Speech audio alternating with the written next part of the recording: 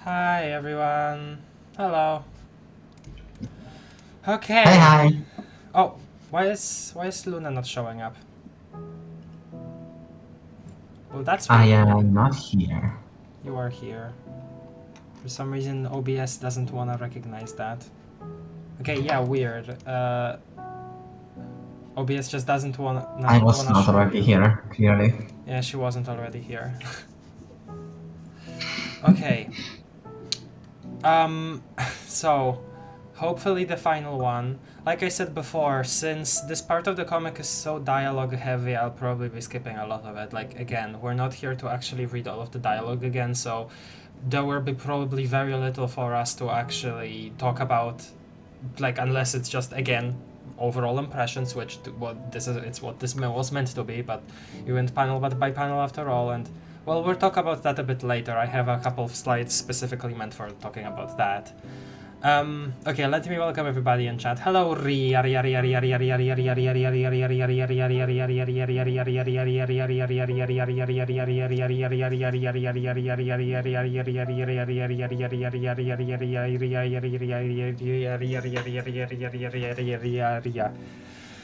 That was all in one breath. 60. You wanna know how much you did? Yes. I'm not sure whether to count one of your Rias, but for the sake of it, I will, even though it was pretty botched. 69 Rias. Thank you. Thanks to 69. Wait, 69 for real? Nice. Okay, that's fun. Yeah. That's fun. Okay. Hello, Doc. Hello, Izen. Hello, Nomeruim. Hello, JG Enigma. Okay. Let me actually address some of the stuff that you have said in the chat, because it could actually be important. Yeah, could you confident this would be the real stream? I do think so. Like, genuinely, like, we will be skipping over most stuff because most of this is just dialogue and we don't have time for that. Or just, not the actual premise of the series to reread the dialogue. Epilogues next. Epilogues or friend sim. Like I said before, I will be playing the video games in release order, and Psychocolonials at some point. We'll see about that. I mean, I do want to get around to it. It's a pretty big thing.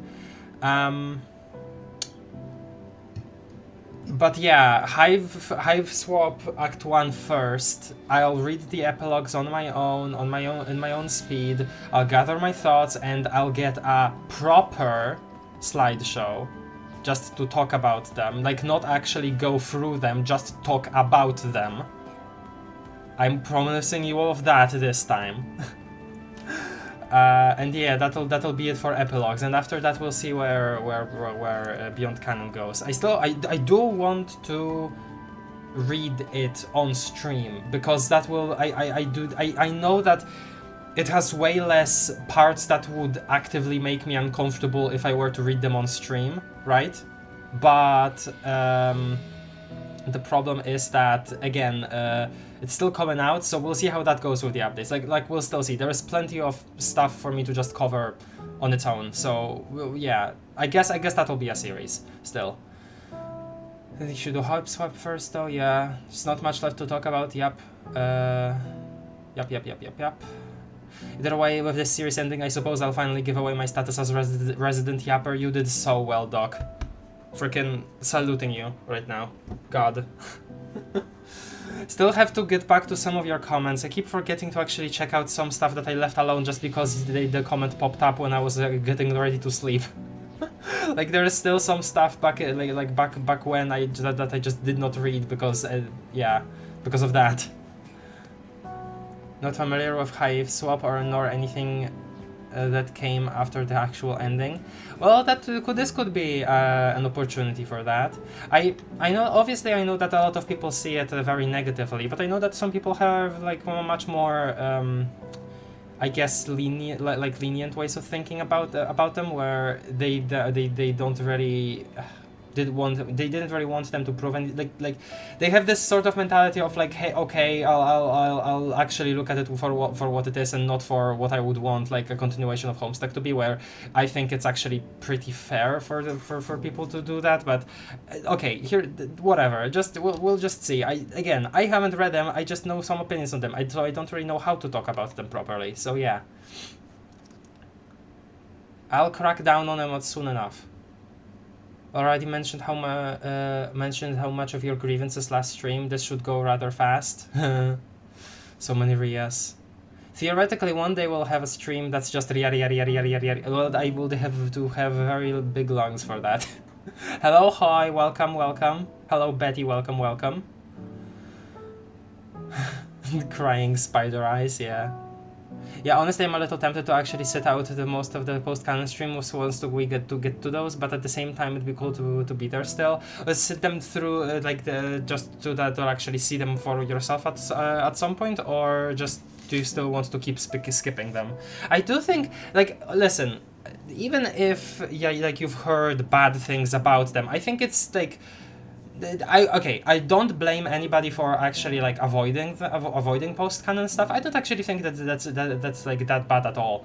But I do think that you should I don't know, if you have some kind of thinking of, oh, I shouldn't, or I'd it would be worse if I did rather than if I would, just, don't treat it that serious. Don't treat it that like it'll have a big impact on how you view Homestuck itself or whatever. Obviously I'm kind of I don't have actually a peering view into your mind, so I don't know if you think like that or another way, but yeah, I just want to make sure that this wouldn't ruin anything if you were to do it. Just yeah. Oh, to keep not acknowledging them, yeah. No, again, I get it from some stuff that I've heard too, yeah, but I know that they do have a point to make, and I am curious about what that is and if I'll even be able to discern it, but we'll talk about discerning a bit later. I have something. Hello, Sammy. Okay, let's proper start. Need to stream to you, Luna.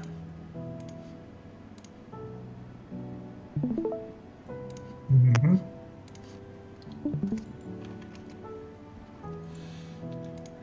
Okay. So we're on this. Problem is, obviously these are all conversations, and I don't remember what all of them do, talk about. Pretty much the one that I have most in my mind is basically the first one, which is the conversation that Dave, John, Karkat have. And honestly, also mostly for the Dave trying to talk to John about homosexuality. Honestly, it's mostly what I remember here. I remember Blitz and Boobs, but I wouldn't have much to talk about here, honestly. And I was saying to myself before that I'm kind of tempted to just skip all of this entirely. What do you think about that, Luna? How much would it be to skip? Well, look, the page difference. Again, once more, I don't remember what they actually talk about, and we're not here to read to reread everything. I know that they have a nice semi-reunion, considering that they don't actually know each other in this form. I know that that Dave occasionally comes over to them. I know that they are talking about oh, everybody else is silly. This conversation, I remember, made me still infuriated that Jake can't get somebody to talk to him for real, except for John, I suppose, at one point. And yeah, not much else in my mind about all of this, really. I did think it was nice. I did think some parts felt a little weird, and I still think that it's a big shame that for most of this, Jane and Jade were just not present, especially since Jade only really comes back, at the very end for Collide, because again, if you look at the map, Jade goes away at the end here. Yeah, at the end of this, right? This is where Jade becomes Grimbark. And obviously we get parts of her character, clearly this conversation still was her, but in the context of her working for the Condus.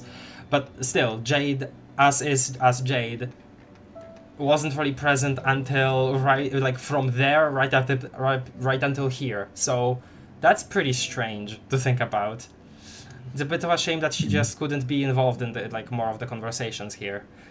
And same for Dirk, who was delegated to only talking to Dave. And I guess that's it. I really don't have many more thoughts here. Homestuck fan skips over the part with words, more at 5. Listen, I already read it, and this isn't actually a reread, so I'm allowed to, okay? For once.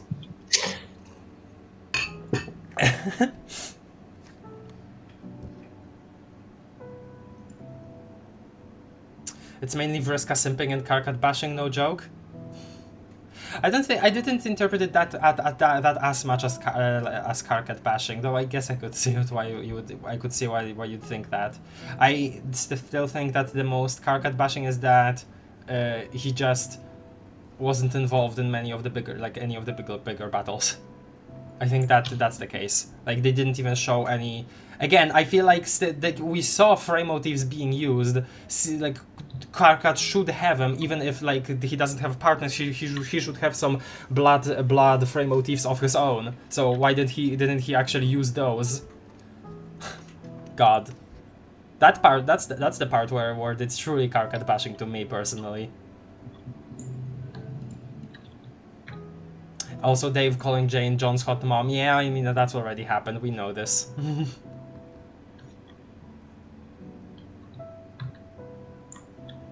Yeah. But for those, he was the one game over. So this one is his first time proper. Yeah.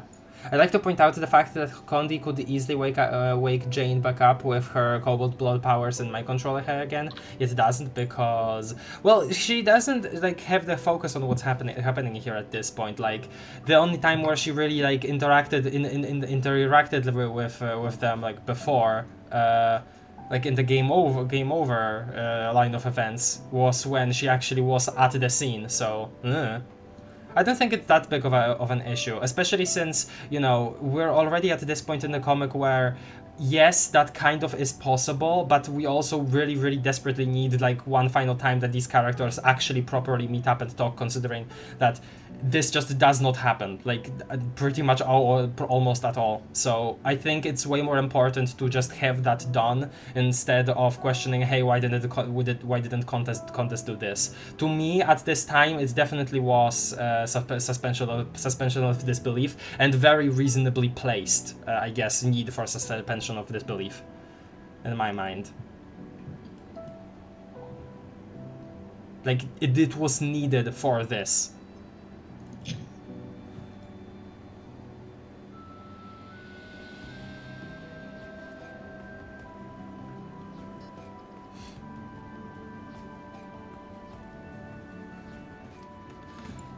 Blah.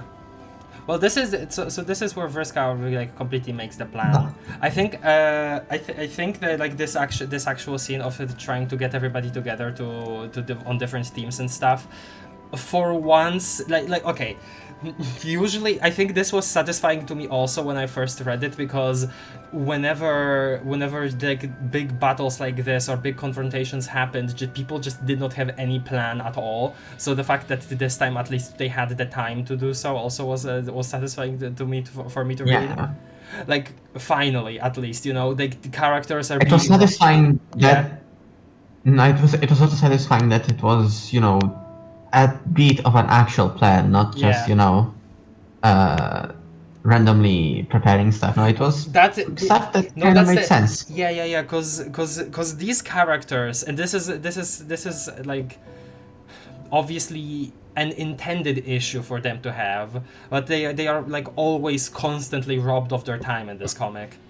Like, they can't get a second to themselves when it actually matters. Well, no, not when it actually matters, but you know what I mean. So I do think that them drawing all of this out, that's nice at least, and God, yeah, I will forever freaking.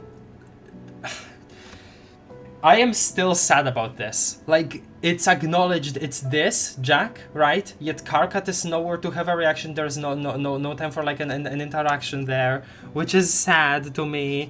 And also neither Dave doesn't recognize that this is a character he actually knows, and neither does like Spades like do the actual thing that he was like supposed to do. I don't know if it was like I don't know, some kind of information barrier between the person that animated, because I know that Hassie didn't animate themselves like everything in Collide, or at least I mean like the you know the art that, well, even a lot of the sprite mode stuff, like a lot of the sprite mode stuff in Collide was very much not done by them. But I kind of would at the time would have assumed that they at least animated it, but turns out that also no. So maybe it was just artists working on Collide not really knowing what the intention is with some things. I don't know, like that's kind of the only thing that I can think of, because right before Spades like actually, you know, starts fighting in Collide, like right before Collide, we get that narration from Slick's perspective where he's like laser focused on himself but possessed by Lord English, like. So I still don't get it, especially because of this panel, this page. Roar Blah La Lorb, my beloved. I have some mixed feelings about Roar Blah La Lorb, because while it's very charming, very funny, it's like a good visual, I do think that it sometimes feels like, even if the dialogue is still there, the fact that she in panels that are drawn by Hassie in this part of the comic still, because you know that switches to a different artists later, or not different artists, but rather Papers Everywhere. I'm pretty sure that the pre-Collide artwork that isn't by Hassie is made by just Papers Everywhere, though I might be wrong about that. But yeah, hold on, what was I gonna say? Oh god damn it, I forgot now. That Rose, it kind of takes away from what makes Rose visually a little. Like the fact that she's always only depicted as that, while Hassie is still drawing her at this part of the comic, I guess. But it does look funny, so. Group shot. I always like sprite mode group shots. Let me take a sip.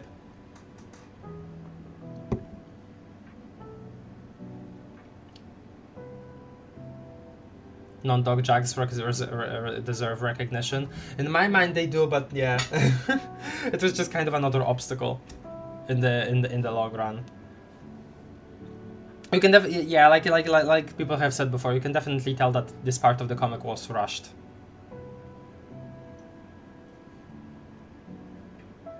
And despite that, I do enjoy it. I know that a lot of people have negative feelings about it, but I do. If Ice can't make it, I'll try my best to point out the continuity errors in Collide on her behalf. No! Honestly, okay, it's fine if you do, but don't, like... I honestly don't, I'm not in the right mind to actually read those. I kind of wanted to end off on an actually positive note about the comic overall, so... And about a lot of the negativity last time, which was justified if you have like actual negative feelings about a part of the comic, but a lot of but it did bring my mood down a lot. So if I skip your talking about that, don't be surprised. Sorry. Just so you know.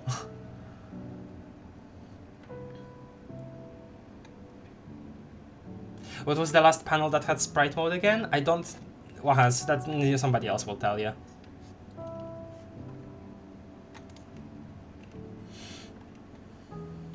Yeah.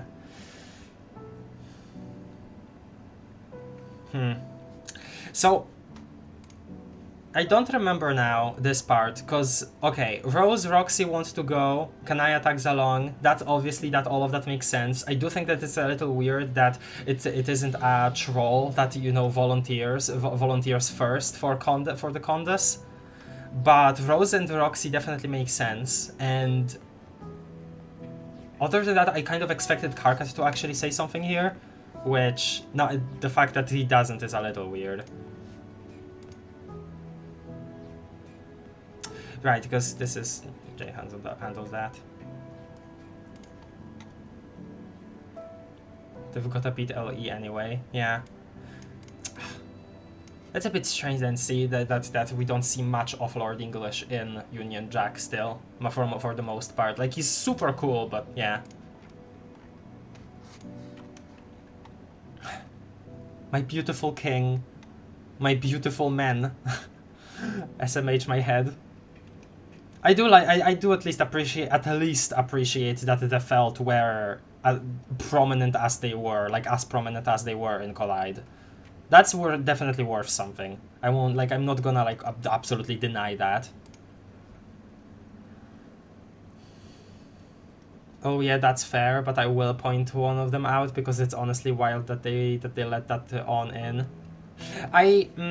Might be okay. I don't know what you're talking about quite yet, obviously, but it might be connected. And this is like a complete freaking conspiracy theory, right now. But it might be connected to the fact that just Hassie never really knew how to manage group projects, and that's kind of where that comes from, like in the end, because. Like, well, not just group projects, but just like projects in general where, you know, there are multiple people on. Like, we know of the stuff with Hive Swap initially, and we know about how, you know, like before people actually spoke their mind about how the musicians were treated, before the musicians actually spoke their mind, how that went. So, yeah, I feel like it could just be straight up that there wasn't enough direction. If what you're talking about is in fact that big. One silly mistake at the very beginning, don't worry. Ah, I see.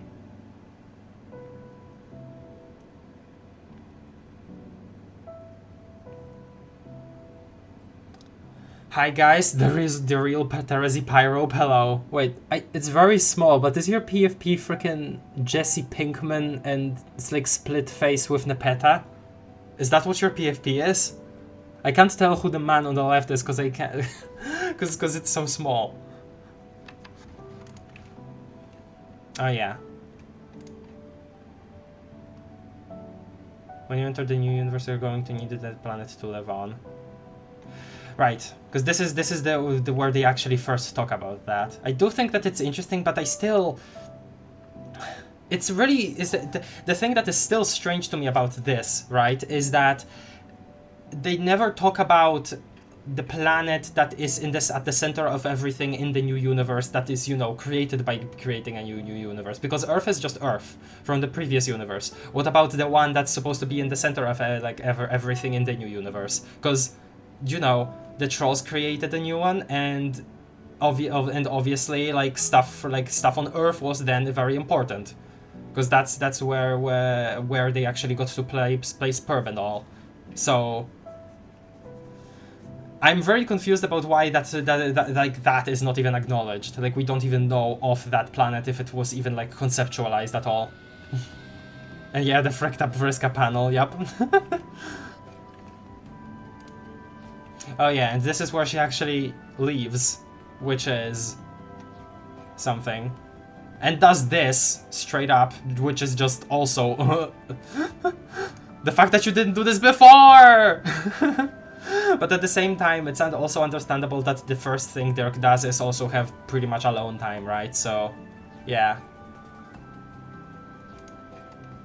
Again, in my mind, this entire part could have just been even longer than it is. Like, above any other part of the comic, pretty much. They are so bouncy, true. Okay. Yeah, skip over here. Hello, Small Dark. I will never forgive Hassie for killing my Galnepeta. I wanted to see her reach the end. Yeah.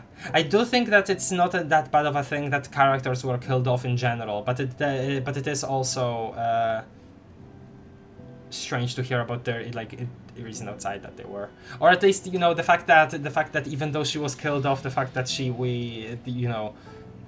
we didn't see that much of her, or even her talk in her dead form, you know, even though we have that for other characters. That is just very strange to me.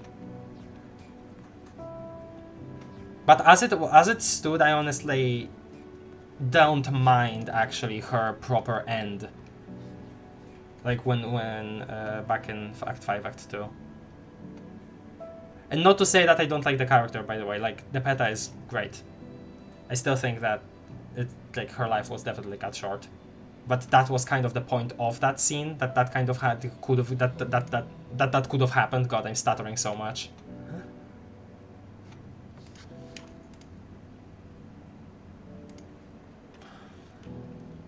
Oh, also, I don't think I've actually... Wait, small dark. Are you dark mage, or do you just have like a different username on YouTube? Also, Luna, just in case, because you haven't said anything in a while, you are muted, just so you know. Because you tend to forget.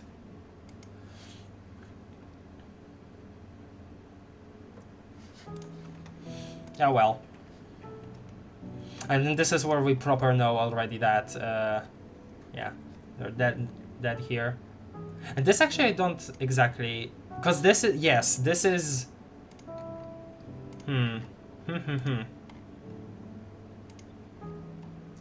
The slide.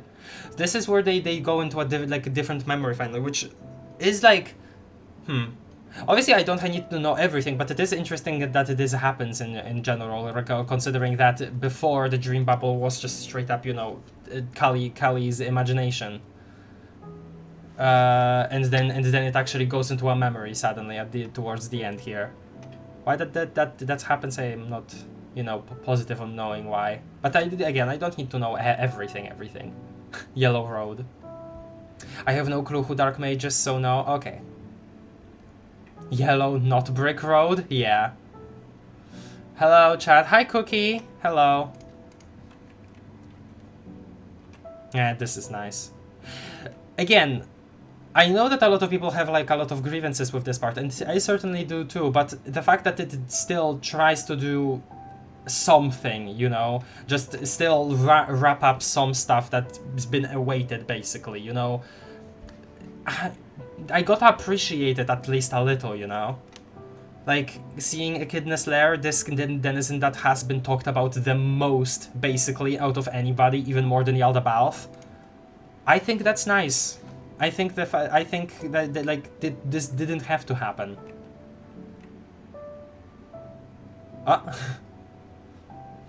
I can at least try and bring her... Oh my god. I don't... Okay, I'd rather not talk about what's possible beyond canon right now. I don't... Again, I haven't really read it yet, and I don't want to know what doesn't happen. Because even though I've been spoiled on a bunch of stuff, I don't want to be spoiled more than I already have been, you know? So, just limit talking about post-canon if you can. That would be nice. Not to be a downer, but Echidna's Lair looks worse than I had expected it to be. It is just straight, yeah, like, I think the concept is cool, and like the ceiling being that of like the underside of an Antarctic glacier, essentially. I think that's cool, and like that in combination with the lava, I think that's awesome. But definitely execution here could be a little better. I get what you mean. No, it didn't get abandoned, Kogan. It's just that this is a series that I've been like basically felt a little guilty for dragging on for so long, and despite that I did want to finish it, so just get it out of my mind. So Yellow will be returning. Just don't you worry about that. In 2 years? No. Honestly, probably still this month. That's crazy that you think you can fit all of that in. I don't know if it's all like all of that? Really? I don't think it's that much, honestly. We already have... Well, I mean, we're not gonna do this anymore, but we're gonna have Hive Swap and Deltarune and what's the third called? Disco Elysium. I'm honestly hoping... Actually, no, it's 3. It's not 4. Yeah. It's 3, so yeah, I actually can do it. Well, Yellow... well, no, it's 3, but without Yellow. Yellow is the 4th. Well, that's the thing, right? Because I kind of hope that since we stopped at Steamworks in Pacifist Yellow, I do hope that I get to finish that, but like Pacifist Yellow, before I start replaying Deltarune, because I do want to do that before Chapter 3 and 4. Co-host jump scare. Yeah, for some reason her sprite just doesn't want to show up. Still haven't read it, doing some wishful thinking. I see. Okay, I must have misread your message then. Whenever people talk about post-canon in the chat, I tend to skim around the messages just in case there is something spoilery. So yeah, I might have just misinterpreted what you said. Imagine if Deltarune's Chapter 3 and 4 come out before Craft finishes UTY, my god. That would be sad. That would just be sad. Anyway. Again, I'm sure there is stuff here to actually talk about, but... Okay, well this, first of all. Because I actually forgot that Rose sprite gets revealed in one of the dialogues.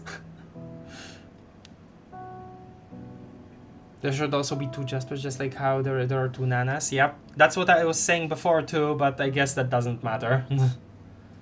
Blah.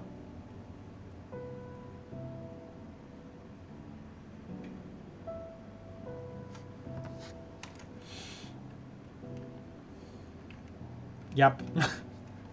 Okay, let's talk about this for a sec. Okay, besides Terezi doing a very good face here, let's talk about this for a second, because I think I still have like basically the same thoughts as I had last time, where at first I was very surprised, then Jane talked me into liking her as a concept a little more, and now I'm basically neutral on her. Like I don't even know what to think. I think like okay. I do still think that it is strange, but it's the point. But it's this scene's point to be strange. It's this scene's like point to just be unexpected, something that's basically useless because useless stuff can just happen on a whim. I know that that's the point of it, and that's how Rose reacts. Yes, right. But at the same time, I don't know if that was that is like a good enough purpose, you know. I just don't know what my thoughts on this are, so I think beyond that, I will refrain from talking about it more than I already have in the proper series. I still don't know if I hate Japros more or less than Dave Peta. Oh god. Let's not get into that. Okay, well, you can criticize Dave Peta if you want, but just please constructive criticism, no like insults, because I love my freaking blue, not blue. I love my orange and green child, okay? Dave Peta is cool, Sai. Yeah, to me too. We'll talk about them when it comes to it. Though I do think that it's I do think that it's interesting here though, because my first instinct when Jaspro's sprite showed up, my first instinct was to so I refer to this person as them, right? As they, and turned out no, and there is an in-universe reason for that, and that being that despite Jasper's being a male cat, a cat doesn't have the same perception of a gender as a human would, so doesn't really matter to the Jasper's part if it's just still female. And I think that's really, really interesting, in juxtaposition with Dave Peta sprite. I think that's a really interesting concept. You love blue, but you're allergic. Epic Outer Wilds reference. Hell yeah. God.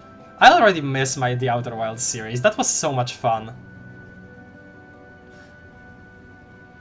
Don't want to really get into it again. You could mention it. I'm not that opposed to it. It was my own emotional reaction to that being mentioned. The fact that the bubble here is depicted as the same way as the blacked out Skya, is there a point to that or no? If the commentary went on to the end of the comic, we probably would have found out why the sprite is reused.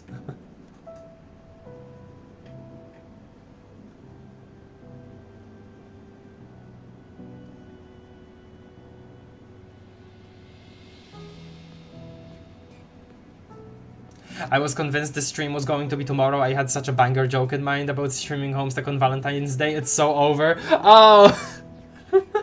No, yeah, it had to be today because tomorrow Luna is just unavailable. I kind of thought about I definitely thought that it would have been better tomorrow, but Luna wasn't. They said she wasn't available on that day, so yeah. Right, Luna? Yeah, sorry. It's Valentine's Day in my country. Let it rip. Well, happy Valentine's Day. appreciate your loved ones and your friends. And I'm saying that because I know that there are like more people basically upset at Valentine's Day than not. So I'm saying that instead of just, you know, partner. Completely blanked that Valentine's Day was tomorrow. Yeah, me too. Silk Song tomorrow, guys. Something streaming Homestuck on Valentine's Day to ascertain you have no Thanks, Asfi. Okay.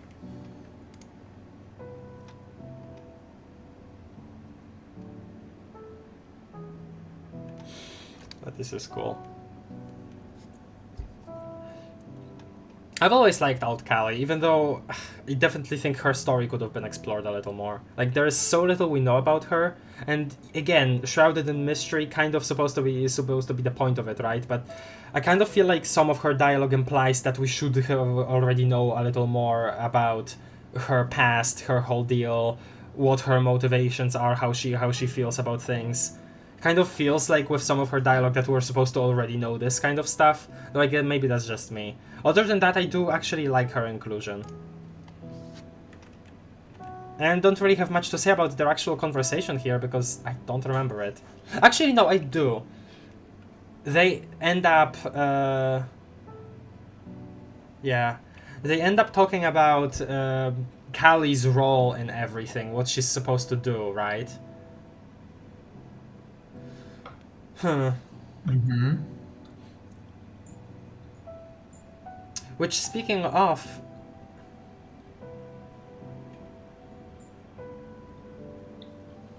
I'm not sure if I... I'm not sure actually if I remember... Because was Callie, like, left in Jade's home before Collide? Was that the case? Or am I tripping? I'm kind of surprised that is the case, considering that they could probably just like make a new wand for her and be still part of the combat. Though maybe that's for the best that she wasn't, considering she probably isn't like nowhere near the level any like echelon or rung that anybody else is. So maybe that was for the better. See, They probably had a discussion about that, but at this point I don't remember. That's my problem with this series, is that I'm going panel by panel despite not actually remembering what happens in these panels.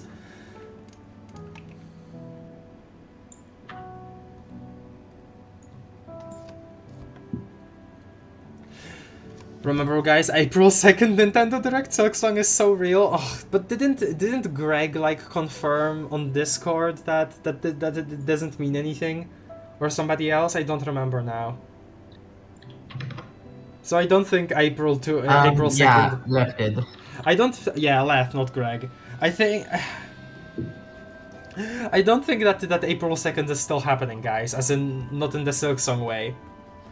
Guess morals to the criticism of the final stretch, Yeah. including Callie, boils down to a lot of the scope creep without motivation to cover it all. I guess, yeah. Considering that, I do think that a lot of it is very interesting, but we don't get enough to enough of we don't get enough of in the comic of, I guess, feeling the scale of things. You are definitely correct about the scale creep thing.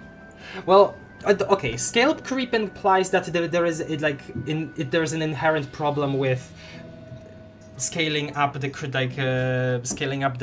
scale of things, the scale of conflict. I don't think there is much of a problem with that itself. But I do think it's just preparing the reader for that. That's a little weirder. It probably was like more fine for people that have had time to like mull it over for way longer during like breaks when they were reading the comic while it was still going on. Probably was better for them, honestly, the experience. Or maybe not. Maybe those people had like way bigger expectations for things. But I do also know that a lot of people were wowed when Collide came out, so probably goes both ways for like depending on the person.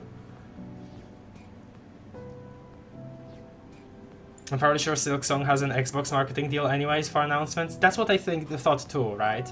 And what I was saying, also with a lot of people, well, I was saying it on like private places, not like anywhere publicly, but some people were also saying, "Guys, state of play Silk Song," and I was like, So silly. no, Xbox.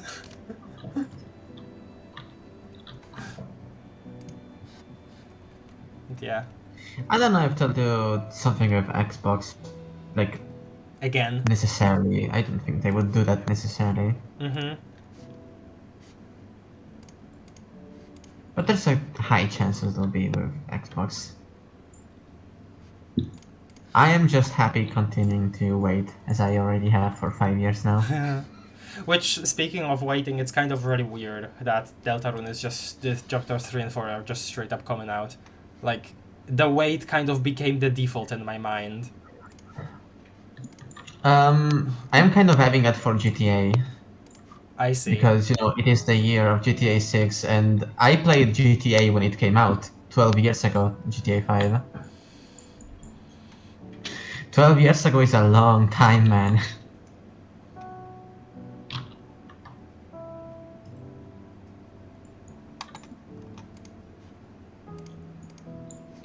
Okay.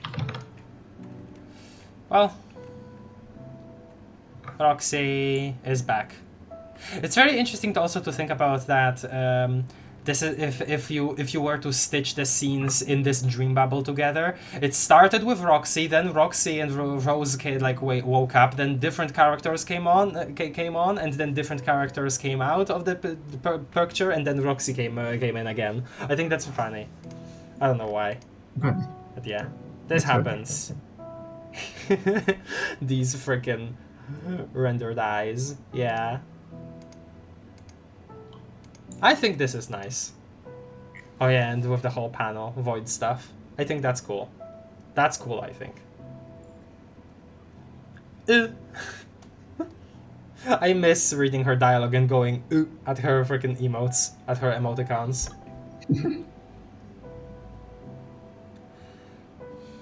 So sad there wasn't anything Deltarune in State of Play, but TBH it was expected. I am surprised by the fact that Toby is saying as much as he's saying currently. Like, this is the most frequent actual substantial like stuff that we've gotten from Toby in a long time. Like, he posts about stuff now so frequently. And the freaking Tenna mention, dude. Like, how is that real? How is that real, that the fact that he mentions Tenna before Chapter 3 even came out? Oh.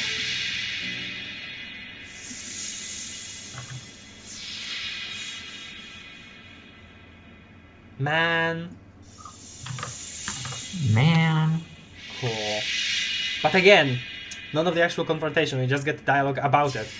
Keeps up the mystery, but at what cost? Ah. So you actually understood what she was saying with that ear-splitting malarkey. Yeah.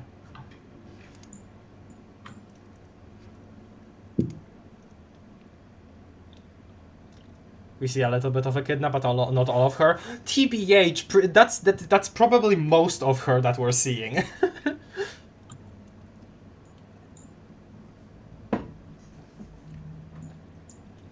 Hi, generic client.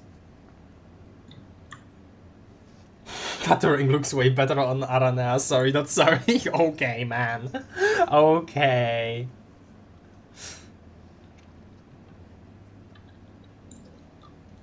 Ever since he switched to Blue Sky, he has kinda found his groove for crap posting again. That too. Did you guys see that one post that was like, Toby logging onto his old freaking Fug Radiation YouTube channel, like YouTube account, just to correct somebody about his music in a random freaking like comment and on YouTube. I thought that is just so funny. Here as we learn about his denizen most likely being Abraxas and how he works, but he also outright calls himself crap, which, no, you're not. I think it's very, like, okay, it makes sense that he does, though, right?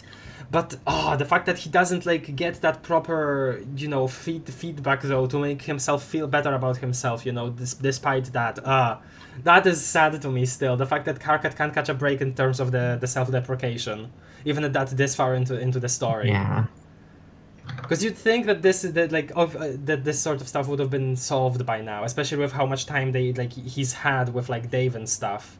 Which, well, Dave isn't the best on talking about that, but he certainly has gotten better in it, at it in the 3 years, both pre-retcon and post-retcon. So I guess like the main thing for me is just surprising that hasn't really changed. Oh yeah, the no it isn't comment is on the off-game trailer music. Yup.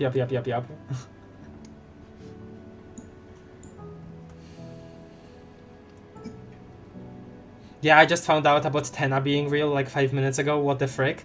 I mean, he was always real. Like he was straight up mentioned on the Deltarune website, so he was always meant like gonna be real. I do remember being pretty sad at this dialogue. And I don't remember why, because I don't remember what exactly they talk about, like the specifics, which is sad, but again, not what we're doing here. But the fact that they just do this is a bit silly. We already had the conversation on it though, so let's move on.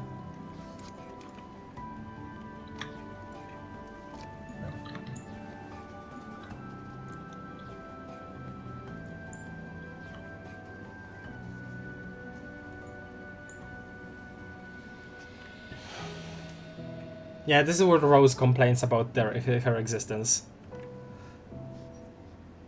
Which you're... Man. Drawn over Roxy here, I'm pretty sure. If Dave is so cool, why didn't they make Dave 2? Oh wait, yes they did, Dave Sprite. Yeah, exactly. there is a Dave 2.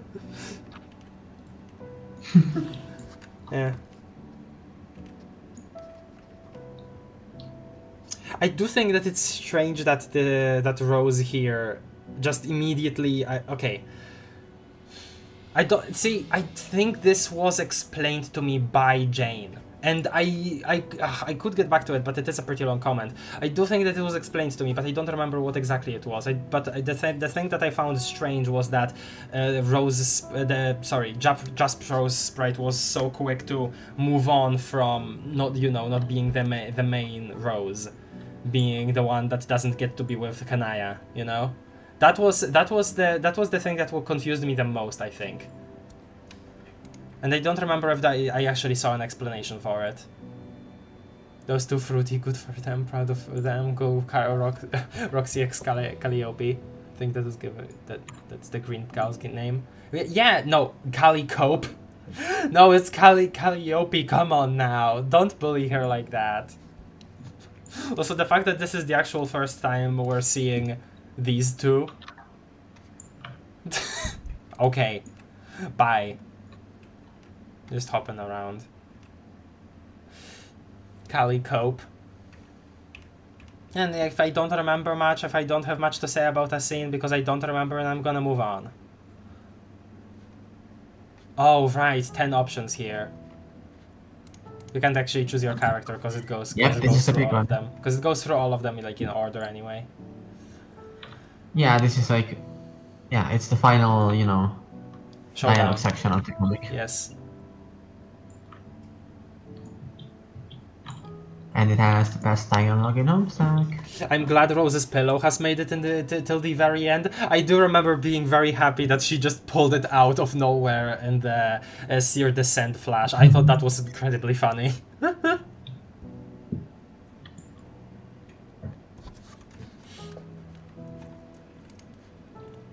Okay, well, this, right? I mean, you could say a lot here. I think this is one of the best constructed parts of the comic in general. Like, everything else goes so fast, it feels like it's going so fast. This is given the amount of time that it needs, and it feels true to their characters. To me. I know that some others don't feel that way. I don't think I'm that good at analyzing characters, to be fair, but I'll say that for me, this is just absolutely perfect for the both of them. It's just a shame that after this... Yeah, I've always said it. This to me is big Homestuck dialogue. Yeah. It's just a shame that after this, Dirk doesn't get to, at least on camera, talk with Jake. Again. The true goat of Homestuck, Rose's pillow, yeah. Like, the fact that they start off slow like this, and... God. I can see Dirk's glasses without thinking of Squirtle Squad.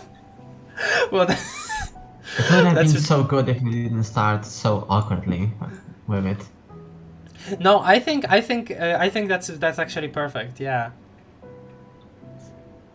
Okay, here I think it's right that I bring up the fact that that a lot of people have a problem with Bro being revealed as abusive. They often use the argument that if John and Rose strifing with dad and mom wasn't meant to be serious, why Dave and Bros? Well, clearly it's like the context of his upbringing and Dave just like rejecting even the notion that his bro could be like not good for him. Like clearly that's what's been happening since Act 3. Act 2, sorry. Mm-hmm. Yeah, it is. I know that it's pretty common. I haven't seen many people say it, but I have seen people react to it. I think it was a bit more common school of thought, a bit like back in the day.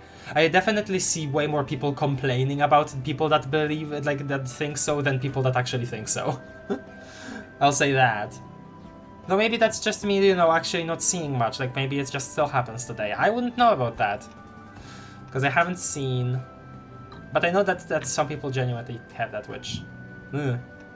strange. Well, either way. Yeah. What are they talking about here? Mishmash of characters, which is good.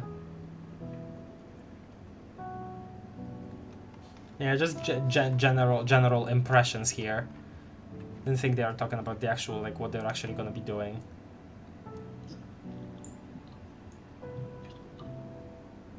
Ah, no, they do talk about how she even got here, which is fine. I don't really, again, not getting into that because I don't remember. And also this. There is like so much that could be said about it, but I don't think I'm the right person to say it because I don't actually have many thoughts on me right now on this.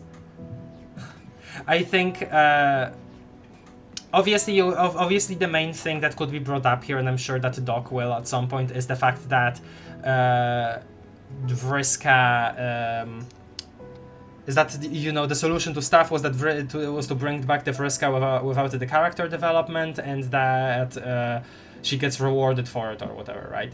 I think it's still, like, she clearly gets portrayed here as being in the wrong, but the fact that doesn't really have much impact on it is definitely also visible, and I think that's fair.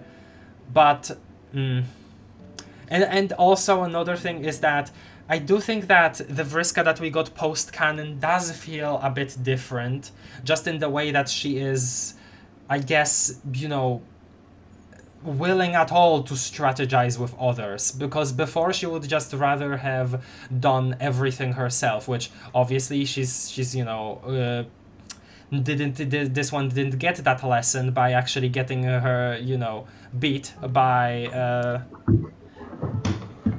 Jack in that alternate timeline, which, well, that Vriska we straight up just I don't know.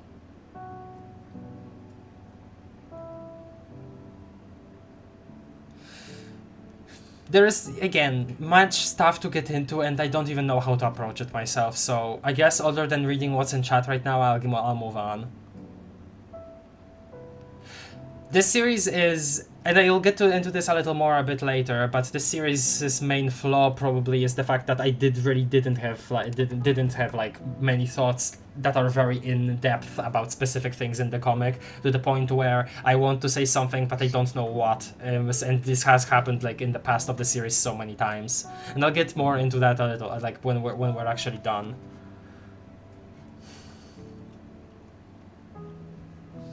Okay, Doc says, yeah, exactly, they always forget that one moment where Dave finds Bro's corpse and he doesn't really feel too strongly about it. The signs were there.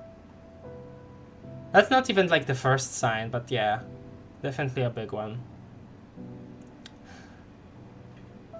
Time to make fish sticks and throw the fish sticks in the garbage. Okay, in the garbage.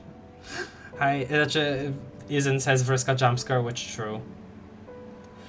Here Mina acknowledges the age gap, but when the actual breaking up happens, it's not brought up at all. Nope, she breaks up because Vriska mellowed out and she was feeling bored. Yeah, that's... I don't actually remember the age gap being mentioned, which is really strange. I guess... I don't know what to say about that.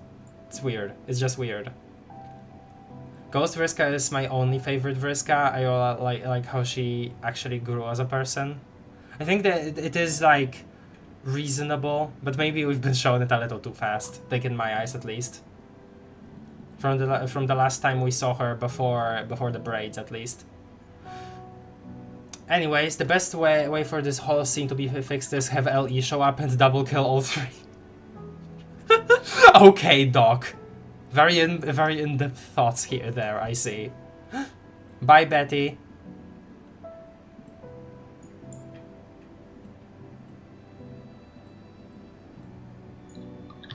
I don't like parentheses Vriska because she's still the Vriska that threatened Aaaaand like crap and then went back on her whole spiel about doing what's necessary. Yeah, when she's with post-retcon Vriska, she even asks her. Oh, okay, that's a different message.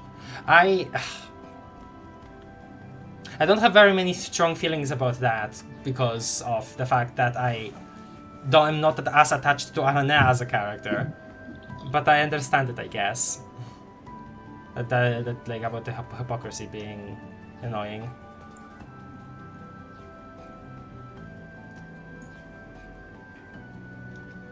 Oh yeah, she does say that. This is weird. It is really weird how that is handled. Most definitely. Well, we'll get to that later again, but blah. Not gonna really look forward to it, am I? I don't even remember what this conversation is about. A reread is definitely in order for myself. I should absolutely do that at some point. Like, I just straight up am seeing this and I don't remember what they were talking about. I think I've just finished. Well, not just finished, but it's not been that long. It's not been that long and I already have forgotten. Which is sad, because I want to remember. Yes, that's normal. Blah. It's normal to forget a lot of things in a story this big. Blah. What if I don't agree, no huh? blah. What if I don't agree? Huh? What you gonna do No about blah. that? No blahs. I won't let you blah. I'm blahing all over the place. Nah, I think that scene needs more horses, true.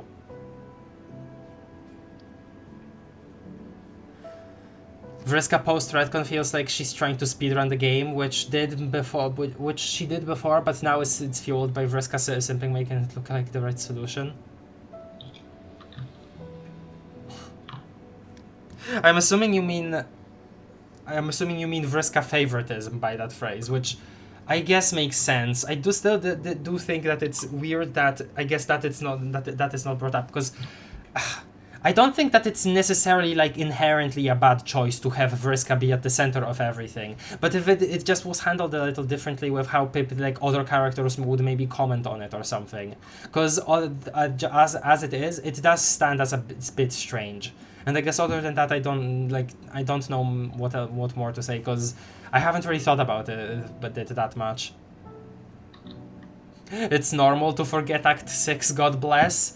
And that's the thing though, there's so many parts of Act 6 that are super enjoyable, but so much that I guess I have like the gripes with and I don't even know if I should. Like, am I not getting something here? I always like feel like, oh, am I not getting something here?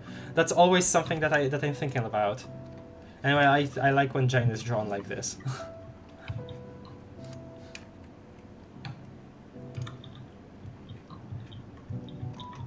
Oh god. Did you hear that?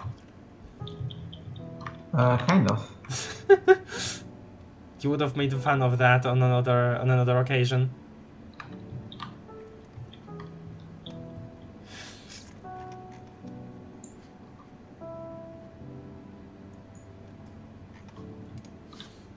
I don't even remember what they were talking about there. Okay, but I do feel bad for skipping the dialogue, but what else am I supposed to do? Not much, really. Yeah. Also, Vriska constantly repeats, look how caring I am, and I actually changed as a person, and to me, that's damage control from the narrative, because when it knows, people would have none of it. No! I do think that that's trying to point out how like, fake some of it is. Because that has always read to me as incredibly fake, and as, like, something that would be written as, like, fake on purpose, like, in Homestuck. I have always, like, felt that at least, but It's hard. It's hard to talk about because despite that, it still doesn't feel like enough framing, I guess. It's not inherently bad, but it's anticlimactic to like everything before it. That's also reasonable to say that, yeah. Just Terezi Black flirting with John. Yeah, I already thought about that, but I thought there was a little more to that. Mentioned this back. Okay, GG. I mentioned this back when we reached this point. Vriska was reversed back into the character we see as Vriska in Act 5, effectively realizing all of the... Well, I already said before that I do think that to me... I like, obviously, I know that a lot of people say that, and I think that's understandable, but to me, she has changed a bit. Like, the vibes are different with her. But just her being like willing to cooperate as she does in general is already something. But I understand that at least. She's being rewarded for staying. I don't. Okay, here's the thing about that, right? Because. Well, no, I won't say that. Yeah, no. Okay, I'll abandon that thought that I just had just now. That would be. That would just really lead nowhere. I just thought about it. New headcanon unlocked. The light aspect is the aspect of speedrunning. Besides Vriska, Aranea speedruns Jake's abilities and Rose's stuff. Kind of, it seems speedrunning, half joke. Okay. Sure, oh.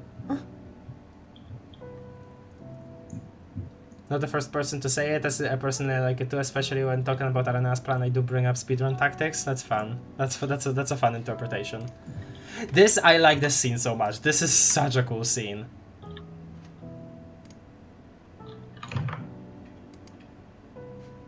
Yeah. I do think that, yeah, at least getting this brought back up, because I wouldn't think that it was that good if it's like this didn't happen. If we didn't see this, you know, this little visual of her actually like thought-wise reaching out to grab the exact thing she means here, you know. I think like just this, it like does so much. Yeah, the thing that makes it so special is, you know, seeing this her again for once, right? The context of, yeah. I think it's also funny that for the Dolorosa, it uses the panel where she scares off John, because yeah, now I guess now it did happen. And yeah, this is so cool, because obviously at this point they already had these like the extended Zodiac figured out. So the fact that it gets used in here in the context of the comic itself, I think that's awesome. I think that's awesome, and I think that's also really funny that I always that whenever this panel gets posted anywhere, there are a lot of people that are like, when did this happen? When did Homestuck have extended Zodiac anywhere in it? Literally, I think that's really funny.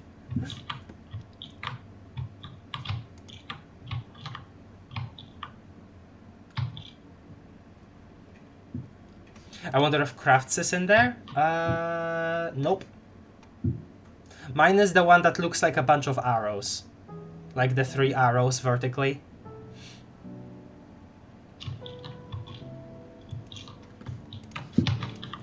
And...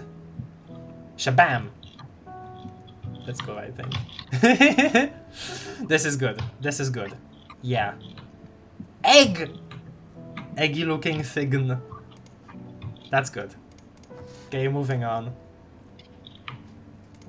One last time here.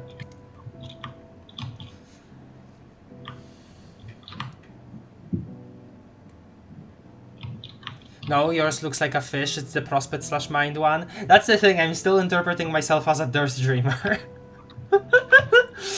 From before, from before.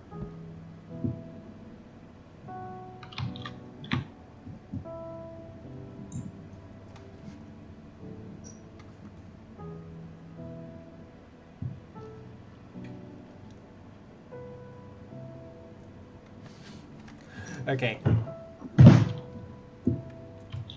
I like that being redrawn. And also the Trickster plants like dying out immediately.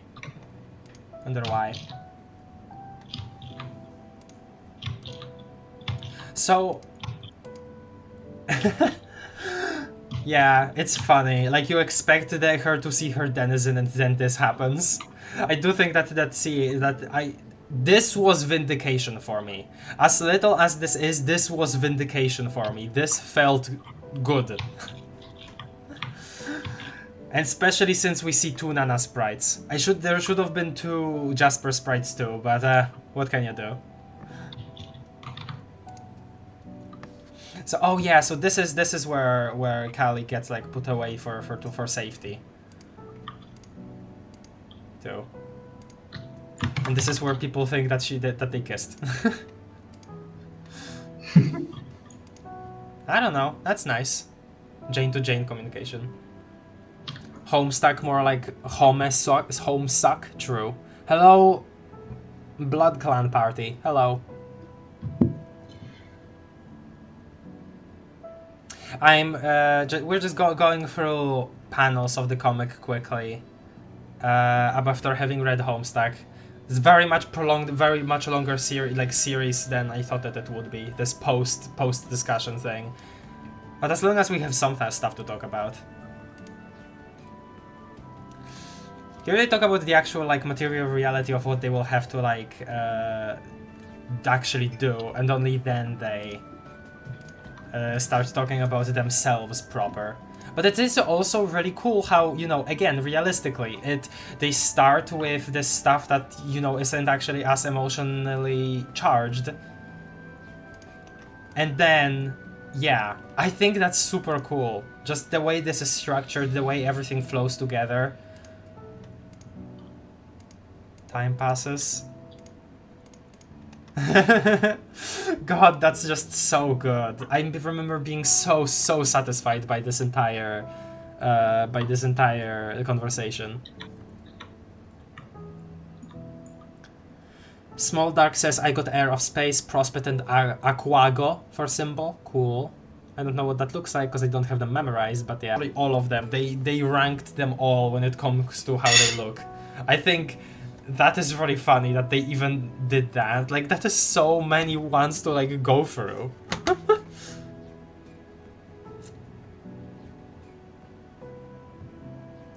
If Homestuck came out in the 1800s, it would be our religion.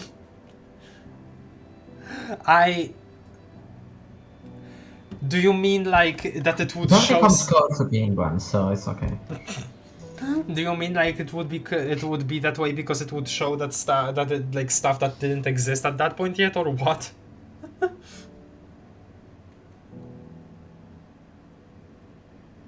Frogs are neat. I would like to be near a frog if the frog liked me. That is very real, actually.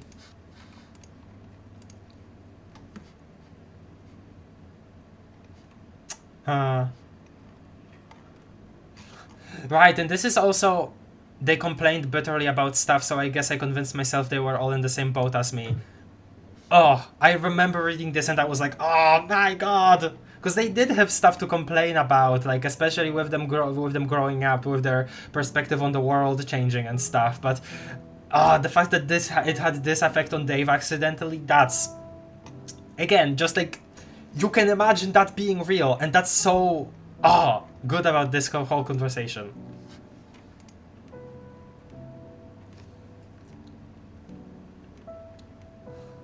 Well, either way, we're skipping over, cause... Oh... Cause again, like, we're not rereading here, but it is just important to acknowledge how neat this is. Yeah.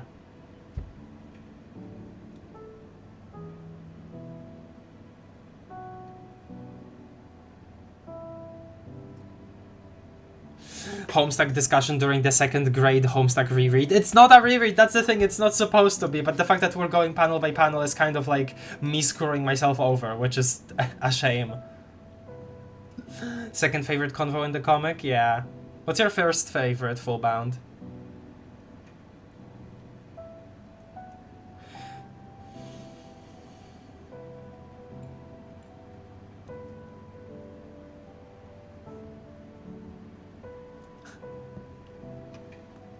Straight up Virgo? Wow. Okay, this is nice. Iguana spotted! This is really funny, I think. Ta-da! Yeah. This is at least a good scene. Man. Good. Good. Good. Okay. Not many thoughts, so... Ah! Sigh. We already talked about it. There isn't much need to actually reanalyze it. Like when we first saw that panel, so... Yeah, let's move on. Unless Doc wants to say something more, because she said, "Oh boy." My father's car cat's first convo with John. Oh hell yeah, that's good. That's good.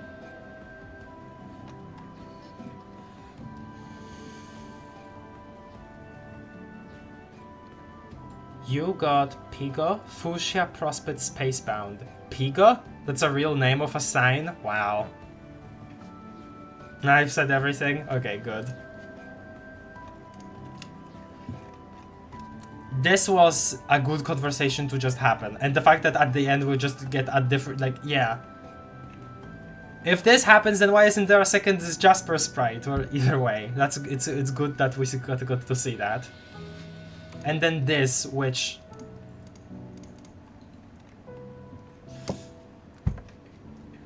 Again, I like that they are trying, I like that it's... But man, it's still just... Why? Why can't Jake just have like a normal person to talk with about his issues? Well, sorry, that's an insult to Tavros sprite. Honestly, both of them just need a somebody else that doesn't have their own issues to talk about their issues, you know?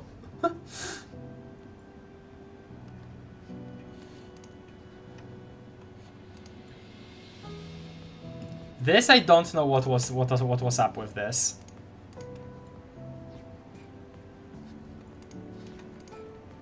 Where did she get that from? I don't remember. Oh, yep, and this.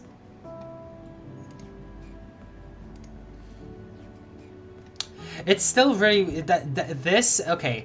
Jasper's sprite herself, I don't have that many issues with. I'm mostly neutral on just my thoughts about the character in general.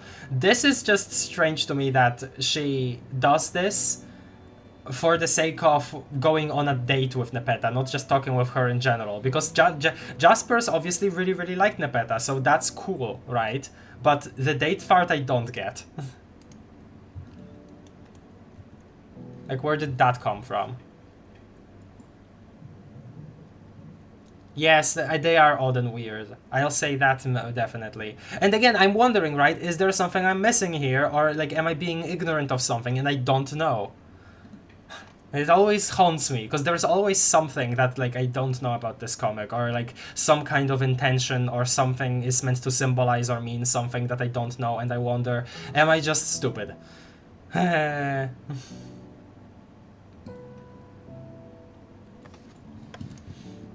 Oh well.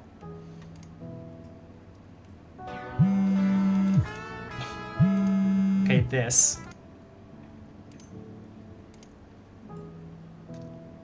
I joke, but the fact that this happens only for Tavros to be Tavros to be prototyped with GCat, so that he can be neutralized. That's just don't know what to think about that. Obviously, kind of a but like. That's rude of Vriska to just, you know, just have that decision made for Tavros sprite, no input from himself. And it's not, and it can't even tell if it's like supposed to be viewed as like a serious thing.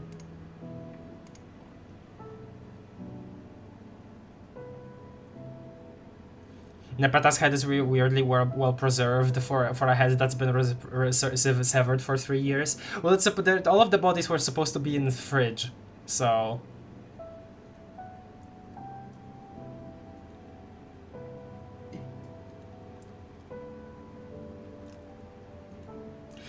Doc, I'm sure if Jane was here, she would be able to have some input on that, because I remember she made like a proper really nice comment about Jasper Sprite as a character once she represents, and I want to like quote it so bad, but I don't remember anything from it. I wish she was here because she like knows the character better, man.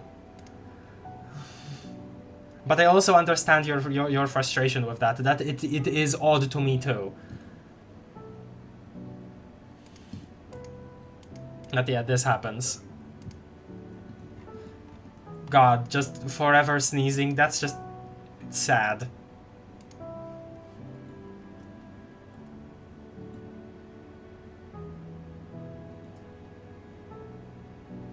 How she's being with Nepeta? Yeah, okay, I don't remember if the comment mentioned that.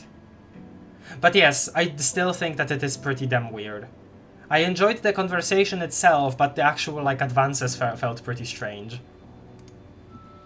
So yeah, this is where they actually, okay, talk here.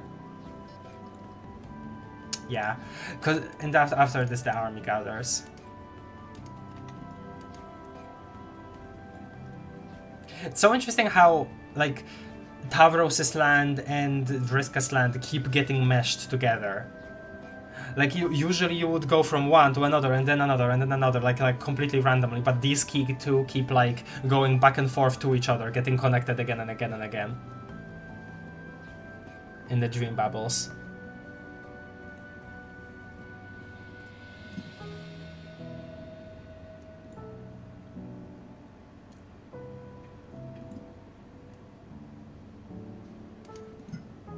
Yeah, I think that's more just like I think that part, at least, Doc, is less poor writing, if you ever even want to call anything here that, and the more so just I don't know, like Mina just being that type of character who doesn't want to deal with the consequences of things, and that it being that character trait that gets apparent here, I guess.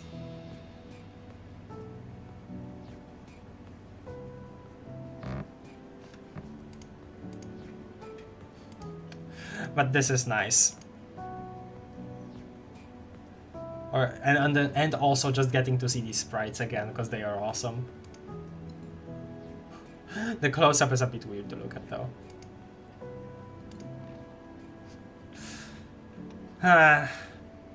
Not many thoughts here. Probably could just go back to the original stream to actually like see what I thought then. I think it's still a bit. Like, this is funny, obviously. It's entertaining, but I don't know if I'm that satisfied with it as like a complete finale for Tavros' thing, because it gets acknowledged that he managed to do this just on his own, obviously, which is cool and good, but then just kind of still gets pushed to the side, which obviously, yes, part of the plan, considering that he's not that good of an actual, like, leader in battle or whatever, but like that was part of the agreement that they make in a second here, but still feels like the character itself, like himself, got pushed aside a little bit despite this scene. But the fact that this happens and there is not like and he dances this much, I think that's good. The fact that there was effort put into his dancing here, that's good.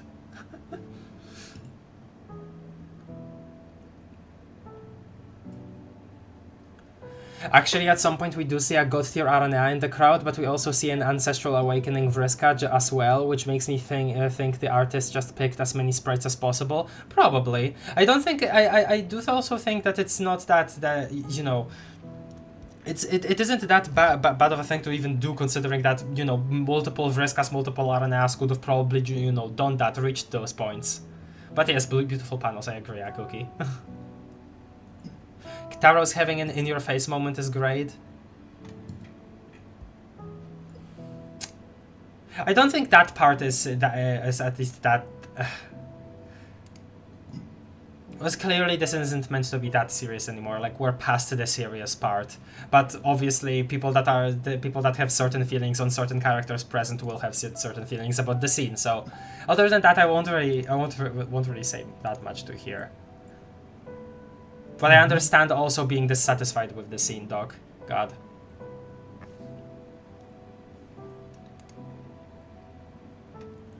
So again, I remember really liking parts of this conversation, but the advances, yeah.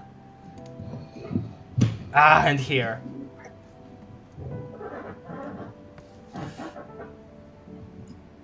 The fact that this is also the first time we see Dave's sprite again since, you know, last time proper.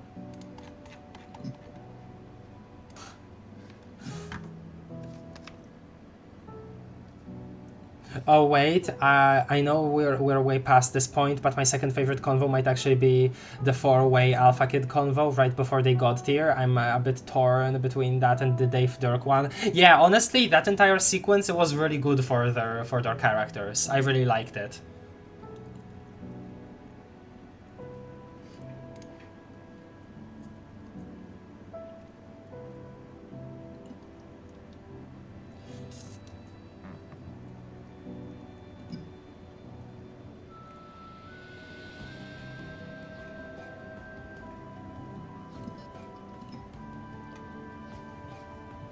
I'm reading chat, sorry.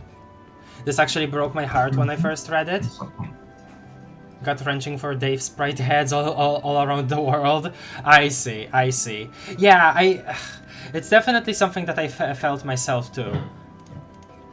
It's definitely something that I felt myself too. And I'm split on this once more. I will mention this once more. I've mentioned it many times and I'll mention this once more. Again, I agree with the take that this is not a satisfying end to Dave Sprite's character, right? Or, well, a conclusion at least, because Dave Sprite is obviously still part of what now Dave Peta is. But here's the thing about that.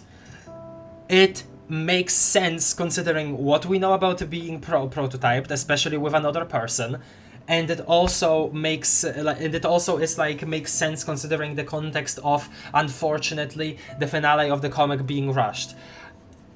I'm gonna be honest here. If it wasn't rushed, the plan was probably already similar, but it would have felt satisfying because of probably some kind of other scene before that would have built this up a little more.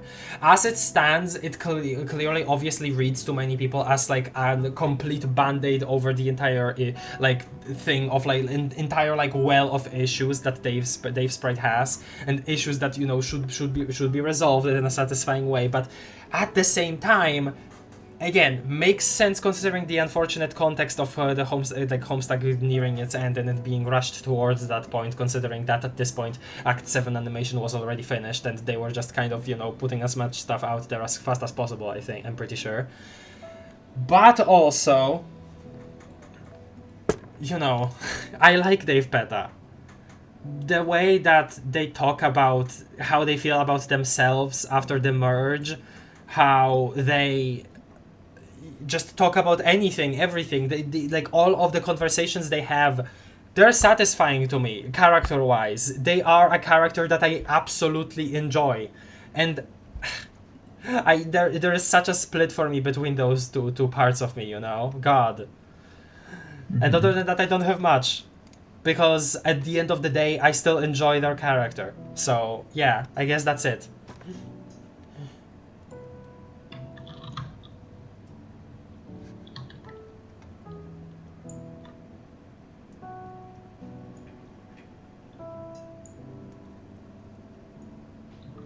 I guess what Fullbound said, yeah. They've Peta Sprite themselves is fine, but Dave Sprite getting such an abrupt end to his arc made Dave Peta my least favorite character. I see, I understand. Well, the difference with me is Dave Peta is one of my favorite characters. God. If you're finding out about this for the first time, Cookie, I'm sorry. Actually, no, you should know about this already, because I drew that one Dave Peta image and you thought that it was funny.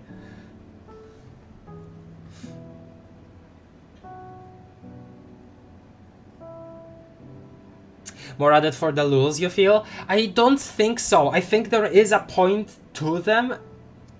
And part of that is, again, explained in the Jane comment that I completely forgot about again. But also, most of it I don't understand because there is a lot of stuff about just... I know that part of it is meta text, I'm pretty sure, but I also am very bad at discerning meta text, so I don't feel I'm very qualified to actually talk about that. But I know that there's some intention there and there's something there, and it's hard for me to talk about because of that. Because I know that there are several people that have made like proper, like long, like analyses of this sort of thing in the comic, where most people would say it's unsatisfying, and it's just... Again, my fear of like not getting something, despite my, you know, genuine experience being something also. But besides that, again, I actually do enjoy Dave Beta, so I guess it's also moot to actually discuss this much.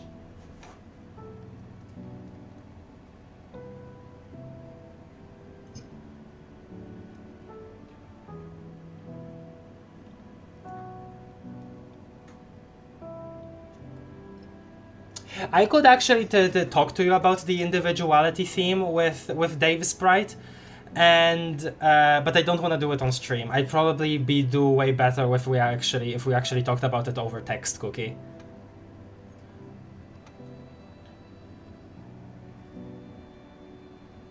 No, it's okay. I love Dave Peta a lot too. They're awesome, but I don't love the Dave sprite part of Dave Peta. Well, Dave sprite, no, it's half of the characters. No, but I know what you mean.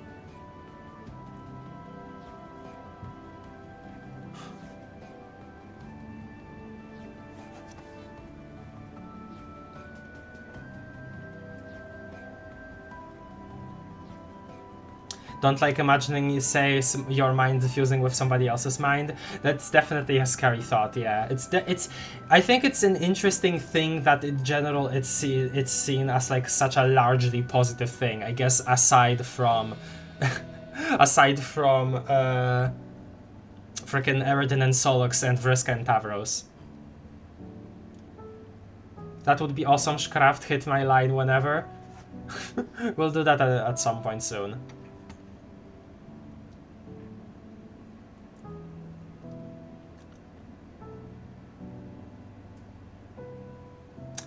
Okay, I understand that full bound.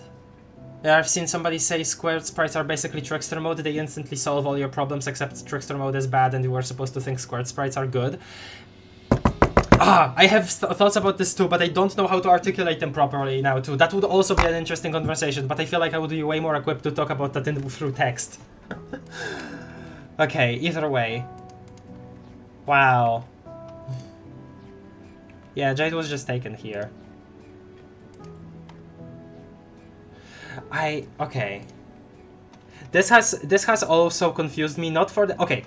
This is a very cool conversation. I know that a lot of people feel really weirdly about it, and I don't understand why. This conversation is in its entirety genuinely provides some really cool and interesting bits of exposition / just world building for the end of the comic. And the mention of at least concept of an ultimate self, and the entire thing of, and the kind of wrapping up the topic of the furthest ring by talking about why they are able to get to the green sun faster, like the whole thing with the intended path, how you're charting and stuff, and how time players, space players would have an easier time finding that ideal path. I think that's really cool. I also like how hold on, what was the other thing?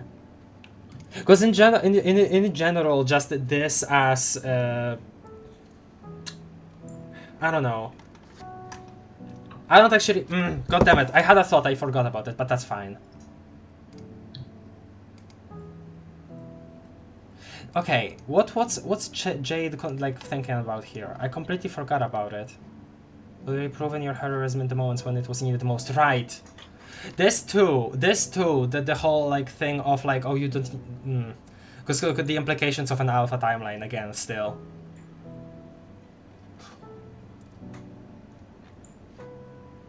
This is just basically trying to drive the point forward that, well, you might want to see her talk before big battle, but at the same time. It's weird because it's weird because it's supposed to make a point that this stuff just sometimes happens. It would happen if it was a real situation. Just stuff would be pointlessly convoluted. Why Jade can't just go to her friends immediately. I don't know if what I said just now would make sense. Oh god, not with the actual flashing colors. Hurts my eyes.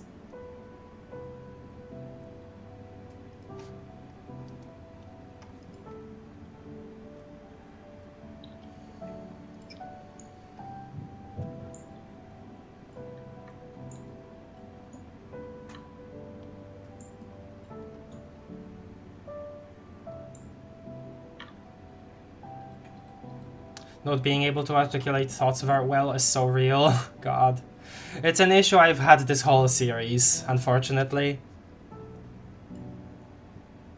Wonder how burning that mystery must have been. She's always wild to me because I've always and keep looking to you as like someone who can talk about what they say, what they think very well, extremely well. Well, that's the thing. Sometimes I feel more competent, sometimes I feel less competent. It's just, Well, you sure are better at it than me.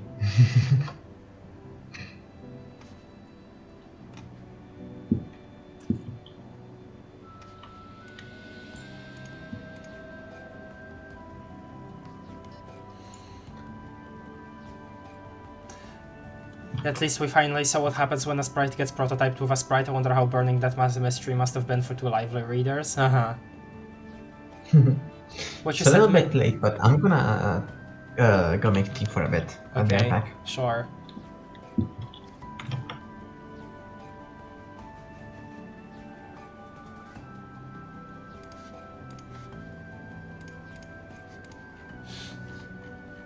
Don't remember this conversation, unfortunately. Other than the...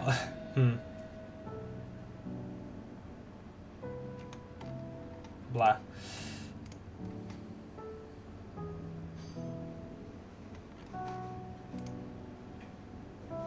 Can the flashing colors of the squared sprites cause seizures or what?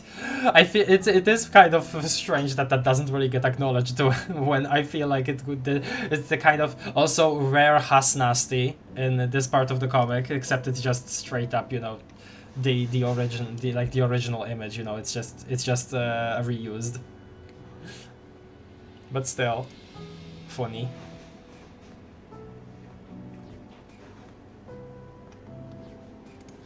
God, I need to reread this conversation, because I remember actually really enjoying it. Aside from just mentioning how Nepeta was supposed to be this and this. Okay, so he does this. Gristreg. I remember having some kind of... No, yeah. Does it ever get explained why they are able to do this despite not completing their quests or like talking to their denizens at all, pretty much, the humans? Like almost all of them, basically. Like, the Grist Horde is supposed to be released only after they already like do either of those things.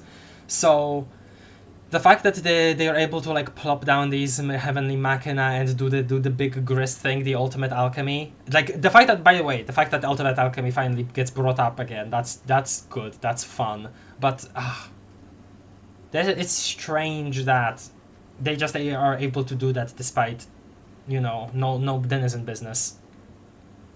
Oh yeah, hey, we finally see the game machines again. Yeah.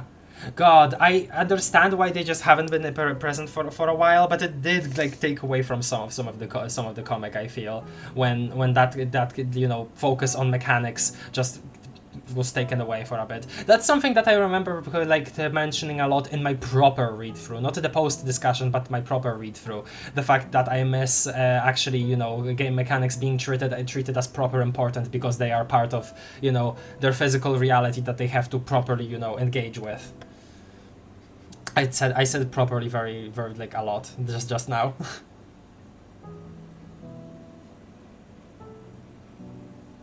I wonder if the colors could flash quick enough for them to seem like one solid color, kind of like how fluorescent lights work.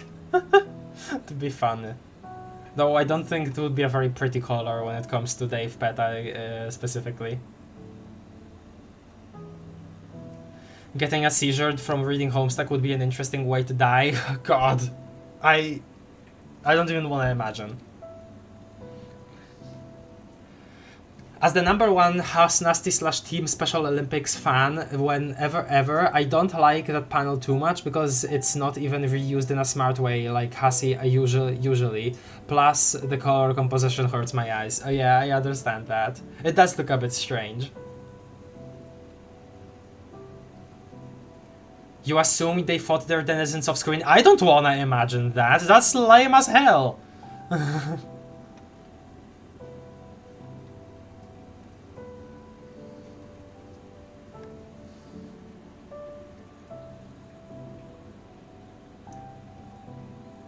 Also, no, it's not ever explained. Grist rigs appear out of nowhere, if I recall correctly. Yeah, because it used to be that this was the last... Yeah. Oh god! Cookie! Because you're around when you were around when Azur was reading that part of the commentary. What does this is this machine supposed to be again? Oh, it's supposed to be right. According to Hasi, the original intention of the middle machine was to be the drill to drill into the center of Skaya. Whatever would be in the middle, that it would be the thing that would allow like an average player to do that. I think that's very interesting.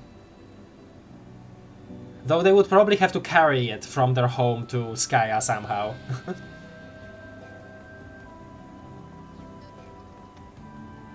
Oh yeah, we were about to approach Esther, as you remember, and I was gonna say something about how about it, but I remembered I left a long comment on the stream. You got it. Also, I still don't know how to feel about a Vris Jones song being used for Vris Resi instead. Yeah, I do think that that the sound of the song is appropriate, but yeah, definitely get that, yes. But long story short, some of the characters becoming ghosts has some disturbing implications. I remember that comment, yeah, yes. Still weird, because there's supposed to be a step before this, but whatever. At least there is a cool visual. I should probably switch the music for something else finally, sorry. Under the Hat? How does this sound? Honestly, sure. We're in enough melancholy. Under the Hat it is.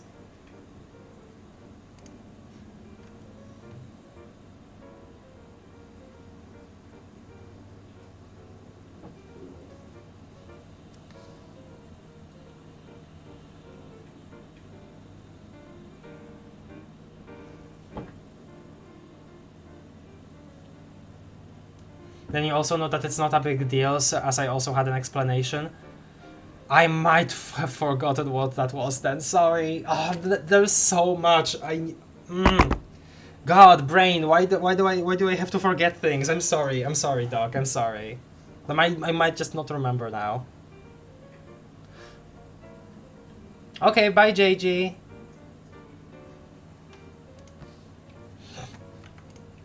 Okay. This has always been a little strange to me, because obviously Nepeta and Equius in some form finally meeting again, and them being like alpha, Nepeta and Equius, you know, as parts of these sprites. I think that's awesome sauce. But also, it's a little weird because they used to be Moirails and they probably can't now, considering that this sprite contains a version of Dirk, like a version of Dirk, and this sprite contains, you know, Dave, you know, just a Dave. So Moirail is like out of the picture now for these two, which is a bit strange to think about. At least it doesn't actually get brought up. Cool. Okay. I've said what I wanted to say, honestly, about Dave and Dirk. And this happens. Okay, before that flash, let me read chat. It's okay, I can tell you again. Oh boy. This Troll Cop's piano cover is nice, yeah.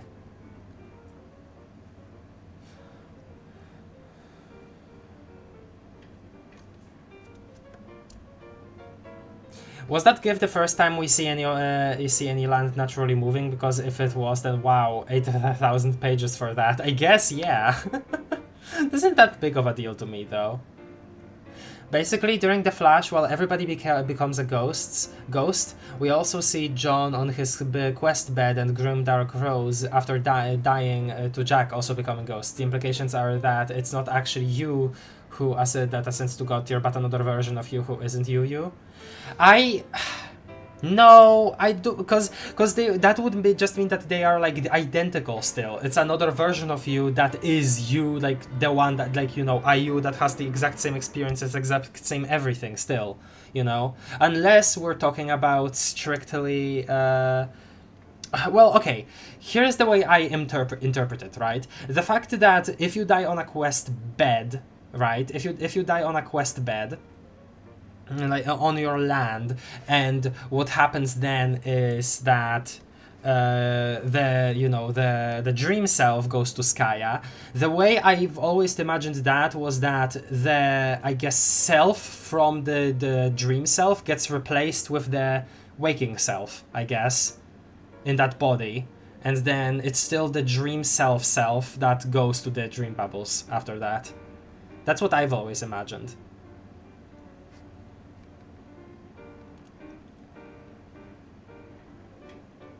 But yes, that also, but yes, that, you know, I think that still makes sense considering what we see all the way back when we see, you know, Jade Sprite for the first time, and she talks about having experiences in the dream bubbles and stuff. It lines up. It still lines up, even if it's a little messed up. Best flush ever made. Yeah, we'll get to it. However, I brought up the Tavra Sprite thing to explain that there was a small window of time where they ended up as ghosts, but were then pulled back into the land of the living. And yes, another argument I don't know if I mentioned in the comments is that God tier John, who is already Dream John, also has the memories of Living John. Well, yeah, I personally think both consciousnesses merge there. Yeah, that's also, yeah, that makes enough sense. I think I've heard someone online say Hazy confirms that you replace your dream self in God tiers, but I'm not so sure. Interesting. Would it be on like the commentary or Tumblr or somewhere else? Okay. Let's go. Oh my frickin' god. Yeah. Let's not watch all of it, but yeah. Yeah.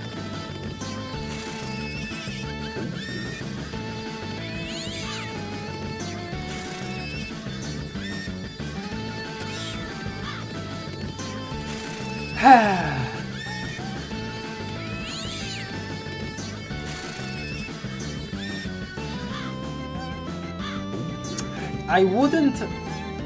Fullbound, I wouldn't use the word soul. Soul is a very weird term in Homestuck. It's strange. No, a lot of people took a selfie with this thing. I did too.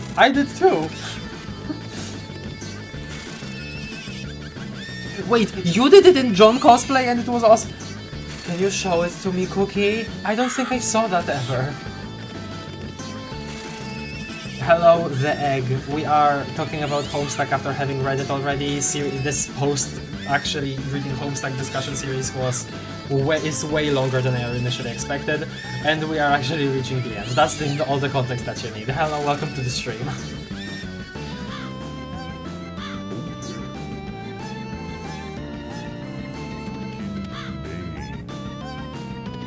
I'll show you later craft, just to remind me to. Alright. Wow.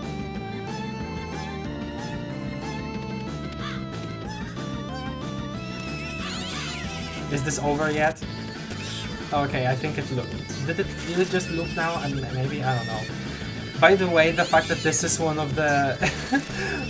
James Roach having contributed... sorry. What was the... Pipe organ kind, yeah. For some reason I forgot the name. The fact that James Roach contributed... to come back to. Huh? Good panel to come back to. Yes. The fact that James Roach contributed Pipe Organ Kind, which is like the most beautiful thing ever, and even people that don't dislike that entire part of the comic agree that, you know, that Flash is amazing. And then also this. I think that's really funny. Oh, there isn't a difference. That's the same thing. The only, like...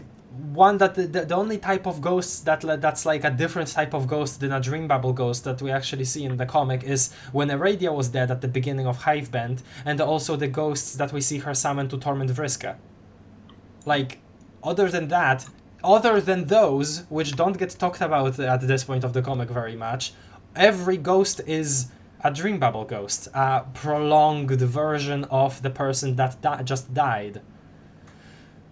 And let's not talk about souls here. Souls have nothing to do with that as far as we know. It's just that person, that self being that self being prolonged in the form of like a hologram in the dream bubbles, essentially. At least that's how I understand it based on how the comic explains it all. Souls as a concept were introduced pretty late, like after we already had all of that explained. So I really don't know how that even like relates to anything, or even if a soul is like an actual tangible concept in paradox space, or if it's just all metaphor. Never felt to me like it was.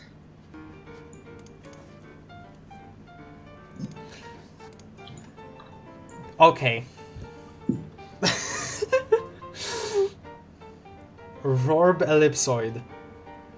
I remember we talked about it. We talked about it. How I'm not that big of a fan always of Rorb Lorb, but I excuse it all for this version specifically. This is Quablity. This is Quablity. This is pretty beautiful. Okay. Beautiful.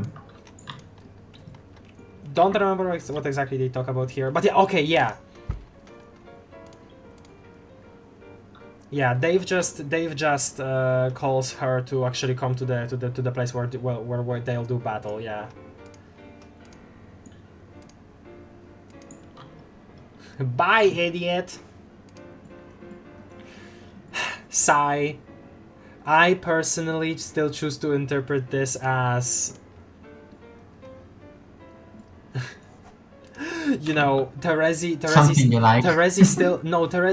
still, you know, having somewhat of, you know, that actual Black Rom feelings, you know, like, and then John just misinterpreting his weird attraction, maybe sort of kind of as that also, because I don't, you know what I mean. I don't want to blah blah blah blah blah blah blah whatever. Black Rom John Resi is kinda neat. I like it conceptually, but it clashes with how I want to view the troll romance. But I do think that it's neat conceptually. I won't bash people that actually like draw fan art of it and stuff. Oh, this. Her like leaving a message to Vriska and yeah. The point in time for Vriska that it chooses is just when she wouldn't pay attention to it anymore. But I like a Radiant of Solux comment back here. But it is really weird how they are in a different style inside of the same panel here. You could have just like drawn a different version.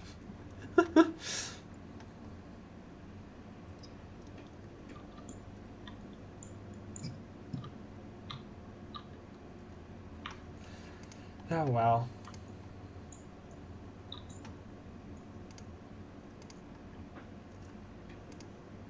I still... So, I know that a lot of people here probably in chat will also object to just the idea of post-retcon versus Resi 2. And, okay, here's the thing about it. And I don't think I mentioned it on stream, but I mentioned it to Azure through text a bit back, is that I don't dislike versus Resi as a concept. Just in general, I think a lot of people have done really like cool fan art and like cool writing with those two characters in the context of them being Moirails / Maid Spirits. But the thing is, I don't like how they are. I'm not a big fan of how they are like here, like actually written in here in the comic. The thing is, we see obviously that there is some trouble between them two, right? It's like Terezi wouldn't have this mood kinda like at this point if everything was absolutely fine, right? She wouldn't cry at the end here if everything was absolutely fine between them. But also at the same time, before this, they just sort of get treated as just regular. I don't know. It's like I have complicated feelings. Is that really how you find it? How you view this? Like she cries Because of Briska? No. I'm sorry. I was mishmashing my thoughts. I was mishmashing my Oh, thoughts. okay. Yeah, again, I don't know actually how to express my thoughts here. This is because god damn it. I have something here in my brain and don't know how to say. Like, this has happened like so many times now this stream. I feel so guilty for not actually knowing how to discuss the stuff that I want to discuss in the freaking stream that's called the discussion stream. God damn it. Maybe if you bashed yourself over it a little less, it would come to you easier. Maybe. You know? Well, I won't get into specifics Consider because that. okay, let's say it like this. I won't get into specifics because clearly I'm not able to. I just like mishmashed two completely different things in my mind into one thing in me like trying to describe it all.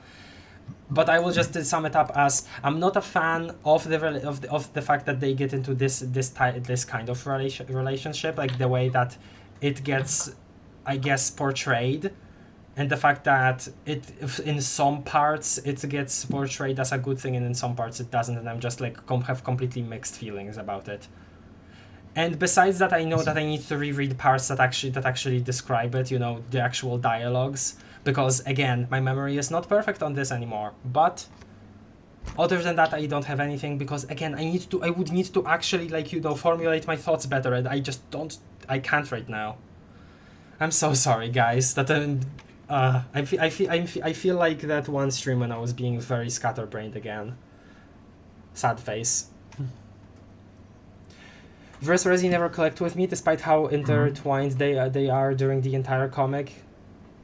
I think again, Verse Resi for me is fine, but the way it is like specifically here is like, I don't even know what to think, and that's kind of it. It always looks cool when a panel just uses a character's associated color plus one other color. Oh yeah. This? Yeah. Like those Aaaaand panels when he goes bat crap and say, yep. I was thinking of that too when you said that.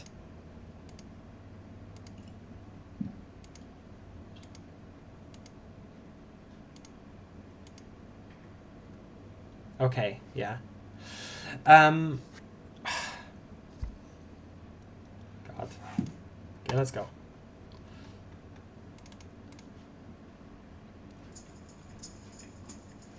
And never mind. What?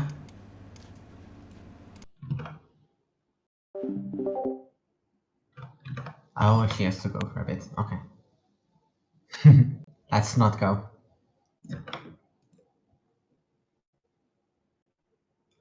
Hold your square, Stock. Just a little more time.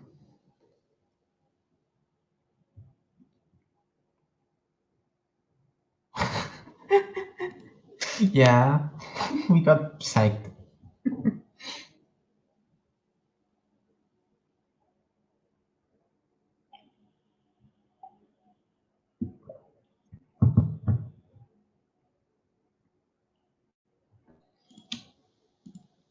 These are all great comments. Keep them going, guys.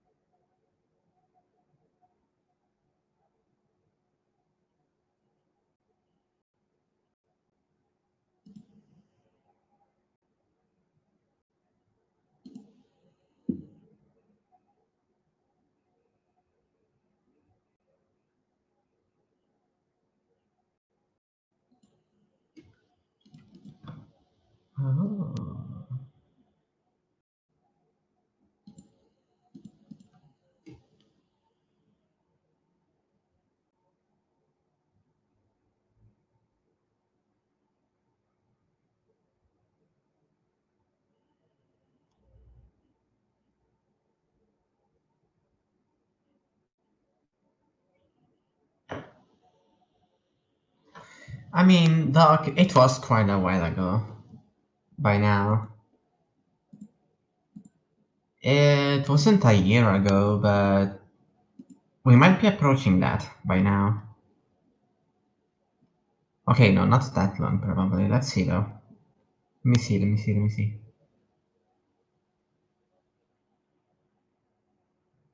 7 months ago, yeah. That's still quite a bit, though.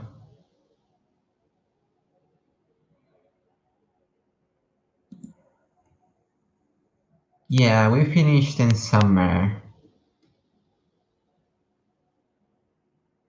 We finished Homestuck in summer. And, well, okay, no, it's probably gonna take a little more than that, but we might get to continue Homestuck in summer with, if we decide to do Beyond Canon.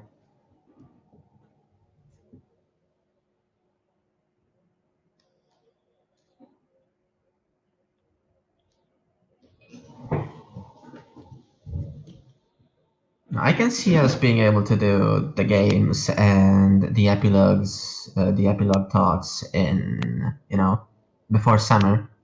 That's still quite a few months away.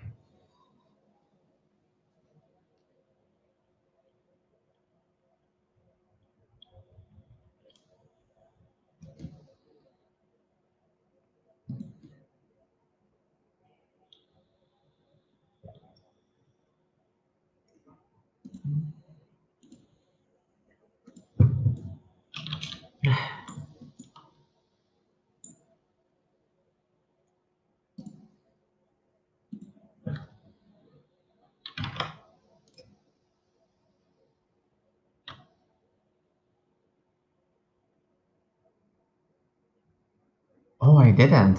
That's pretty concerning. But also not, since you said it's getting fixed. Weird though.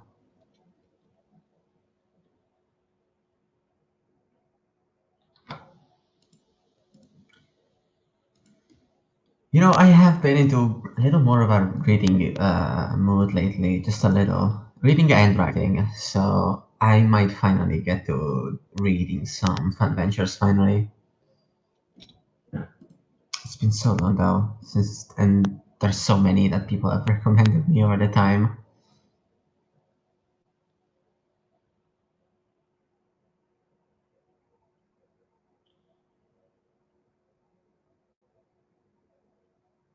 You know what isn't because of Friendsim?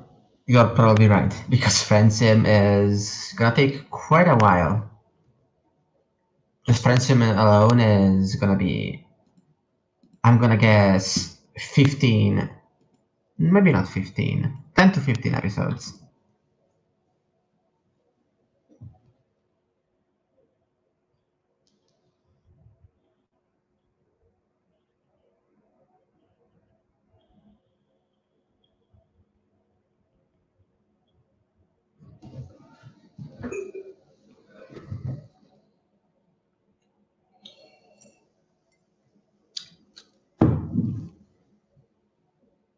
It is true though that a webcomic would flow much more slowly than a game on stream.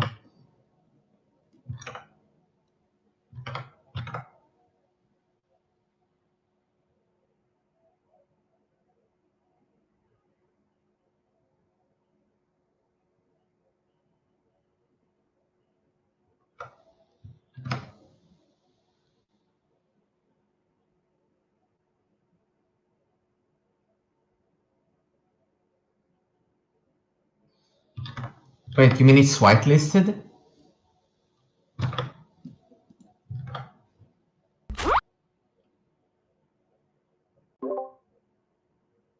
Like, are websites blacklisted by default in your school PCs? Hi, I'm back. Hello. Because if so, that's hilarious. Oh god, messages to get back Usually to. it's the case. Yeah, but usually it's the case that school computers blacklist websites, don't whitelist them, but not whitelist them. So it's probably more so the fact that they haven't blacklisted it. Yeah, so true, guys. Imagine if we get an S Vriska for get in Beyond Canon. It would be funny.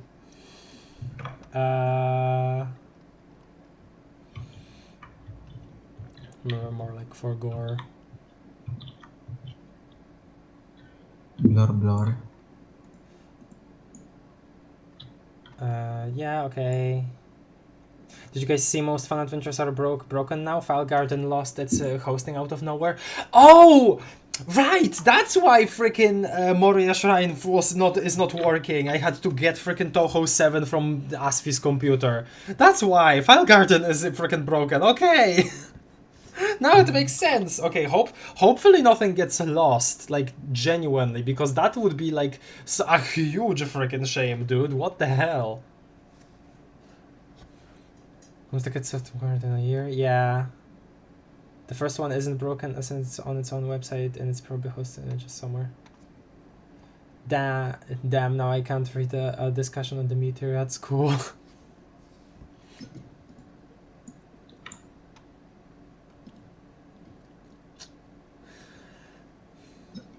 Sadly, Home Skillet was cancelled. What? Why was it cancelled? Wait, are you serious or are you joking? Are you joking based on the fact that it was like the file that an MSPFA is not working, or Home Skillet was another fun adventure by the same guy who did Karkat Goes to a Convention, but it's been discontinued because he wants to move on from Homestuck. Oh no! Oh, that's such a shame.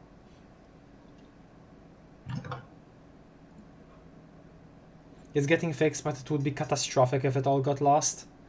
I'm serious. Cole is tired of Homestuck and wasn't to work on his more original stuff. That's fine. I'm just, you know, okay, here it's like a combination feeling, you know. On the one hand, I'm sad because I was looking forward to it from the stuff that I've seen about it, to reading it, but also I absolutely understand just having that feeling about a piece of media, you know. 100%. Not all, man. Okay. Terezi, remember. Finally we get to remember.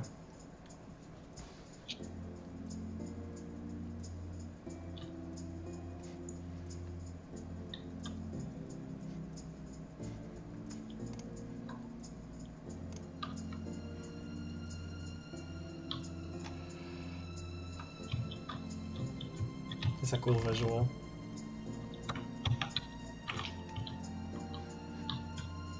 Oh wait, I should stretch this a little, yeah.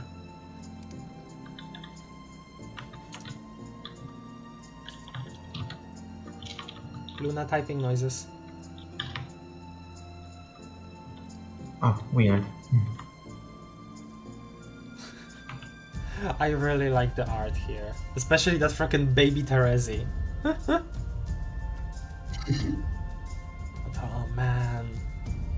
She is so ugly. I think like, okay, say whatever you want, right? But at least getting as much as this is, I think, good here. At least getting the minimum, like a minimum acknowledgement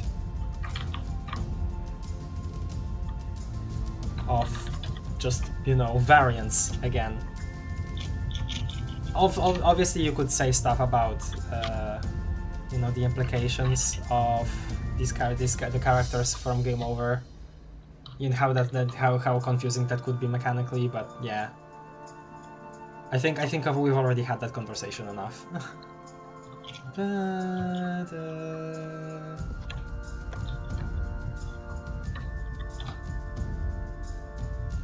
Who drew the frames for Terezi getting up? It looks crazy good. I know. I think I remember at some point, like I researched all of the artists that contributed to Homestuck, but I forget now.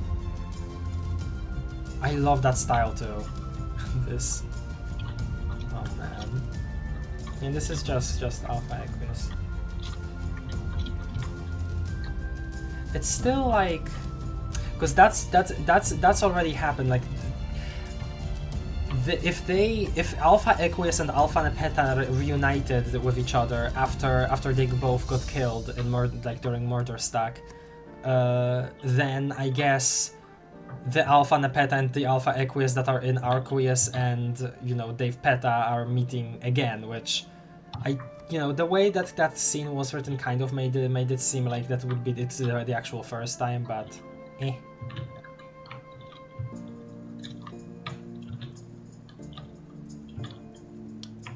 Ikimaru is no, yeah, I know Ikimaru, but they were asking about a different art.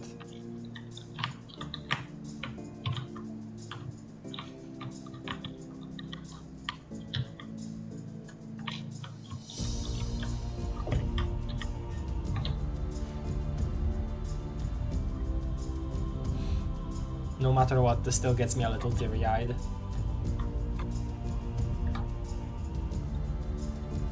Good. That's good. Though, red square.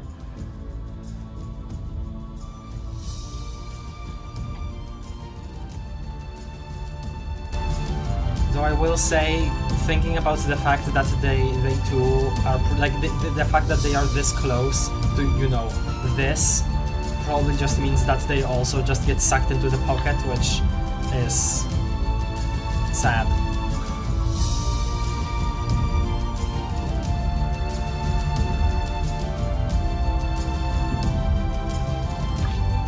The final note on this song is always so ominous and foreboding, since everything is falling apart here. They probably got killed by Alicia shortly after. Right, not even necessarily the pocket, yeah. Dream Jade, the one that got crushed by Prospect's moon, was a bubble ghost for a time before being brought back to life, so I think that God Tearing might be similar. Oh, okay, going back to that conversation. Also, Jane mentioned that there was art where they actually kissed that never made it in. Wonder why. I genuinely wonder why, considering that, you know, there was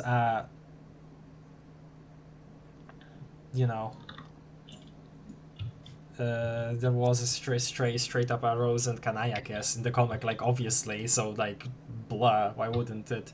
Though maybe it was just, like, didn't fit with the fact that Terezi was supposed to, you know, have, and I'm talking about Terezi because, you know, actually, no, never mind, because that wouldn't even be that Terezi. Well, you know, Moirail ship, but they wouldn't need to have Moirail ship, because that's a different Vriska and a different Terezi. Well, either way. It's so yeah. It is strong. It would have been a lot le epico.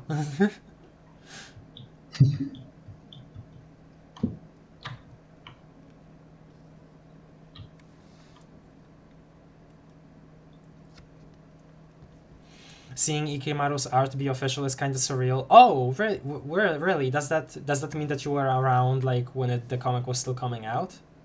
Wowee! If that is the case. That's cool.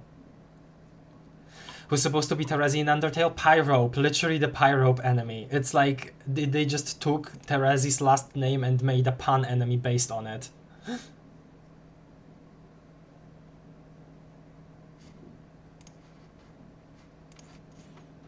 Okay. Peak fiction. Peak fiction, okay? Your name is Spade Slick. Fact that okay. Here is the thing. Your name is Spade Slick. Here is the thing. Other than the fact that it's really cool to see a Slick POV right before the end again, right? Because it's I'm so glad that at least it was acknowledged that he was like a major player here that, you know, in some parts of the comic actually bore the mantle of like being basically a protagonist in a couple parts of the comic, right? So it's really cool that we get we get one last Slick POV here. But what I am still so confused by, and I already mentioned this before in this very part of in this very stream, but the fact that this is okay, Jake. I like the panel. I like when he actually wears the hat. I think that's pretty funny. Yeah, the fact that this gets acknowledged, like this is his main target. This establishes that he is the main target, that Union Jack is the main target. And despite that, in freaking Collide itself, he just goes for everybody, right? Like you'd think that he would be at least like, okay, maybe collateral damage, whatever, right? But he still attacks the kids. Well, and then letting the other Jacks stand around. So like, I'm still so confused about that. Why is he dropping the felt on Jake? That is also another thing. I kind of choose to ignore that a little because I actually enjoy seeing everybody fight the felt. Though I guess that actually does take me ignoring the fact that doesn't really make sense, especially considering the fact that I wish that Slick was on the side of the kids. For at least for this battle, he might be like, oh my god, annoying freaking teenager, solid like after the battle or something, you know? You know what? You know what? Here is something I can show y'all. Let me find it first.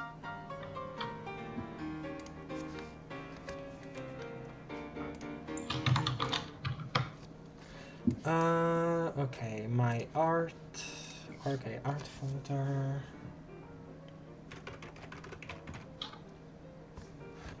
Okay, no, that doesn't work. Search for it. There we go. Please search for it.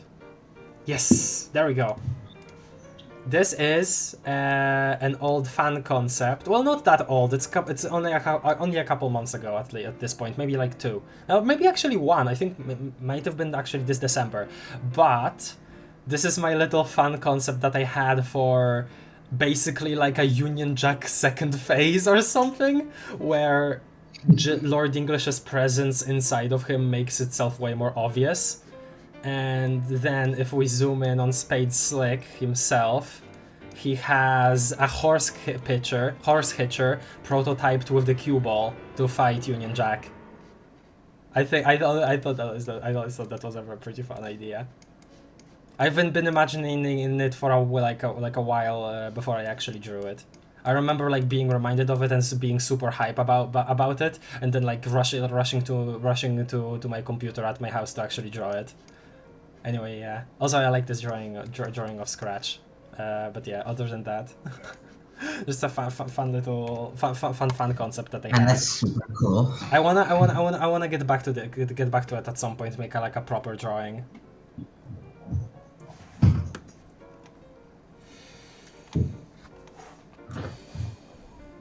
Let me catch up on the last chat. breath. Yeah, Papers Everywhere released it solo.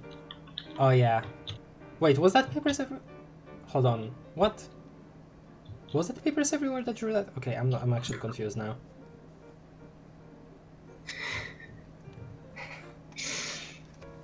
I wasn't a live reader, so IDK why it's surreal, but I found her art after I finished reading and then later realized she made the art for the comic. Yeah, okay, now I understand. I see.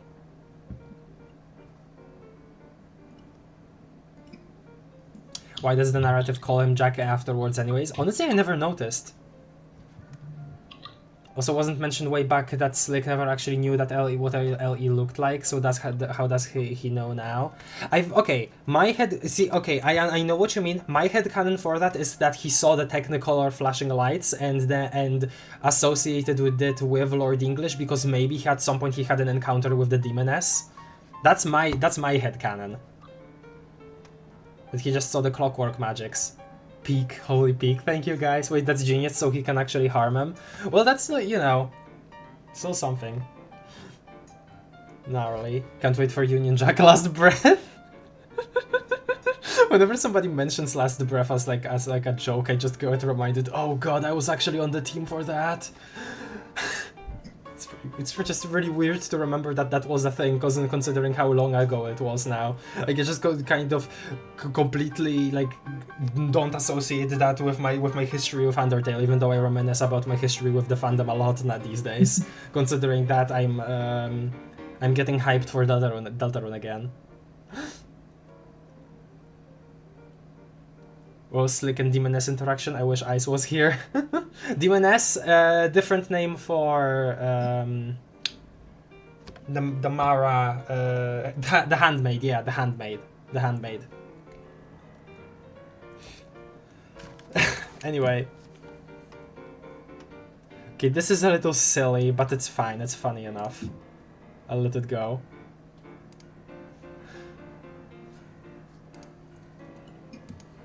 Alright. Big sword. It looks so funny. Yeah, big sword. It looks so funny when she's holding it. Like in the sprite mode, I mean. Like when she actually picks it up for the first time in freaking you know, in non-sprite mode. It like looks way different, but here it's just giant.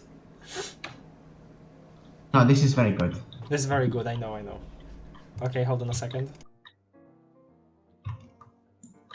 Holding on for how many ever seconds it takes.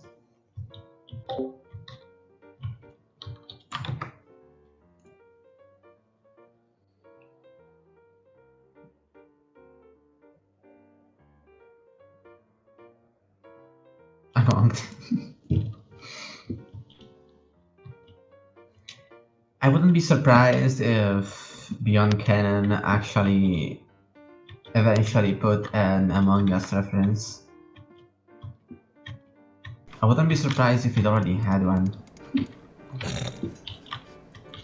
Okay. Hello Harrison, welcome to the stream. We're talking about Homestuck after actually reading it. This series has been way longer than I actually anticipated it to be. That's all the context that you need. Hello. On my reread, I'm noticing how cute and expressive, mostly early on, I think, these sprites can be. Oh yeah, definitely. I mean, okay, because I think that's the thing.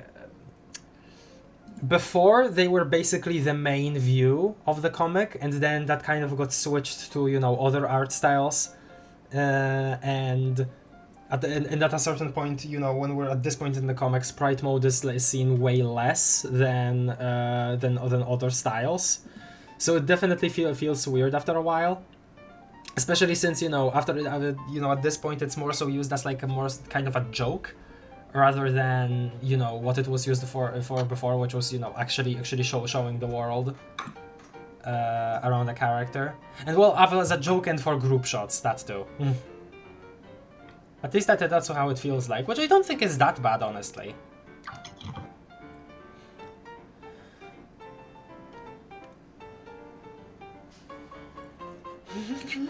So I certainly remember that Beyond Canon did the How Hungry meme, so it could reference Among Us. I read about that. I haven't seen it, but I read about that. I think that's very funny, and I don't care that people think that it's bad and stupid.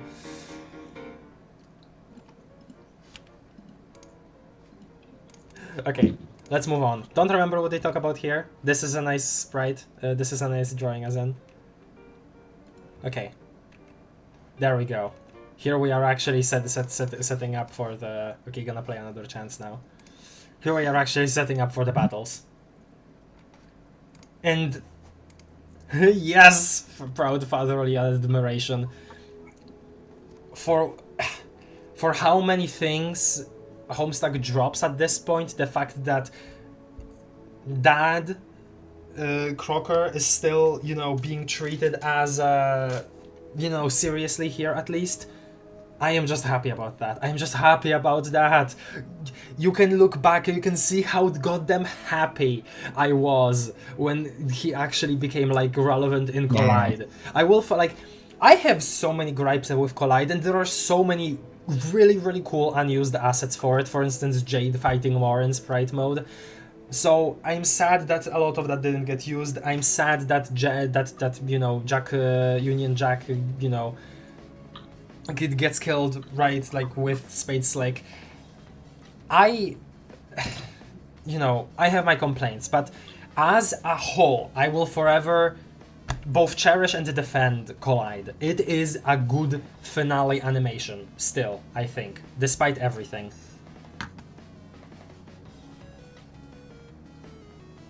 Okay. Yes. Arby's posted about Homestuck twice. I know. One time they, like, the freaking social media person, like, made a John Egbert out of Arby's sauce or something. Whatever, man. mean, that sounds pretty good. Oh, here they make fun of John for not connecting that yet that Condi equals Betty Crocker. John is just like out of the loop on so much when like during the story, like way more than you would think without like actually thinking about it, you know? On the topic of references, it was actually funny, a bit out of place when Homestuck would use mainstream memes like over 9,000 and Illuminati, and then modern social medias like Insta and Snapchat. Well, no, I think that's pretty good actually. Like, okay, here's the thing. Obviously it wasn't at the time, but at this point, I definitely, a lot of people, including me, definitely see Homestuck as partially at least, not the main point of it, but partially at least like a time capsule, right, of so you know how the internet was back then, you know, the fact that you know the open bound flashes are, you know, are kind of a riff off of Tumblr, specifically because they were made at a time where it was still like gaining massive popularity. I think that's really freaking neat to look back on, and the night like over 9,000, I can't even be mad at it. I think that the over 9,000 jokes are really actually funny. You can hate me all you want for that. Nah, you're right. You're right. The second time they made an oat dirk out of Arby's sauce, I did not see that. That's incredible. That's so funny, what? Not even, no, not ironically. I am not talking ironically. No. Genuinely funny, okay? We don't need to have irony everywhere. The weirdest reference I've seen is there is a rap video with a Psycholonials reference. What? Alright then. Sure. Why does he look like such a bug? Yeah. So he's asleep. He's here to also fight. I do think that, despite everything about Mina, I still think that her interactions with Karkat are like really cool. Well, not necessarily. Well, obviously there is. Sorry if you heard that. By the way, if you heard that noise, it's obviously at least partially, definitely Mina like taking advantage of Karkat. But in some ways, it definitely did feel like the conversation they had in. Well, the conversations plural that they had in Openbound 1 and 2 felt like they were genuinely connecting a little emotionally, like not in any weird way, like where there is like some kind of ulterior motive. There was some like, despite her wanting obviously just for him, hey, ditch your friends, whatever, right, like having like not thinking of any consequences of that kind of stuff, which is her almost main character trait. There was like genuine like empathy there, and I liked that. So the fact that Karkat does end up in the dream fighting alongside these guys, I think that's cool. The fact that you know he doesn't even get to use one frame motif with anybody is a little less cool.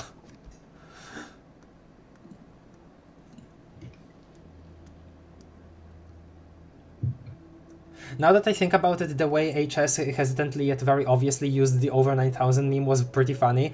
Like, it is over a certain amount, a certain number in quantity or something. No, that's what I love about it, yes.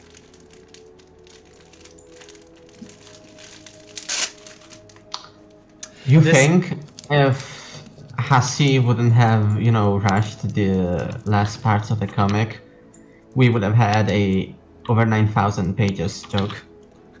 You know what? Yes, actually true. you know what? You know what? Yes, that is actually... I think there's a decent chance we would have. Yes, yes. This interaction makes Vriskagram even more confusing because how could she have the exact same interactions as before and Karkat not knowing her? That's kind of the thing, right? Mina doesn't really change much. I kind of interpreted that before as, you know, the characters that weren't in the furthest ring or that weren't ghosts during that points in the story, pre-retcon just get turned into ghosts if they died then. And then characters that were ghosts already but were involved in the story just kind of got their histories changed. I don't know. I still think that it makes sense somehow, though I can't necessarily pinpoint as to why. But whatever. Okay, yeah, army. That's a lot.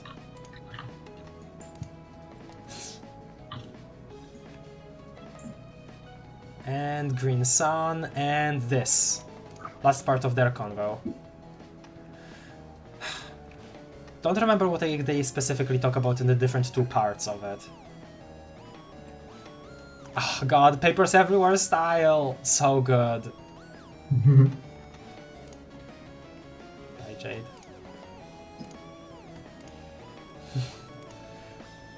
This, okay. Here, this is a little weird to me still. Well, what happens at the end at least? The prelude here, this conversation. Yeah, fine. You're doing great, I'm so proud of you. I don't... yeah, this. But just considering the fact that, you know, at this point, as the, you know, Dave Peta should know that this is the Jade that didn't have enough time to even date the Dave sprite, first of all. And second... well, I don't know, I had a different reason, but I forgot. I don't know, it just felt a little abrupt, this part. But other than that, I really like this interaction in general. Especially because of the art. And you know, it gets us to see this, which obviously is worth something.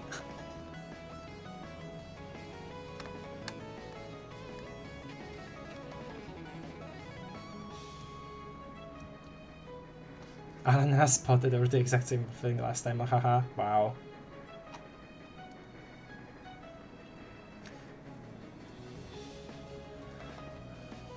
No, right. No, that's the thing, Doc. Cause like, they are both like.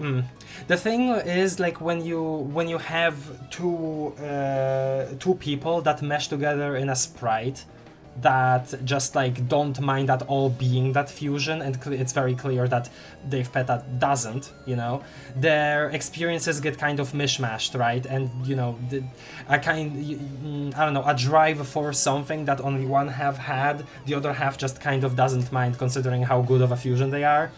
It's just kind of that, it's kind of that kind of logic, I guess, which, and I don't know, I don't remember if it ever gets explained, but it kind of definitely feels that way to me.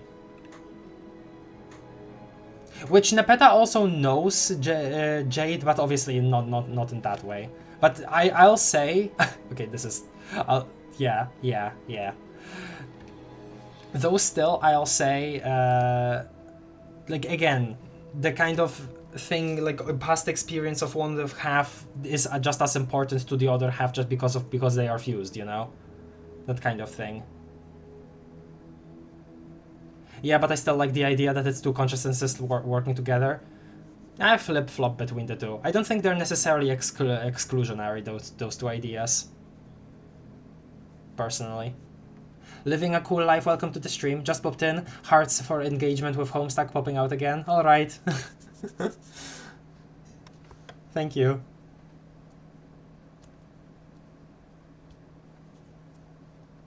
You know, I get that full pound, sure. Hi.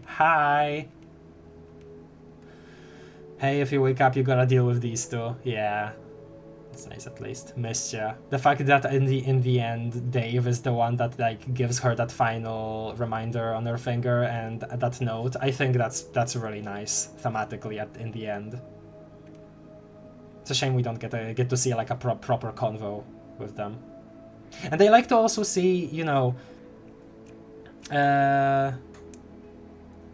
kind of maybe okay, if this part of the comic was longer, it probably would have been cool to see kind of like a parallel to the conversation that Dave and Grimbark Jade had, but now here with this context.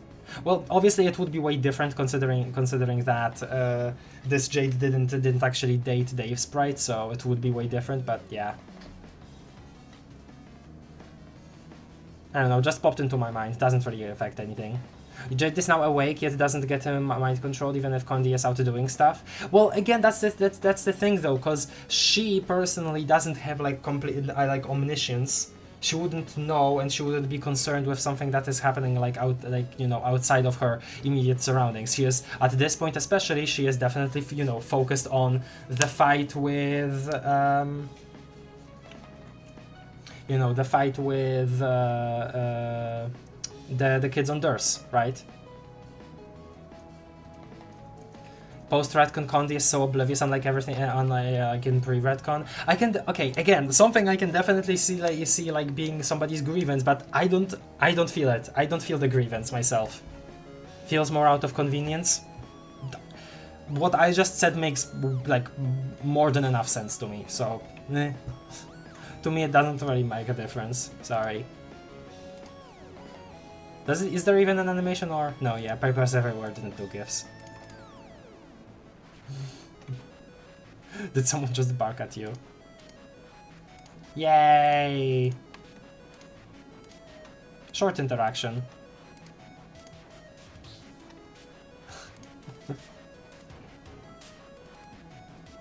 Wow. Okay. The Terezi the Third Strider, honestly, yeah. Honestly true. Honestly true. Hello, Losu, welcome to the stream. Let's move on. I didn't really... I'll give you a straight answer. Alright. Here goes. Why are we so freaking awesome? Dave. That is the best freaking question anybody ever asked. Such a... I had to read that out. That is just a perfect way to end their entire, like, thing here that they have going on. And, like, oh... We get them like looking at each other like this, and then they don't actually like focus on each other. They just both go for the players here. Oh, I just... Why? They could have had a standoff a la John and LE or Caliburn. Staring at each other. Staring at each other like, yeah, you know that's true, stare down. I saw someone online say to make Collide more Cascade-like, Hasi should have had Condi take control of Jade, have Tavros fight for control of Jade, have Spades remove Snowman's pin. You know what? That probably... Okay, that would definitely like also just like introduce way more interest mechanically, especially that last part. We don't really know what the actual consequence of pulling just like Snowman's pin would be. Especially considering that, because of her blue blood, we know that she was specifically connected to that universe, and she wouldn't be here anymore, so what would that mean? That she just gets to live scot-free? I feel like that's the most logical explanation, but we obviously don't get to see that happen.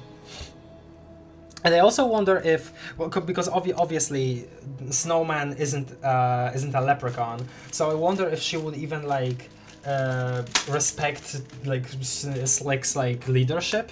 Would anything like that happen? They would still definitely have their Kismestitude, right? But would there be any like actual opposition with like true, you know, motives there between them? Would that even be something? I really don't think so, right? Because like they wouldn't have like motives a la, you know, Spades wanting to fight Union Jack, for instance, I feel. Oh yeah, and also coming back to my silly freaking fan concept, right?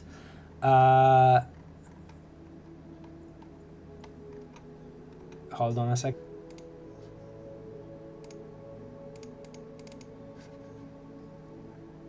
Oh damn it! No, wrong image. Okay, I can't pull it up anymore. But that my entire idea for that.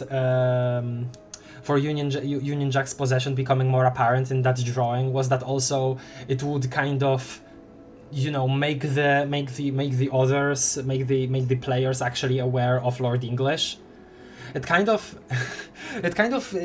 feels strange that, you know, Union Jack being here was sort of meant to patch up the Lord English shaped hole in this entire encounter, when, you know, you kind of didn't anticipate for them to fight Lord English at some point, especially since he does get hyped up as this, you know, puppet master that was supposed to be everywhere. And, you know, him interacting way more through Union Jack, or his presence within Union Jack being way more apparent, probably, in my mind at least, would have, you know, both not taken away from the fact that, oh, the things don't always happen like you expect to, but also he is actually there, and the kids at least get to see some of him, you know. That's how I thought about it. That's kind of my pitch there. Because I do think that there is some value to the fact that the kids that are the main characters don't actually get to see the puppet master proper. But again and again, that connects to the fact that he doesn't really get that, you know, shown as that puppet master that he's supposed to be much. But blah, I already commented about that a bunch.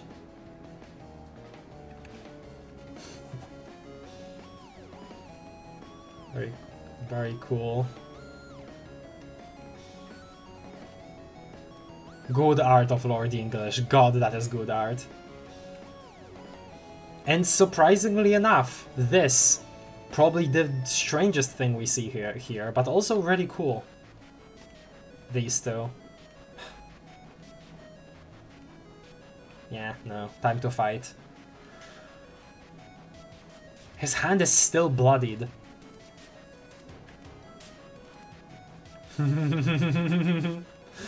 Very good, very good. And then this. Yeah. And then this. Yeah. And then this. Yeah. Oh, the close-up shots of everybody's faces at the end here. Such good arts. Get you hyped up so hard. Hell yes, dude. And this crew. Good stuff. Okay.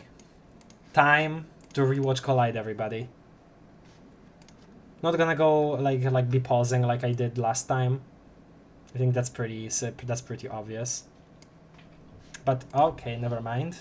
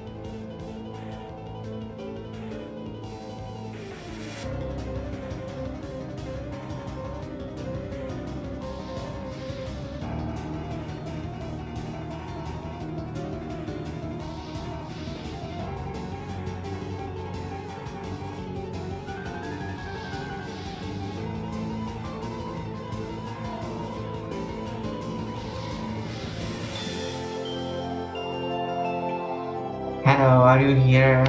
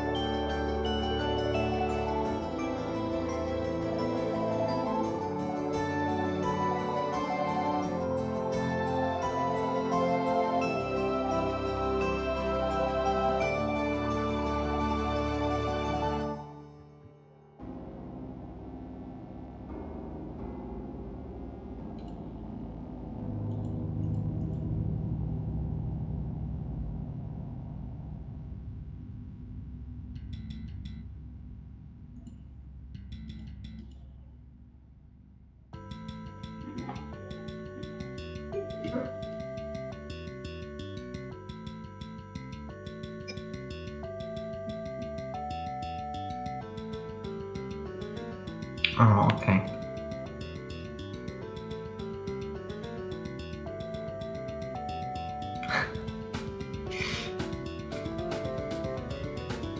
Also, yeah, I am a voice from the void. I have no body.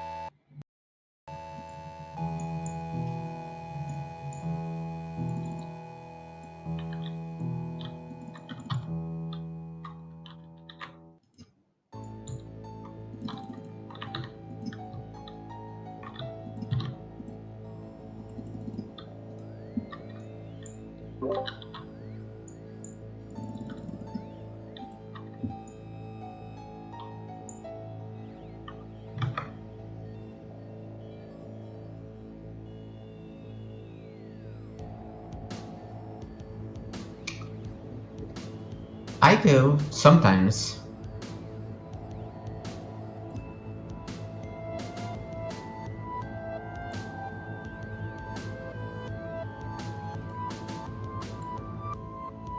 Hello, hello, hello. Okay, now my microphone works. Hello. Yeah. I'm back. It was- You were hearable in the stream, but not to me. Hi. What? Really? Yeah. That's weird. Yeah, I OBS muted the stream. I muted the stream, and yeah. OBS was showing that I was completely silent. That's weird.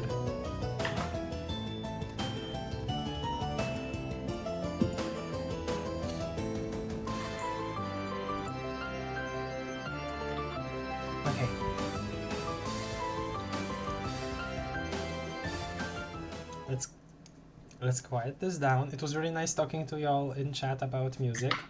Now, Collide Momento. Not gonna go like bit by bit again, but just wanna watch it again since we're here. It only feels appropriate. Such a good animation, dude. Such a good animation at the end. Let's give ourselves a good 20 minutes. 18 minutes, god. Still so bad. Can I please?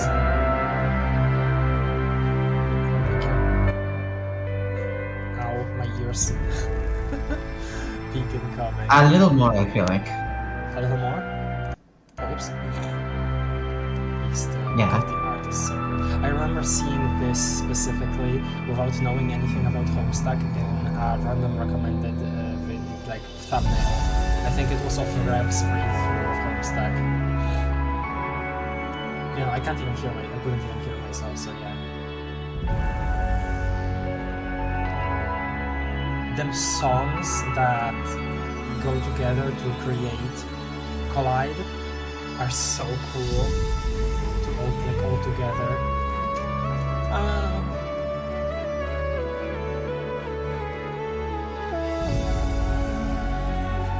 Hold on, no. I need to get back to this because I have a funny anecdote. I remember when there was like a post on Twitter. What? That was weird. What? What was weird? I didn't hear you for 20 seconds, and then I heard someone leaving and joining the VC, even though we both were still here. What? Huh? Yeah. That might have just been you losing connection and you like you're on Maybe, your end almost leaving, but didn't actually not actually leaving. Discord sometimes does that. But okay, the funny anecdote. There was a post on Twitter that was like, "Man, I love this art. These characters look so cool together." And then there were apparently people saying like, "Oh, there is a sneak in here. There is a sneak in here," meaning the Dave Peta. And I remember Azur responding with like people who are saying the Dave Peta is the sneak, and there was like a Lord English like thought bubble because he likes to joke about the fact that Lord English is like scared of Dave Peta a lot because like he thinks it's the funniest thing ever, just how much Dave Peta bodies him. Anyway, just laughed a lot because I remembered that post. Green Sands, my beloved, true. Lord English is kind of like Green Sands, honestly.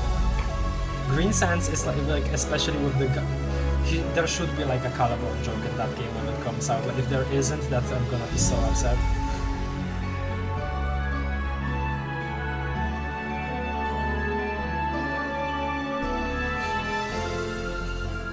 Oh, sweet boy Carcat. How they do you in this Flash. That's okay, this part at least is really funny. The fact that this is where Creata ends, it's really fun to me still.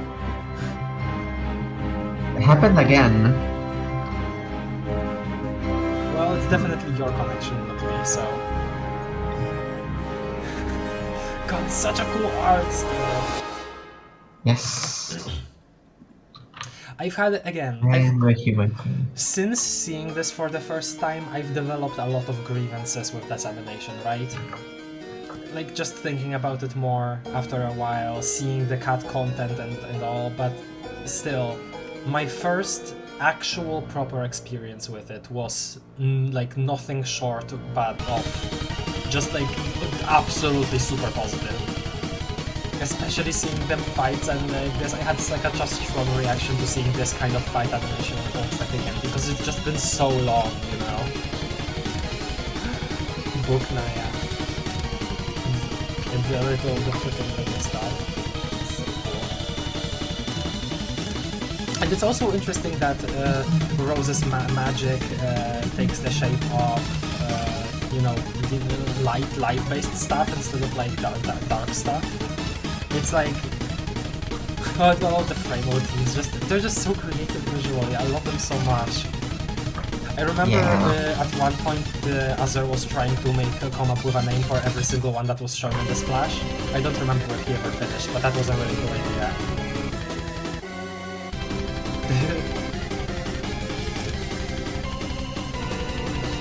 beautiful pony. Those faces are great. Again, I love that the felt at least get to be around, you know. But for all intents and purposes, a couple shots from a gun do take them out. So it's a bit sad that so like they have to do Jake also really dirty for the felt, none of the felt to actually die. Well, Cans is tough, as we can see here. Ah, this part of the song, hell yeah. And I really like how they use it, how, you know, even if it goes a little against the, you know, punch you into next week thing. Though, actually, okay, pause for a second here. My headcanon for the fact, because you know, Cans is like, you know, Cans is supposed to, like, the first time we see Cans is the only actual time that we see his powers work as they are supposed to be, you know? His power is supposed to punch you into the next week, and every other time it's just, you know, punching you into a different place, essentially, right? Even when it's devoid when it comes to John. So my personal headcanon for this is that Cans punches characters into next week of the production of this Flash. Essentially, that's my headcanon for why Kansas punch works as it does in this. Let me look at the chat because I haven't been looking actually. Speaking coming, my god, Jack does have 2 arms. Okay, that was funny. The first time we watched this, I was silent because I went full screen. Hell yeah! I hope you enjoyed that. I like how Aradia is drawn here. True, Aradia is drawn very nice in a lot of things. I don't know, Aradia is just cool. Aradia has a cool design. Lord English wearing the Groucho glasses. Yeah, it's that post. You know the one, Cookie. The Beagle Poos, you're supposed to call it. In the context of Homestuck. Yes, see, the Flash audio is a little louder than my voice. Cookie said so. So you were wrong, Luna. Grr, evil growl. What? What? I told you to turn it down. What? You said to turn it up. Okay, I misinterpreted then. Oopsie doopsie. Yeah, I thought you didn't hear me, but I wasn't sure. As in, you didn't hear what I said after. When I said a little more, I meant turn it down a little more. But then I noticed it was louder. I see, yeah. And then I asked, wait, did you turn it up or down? But you didn't answer. Yeah, I didn't hear you then. I didn't hear you then, sorry. Yeah, Condi definitely got nerfed to oblivion. Realistically, she would just obliterate them all with her lasers. I think it's realistic enough, especially since it's like posed as a video game boss battle, like all of this. And you know, video game boss battles don't always make a lot of sense. You have to definitely suspend your disbelief for why aren't they using their strongest attack, you know? So whatever. I really don't care. Like, I genuinely just don't care. I think it's just good. It's just good anyway. By the way, Jake was changing timelines due to hitting Sobak. Does that mean there are many doomed timelines we don't see? I mean, most likely this is still just an Incipisphere, so there is bound to be like separate timelines out there that diverged also from this very battle. I bet.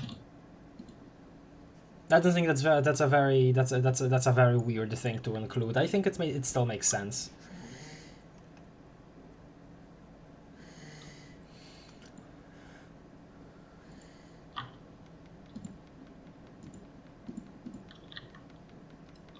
I also kind of like how echoey Luna's mic is now, just like how it got echoey towards the end of the read-through. Really now. It is a little echoey. John gets portable pipe organ, plays Beethoven, kills everyone, GG easy. Okay, let's continue.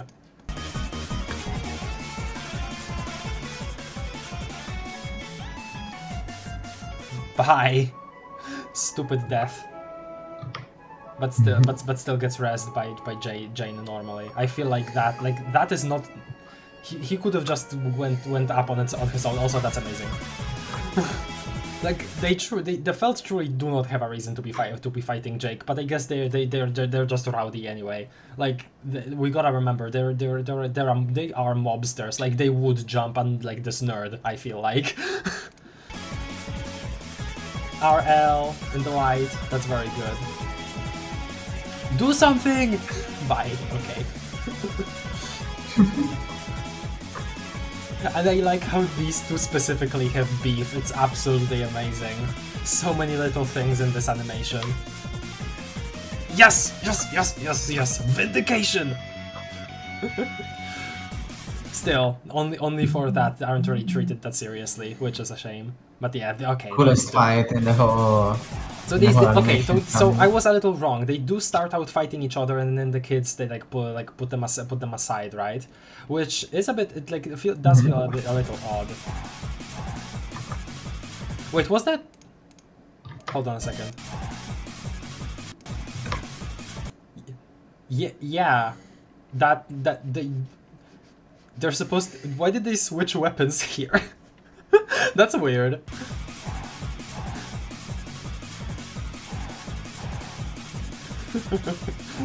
Slow walking boss.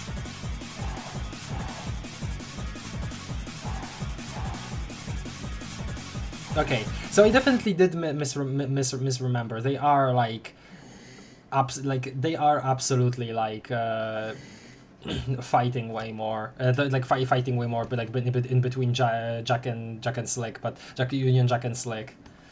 But, you know, in the end, no, they. It's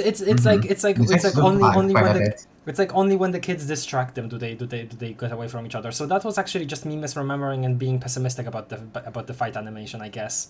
So that's like I guess good that I am not realizing that now. So I was wrong about that. But at the same time, still I do feel like they could, like, you know, the conclusion is still very unsatisfying for me personally. It's not a plot hole, it's just a plot pocket. Wow. Hello, Donnie. Isn't Kanaya supposed to be immortal though? Nah, I always thought that was kind of like a one-time res for her too.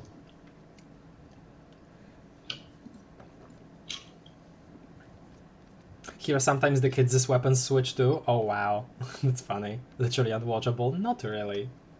Also, it's funny how you can tell that this is directly taken to, like, you know, from an old non-God tier Dave sprite, and the God tier clothes are like given to him, and this is a completely new sprite not done by Hasi, just by, you know, how the arms are drawn. I think that's pretty funny.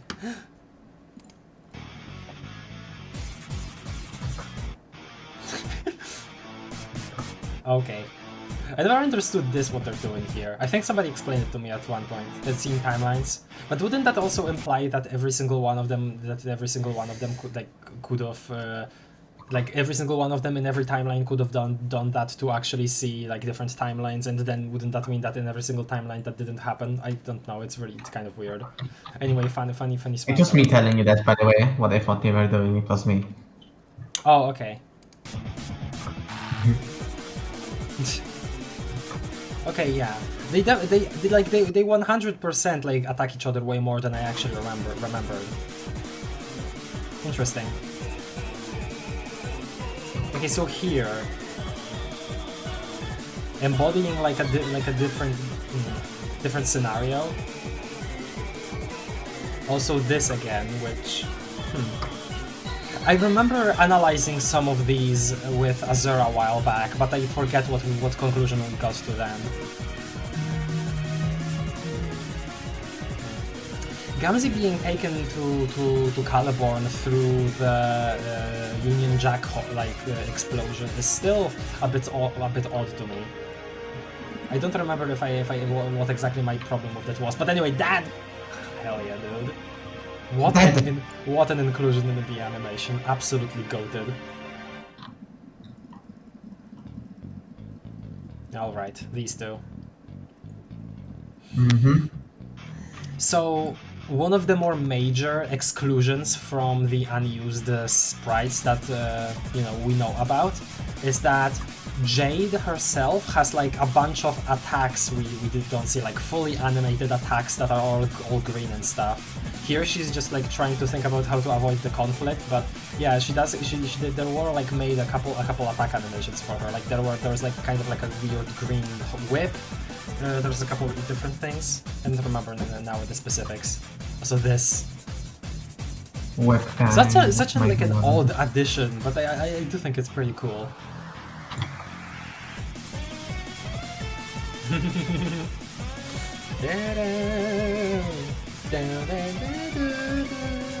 Fedora freaking out. That's not Fedora freak, that's Pipe Fan 413. Okay, man.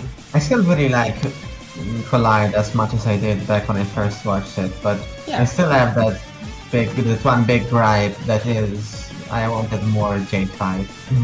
And Yeah. you almost got it, Yeah. but no. They had to be rude. Yeah, the boss face is based on Demon Head Mobster Kingpin. Yup. Familiar with that.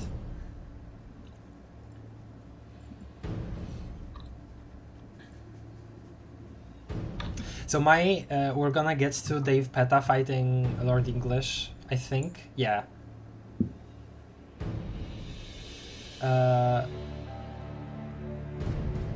Unless we already did and I kind of skipped over it by just talking.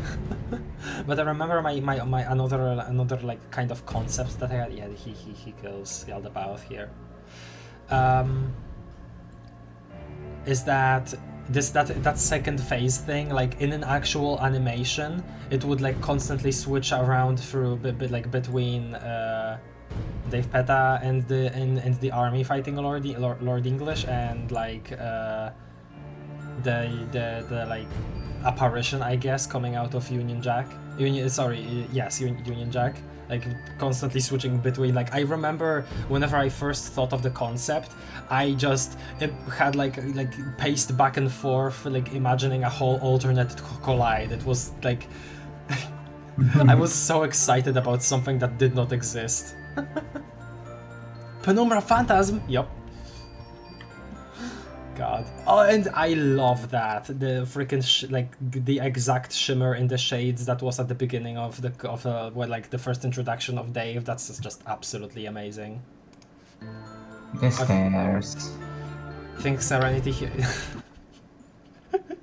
Period cramps. Okay, I think Serenity here is meant to symbolize hope and not being lost. Yeah, definitely. Good Clover. Car cat.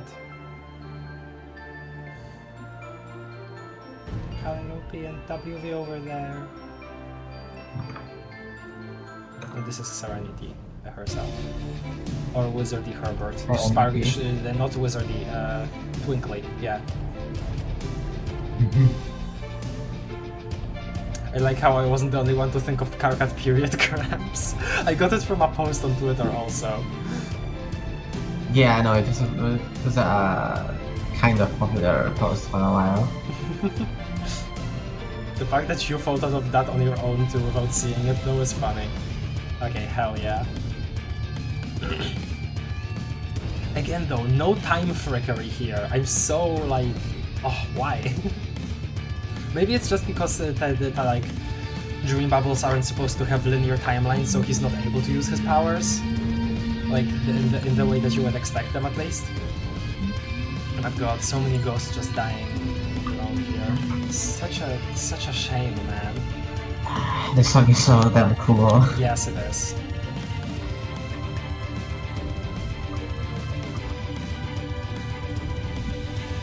Again, freaking physical attacks. Use more frame motifs. I know you'll have bought them. Okay, this one. This is one. I think. I don't remember now, actually. Shrek. That was so weird to see. Okay, here we go. Here is the freaking beating. Hold on. I need to catch that. I need to catch that.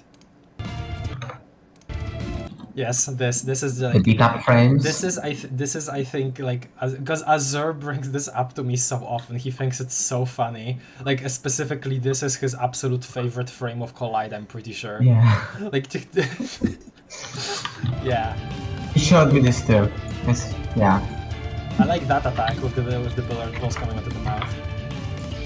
god, that is so funny. That's so cool. Undertake. Yeah, I really like how in so many fan arts Dave Peta is associated with that kind of multicolored heart. I think that's really fun. Britain versus Ireland. Yes. Meow pound. Okay. The chances are slim, but do you think a Deltarune reference in Beyond Canon is possible?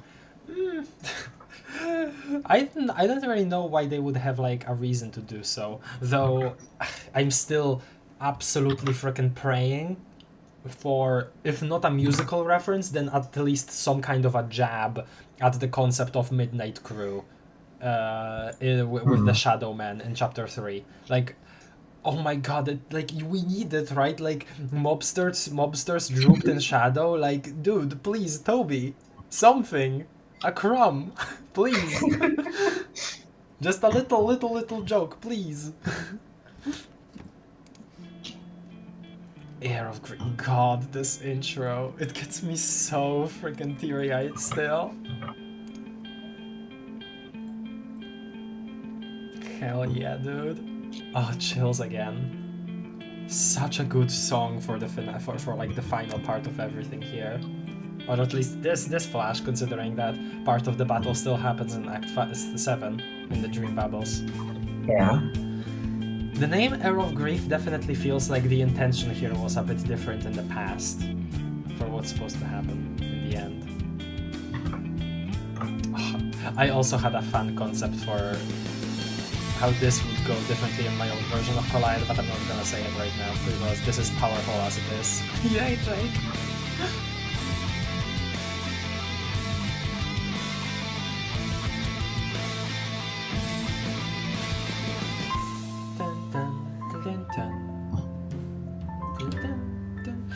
This part, okay, before we move on, this part, it used to be, I think it didn't get done because of maybe time constraints, but the animatic version of this was way more robust. It referenced way more things than just this. The part where they're showing the different characters, the different kids with their houses. Mm-hmm. It used to show way more, actually.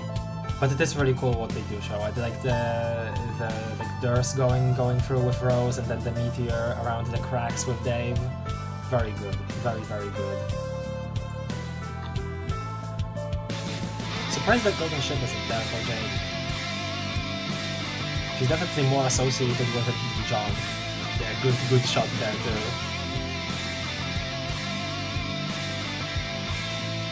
Yeah, so see here, right? In the Oppa Toby style part, they are definitely like trying to focus on each other, but the kids keep distracting them. Here, they're just beating up the kids. Yeah. Maybe it's because they just both got fed up with like them interfering with their strife, you know? Maybe that's the case, but.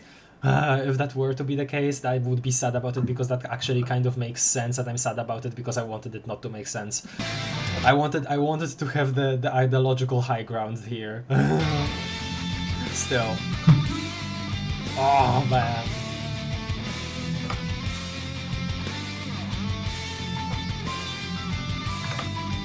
The art, really.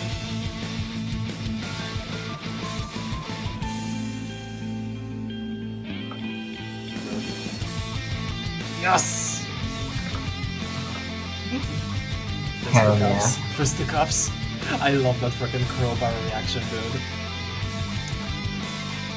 Karkat, like, canonically what we know about, like, the power level of every single troll. Like, obviously Karkat isn't the strongest of them or anything, but he is, like, on par with most of them, I'm pretty sure, right? Or, like, comparable, at least. The fact that he only managed to beat one leprechaun, and that's his, like, accomplishment in Collide is a bit sad that he gets portrayed that way.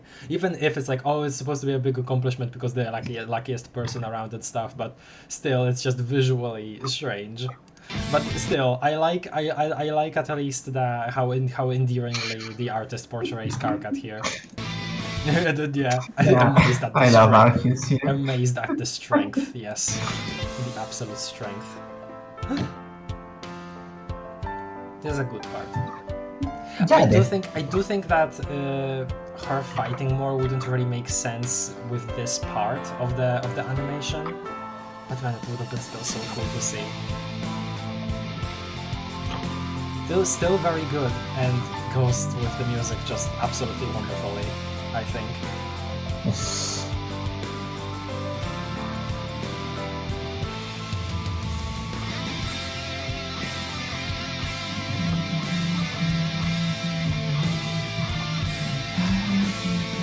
The saddest part of this all for me. I don't. You know what just gets me about this? It's that I don't think you're really supposed to care about Spade Slick as much as I care about Spade Slick. I think that's the saddest part about this to me. Like, this is supposed to be like just, you know, just kind of a little meaningless collateral damage, but my heart. But yes, song absolutely unbelievably good, I agree, Cookie. Hell yes, dude. Such good art still! Especially how Jade is drawn. She's like so cool looking. The way her hair flows. So jadeful. So jadeful. So jadish. Oh boy. And PM takes her victory. Feeling... Yeah, Jack's still feeling back while PM is focused on being herself. Okay. Oh man. This part was just very, very powerful. Yeah. Very powerfully done.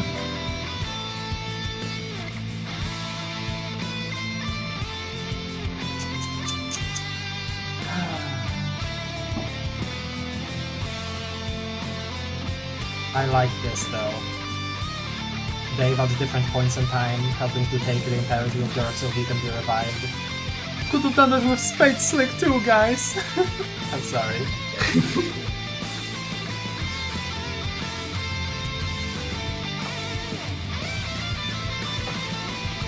My goat is not washed. The animation is washed, okay? Sob. Sniff sniff.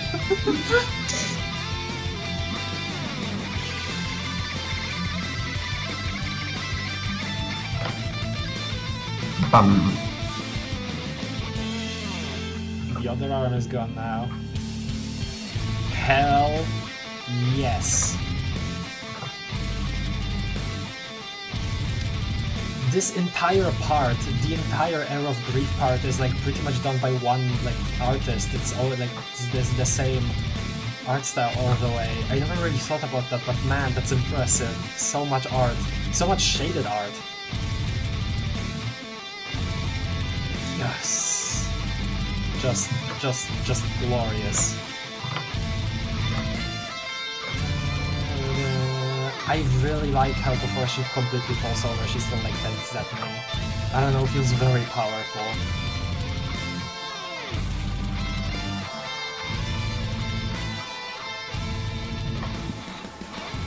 And it ends with the unbreakable katana facing the ground again, like that.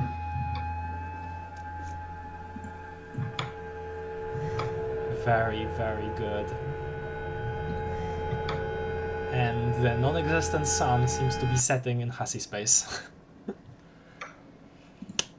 Still, just absolutely, what a finale. I would, like, despite everything, what a finale. Still.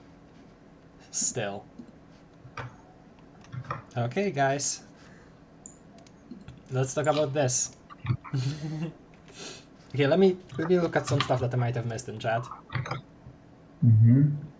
Slick's final act in the end. This is the Homestuck thumbnail part. Yeah. Slick's final act in the end helped them, but I guess that's some comfort, I guess. For a very very brief moment, because Union Jack got beheaded before him, Slick saw a glimpse of a version of LE dying, so saw his revenge fulfilled somewhat. I know that. Oh, okay, I won't bring it up now. Actually, not really worth it. Dave also breaking the unbreakable katana is so hype. Yeah, I know. That's something that I always miss, but I know it happens because on one of my rewatches I noticed it and I talked up with Azur about it, I'm pretty sure. But I always Oh, you're miss right. it. I never thought about it until now. But no, yeah, it I never happens. thought about that. That's So, super cool. yes. I love that. Condi dying like that is so dumb. If Terezi could take such wounds and live, surely a higher... Okay, whatever. Doesn't matter to me, because she already took so much damage before in the battle. That was just the final blow. She was getting the upper hand again because everybody was exhausted, but then Roxy got the upper hand, like, just randomly. It just happens. I feel like that makes sense in a battle, in just like a regular battle like that. I don't know. Yeah. Whatever.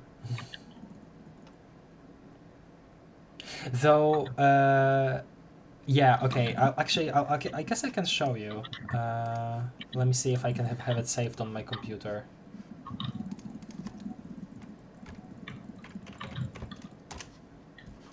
Yes, I do.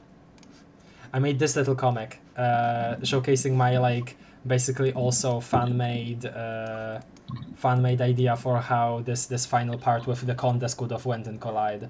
So Karkat is there, probably because of cans. He gets grabbed, shoved onto the ground, and she refocuses herself on, like, Jane. And right as she's about to, like, completely launch at her, she, like, freezes. And it's Karkat essentially using like a powered up version of the Shush Pap to completely pacify her before she gets to Jane. And in this, like, completely weakened mentally moment is when Roxy strikes. This is my little fan made concept that I drew out. I never posted it anywhere publicly. I pretty much only before this only Azur saw it in DMs. But I really like what I did here. I am pretty proud of the art here. Karkat Goes to a Convention vibes. I love it so much. I still have to read Karkat Goes to a Convention so bad. I need to read it so bad. Anyway, yeah, I'm pretty proud of this. Crafty, you have legitimately awesome ideas. Thank you. Peak question mark. Thank you. Craft be more popular, please. For that, I would have to actually post regularly, but I always feel self-conscious about, oh, this is not worth posting. And then I would have to mirror post on Blue Sky too, and I just don't feel like it. And I know that I have to get through that, because I know that there are people that would enjoy this that are just not in my DMs, but it's hard for me to get over that barrier whenever I'm actually getting around to it. There are people that will enjoy this that are not other, more like. True, that's actually true. This is worth posting? Alright, maybe I will. I also love how you drew Condi. I love how expressive everybody is. You gotta share your art more. Okay, fine.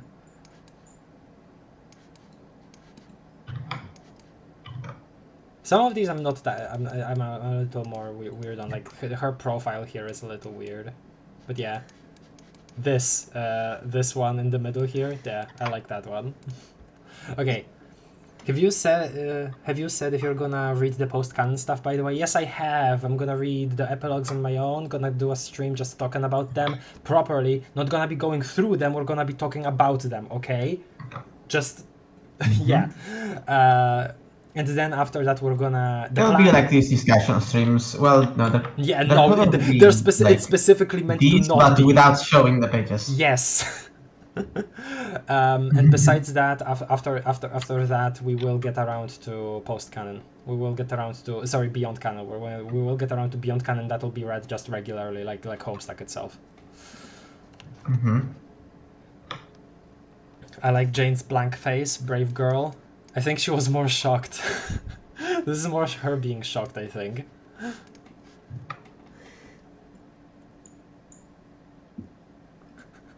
I'd sacrifice 10 Donny bucks for Craft to become God Emperor of us all, or whatever. What does that even mean? Thank you? Question mark? Okay, before we move on, here is one last thing that I drew. Karka to the front of the freaking palace of culture in Warsaw in Poland. Okay, there we go. Bye. Let's move on. So God, the art here. This is also done by papers everywhere, right? Somebody could correct me on that, but I'm pretty sure it is. No, yeah, it definitely is. It's that style. Especially cool since it's like it's like such a good adaptation of like sprite mode, and is like sort of like also adapting some of the vibes of hero mode. And I like how it also how the style also allows for some variety here, because you can tell like how you know these characters do have different bodies visibly, right? Like John's like whole arm here looks different than Rose's, and that's also different here. And that's also Kanaya's and Roses are different. Like, just damn, like it still allows for variety while being like pretty on model. I really like it, the style, and also just the shading, the everything, just so well rendered. These final parts being done by papers everywhere. If that is actually the artist making these, because I don't properly remember. This is really good. This is just really good. Oh, never mind. Hold on.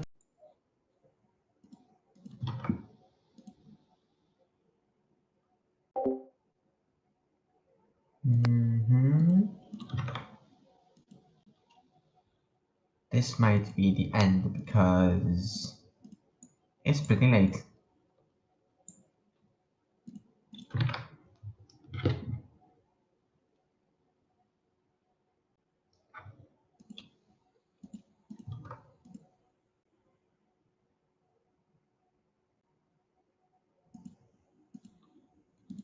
That's a big BRB.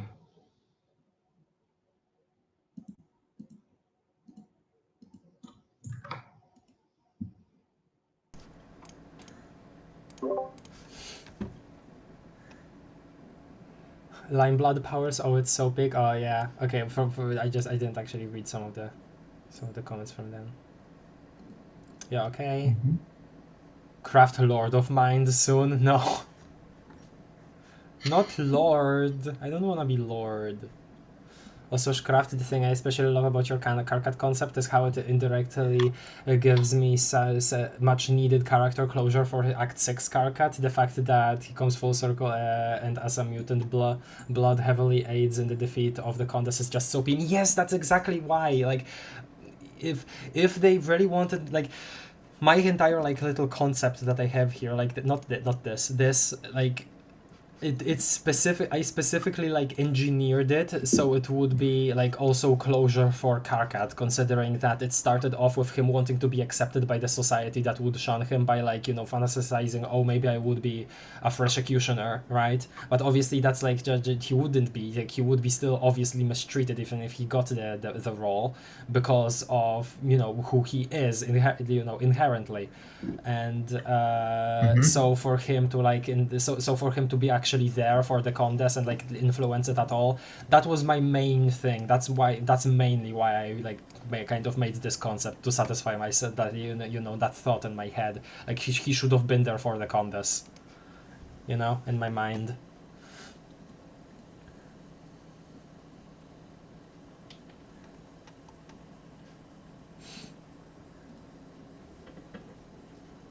I'd kill for your reactions to the epilogues, because I'm a lover of them. And Ooh says, I don't like the epilogues, but I'll talk about that in the epilogue stream. Wow, we have such split of like 10 opinions here. I'm actually excited for that. If you two will be there, I would be really excited to see both takes.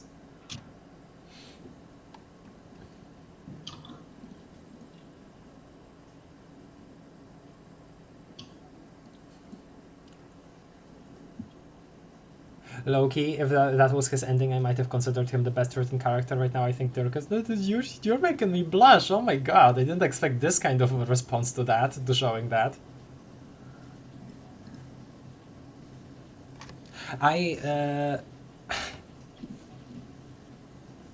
There's something. There's something about me making fan work, like fan art. I always avoid making dialogue be part of my fan art because I always fear that I'm gonna mischaracterize somebody. Like I'm not trained in writing enough to actually do it, but I also am afraid of that because somebody is gonna say, oh, they wouldn't say this, you're bad, you're mischaracterizing, and then I'm gonna feel really sad and stuff like that. Like the reason why I don't try to write more, even though I want to, is because I feel like scared that somebody would say that I mischaracterized them and I did it wrong and everything. And obviously that would be fine if it would be like, you know, constructive criticism, but whenever somebody so like something is mischaracterized, people tend to react so strongly, which is fair, but like I'm scared of that happening to me. That's why I don't really write fun stuff, as in, even though I want to. Imagine if Jane just dropped Skya into the void and they couldn't win the game. Okay.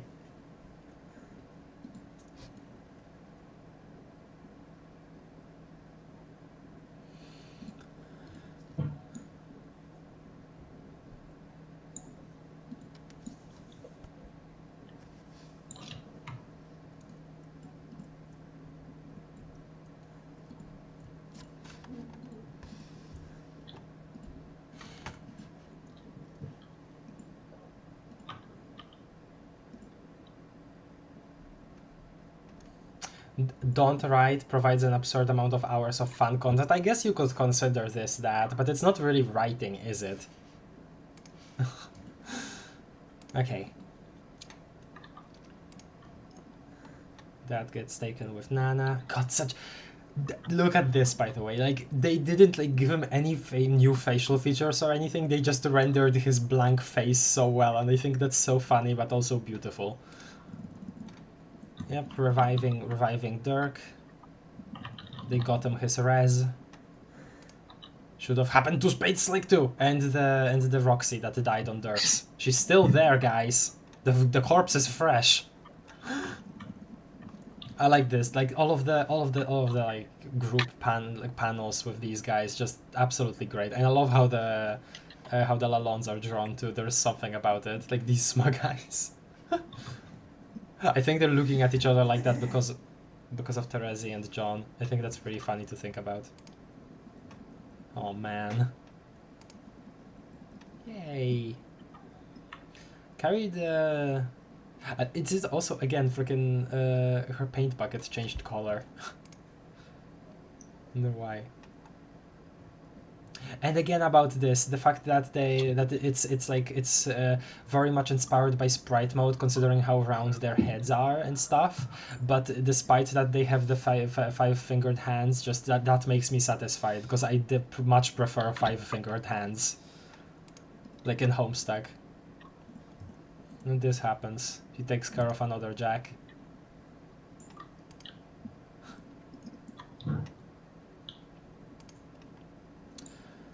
Which still is a little odd to me.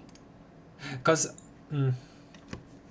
especially since, you know, Miss Paint here was there for Jack's, you know, whole mass murder dealio. She was on Prospect at that point still, before she was taken to Hussy Space. And I guess maybe you could interpret this little eye bag she has as like, I don't know, a bit of a reluctancy, but also not wanting to let Spade Slick go. Though I guess that's probably giving this way too much thought, like more thought than was intended, probably.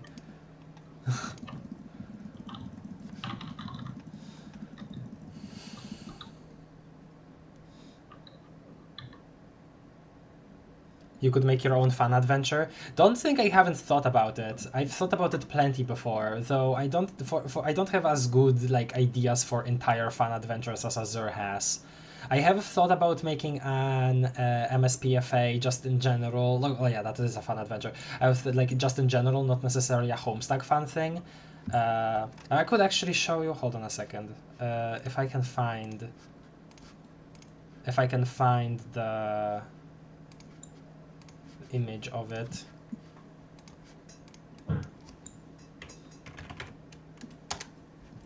I don't have like anything saved, But I have had like maybe you saw it on Twitter.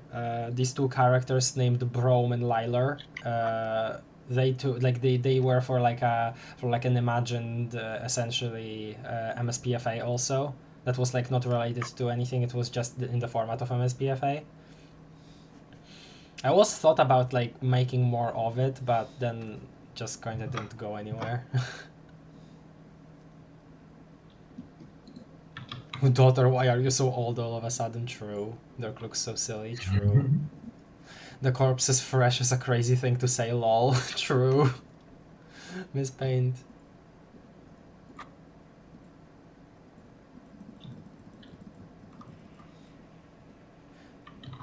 The same Jack that caused so much pain and suffering basically got a slap on the wrist. Yeah, pretty much. I'd like that to be acknowledged more, but probably won't be. Guards, bring me the craft fun adventure, I say as I bite a large chicken leg and wear my crown. If I ever make something like that, I'll try to promote it here on the channel. There isn't I don't actually show my art like at all publicly enough anymore. I just kind of don't post, even though I do make art. It's weird. I feel weird like posting art. I feel weird thinking about it. I feel like this is not worth it, this is not worth it, this is not worth it. I have very many weird feelings about it all. Horses. Yeah. So Caliborn gets the Juju initially there. Gosh. How can she be so cool? Again, despite everything, I will just still be thankful that at least PM's drive was not forgotten in these final parts of the comic. If she might have been, she and Jack from B1 might have been kind of like, you know, basically not present characters for the majority of like the second half of everything, but the fact that she is portrayed as she is in the end, at least, I am incredibly grateful for. I feel like she could have been dumbed down, and I'm glad that that didn't happen. Let's WV take the ring. Josh, I love them so much. They're so cool. Yeah. Going to put the rings in Mordor, yeah.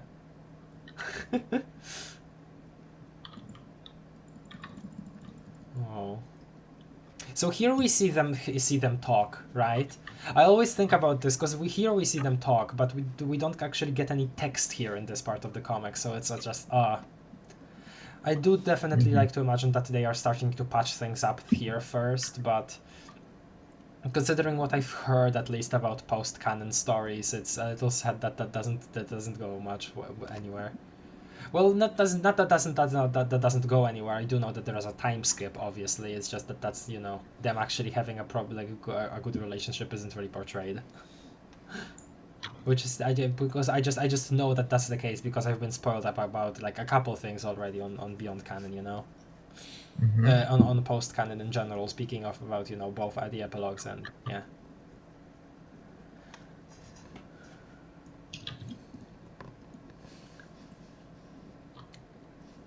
I honestly was exactly like you, but I recently started posting my own stuff on MSPA Boru. Interesting. I remember Azur looking himself up on MSPA Boru. Is that how you pronounce it? I'm pretty sure it is. I heard somebody else say pronounce image board like that. But he looked himself up, and there were like a bunch of arts with his freaking rainbow drinker Condes art there too. Because okay, the funny thing about that one is that I'm pretty sure whenever I actually first drew the my second phase Union Jack, he got inspired to draw like a second phase Condes, and he basically like conceptualized this as her tapping into, you know, her knowing of the Jade sign and becoming a rainbow drinker, like raising herself and then being her phase too. And I should hold on. It's public, so I should be like allowed to show that art. Let me, because it's really cool. Yes. Okay. It's good. I can actually I can proper show it. Let me show y'all this, because this is freaking awesome. If you guys aren't following Azur like on Twitter, freaking go do that. His name is like Mr. Yak, I'm pretty sure. He is like oh my god, I love his art.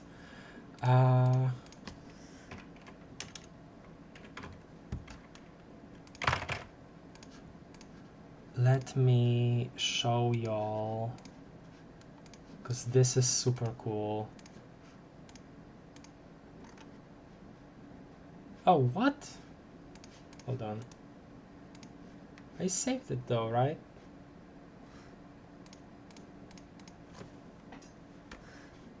Oh, okay. Wrong format. Bruh. There we go.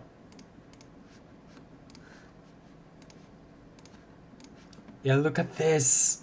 Azur drew this. It's so cool with the freaking constellations in her hair too. God, he's such a good artist. I'm gonna link you guys this post in chat. Y'all better like it. Y'all better spam it with likes. Azur's most recent art is something. I don't know what that would be. Let me look.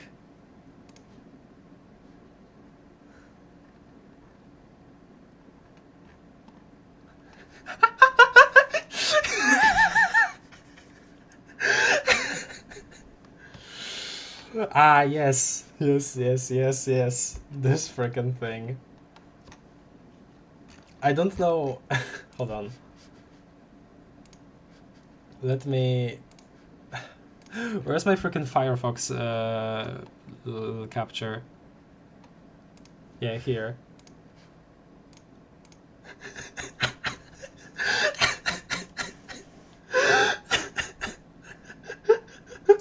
This is so stupid.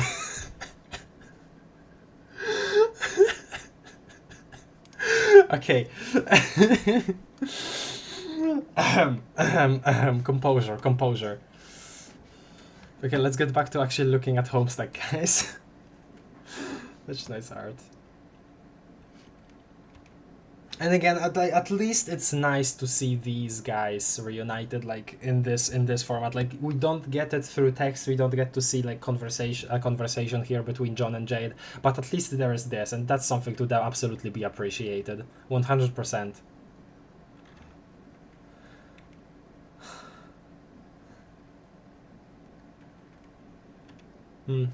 Terezi is contemplating, thinking. Ah, yes. Cookie. I remember Azur sending me your reaction to this. Hell yeah, dude. Hell yeah. Absolutely beautiful. Absolutely beautiful display. Again, this, like, yes. The conclusion after Collide, everything about it is good, I think. Father, why are you so young all of a sudden? True. Just, you had this as your PFP for a while, Cookie. It's so beam! True. Truth, Nuke. I cried at this. I was crying. I was absolutely crying. Also, hello, Percy. I didn't see you in chat before. Hi, hello, welcome to the stream. Something ever happens? True.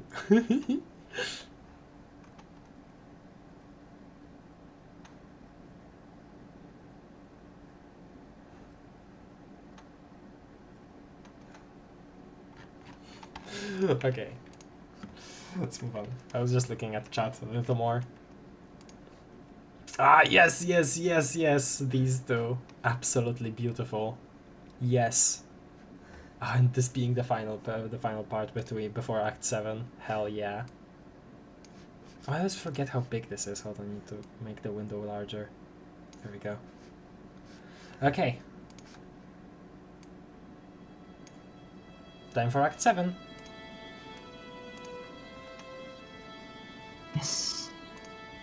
Anime time.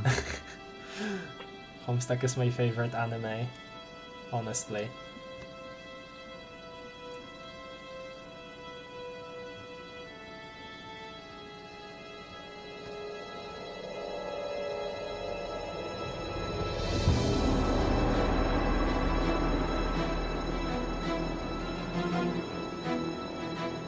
The most confusing part of this, this is beautiful by the way, just has to be acknowledged, 100% absolutely freaking beautiful. First of all, that's the most important thing. And a smaller thing, I guess, is I still don't really enjoy the pocket as an ending to everything out there, you know, in the furthest ring. I'm not a big fan of it. But other than that, this is pretty good.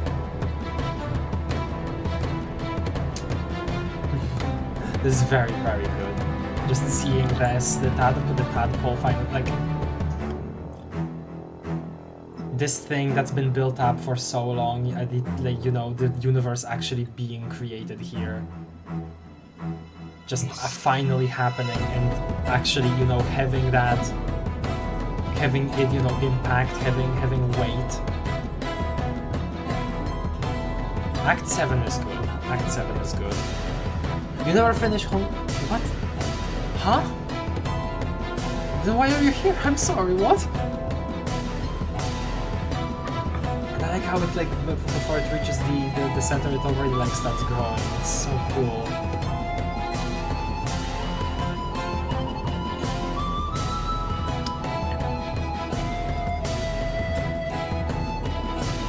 I guess my only problem is that we don't see what happens to LE, but we have been told that what the Juju does. We can connect the dots, yeah. That's the thing though, I've heard that it gets elaborated on like a lot in the epilogues before they were really meant to... Well, before they really were like advertised as like, oh, you don't have to like, you know, treat this as canon. I guess, because the epilogues are meant to be kind of. I've only read the first few pages of the epilogues for now, but yes, the first few pages were largely about what happened to Lord English after. Yeah, because the epilogues in a large part I've heard also are supposed to be kind of a commentary on fanworks. That's why they have that whole, you know, AO3 aesthetic. I don't know what they do with that commentary. But I do know that they are also meant to be an actual like continuation, not just like a complete joke, and that's why Lord English stuff, you know, gets elaborated on. Which again, I don't know what happens yet, but I know that that's a thing. Bilious Slick 2.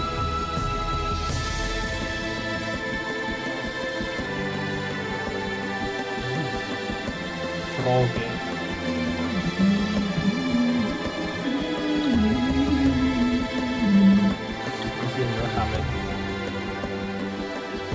Wait, was that an explore motif? I never realized that. What? I love explore. How have I never realized that?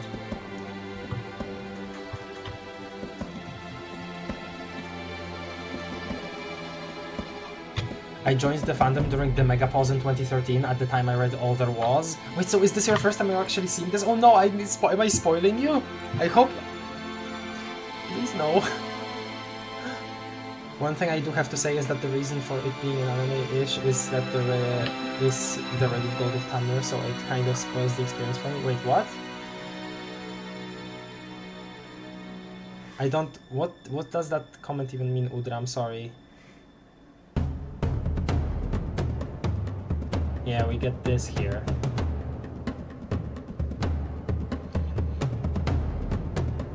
The remaining army.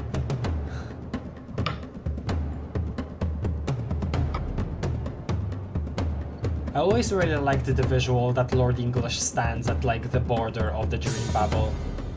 Straight up. So they plop down the Juju right as the pocket is already absorbing everything.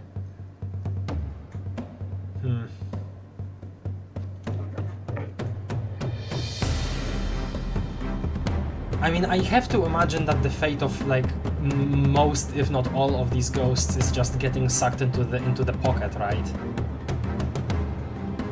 Okay, this part I really like.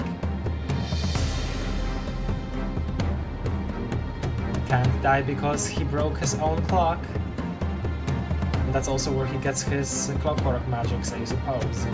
Which is interesting. How did he like give clockwork magics to the handmaid then?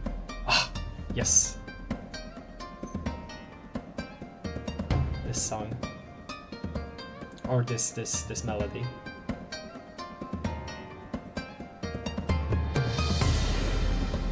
Just drawn so freaking well.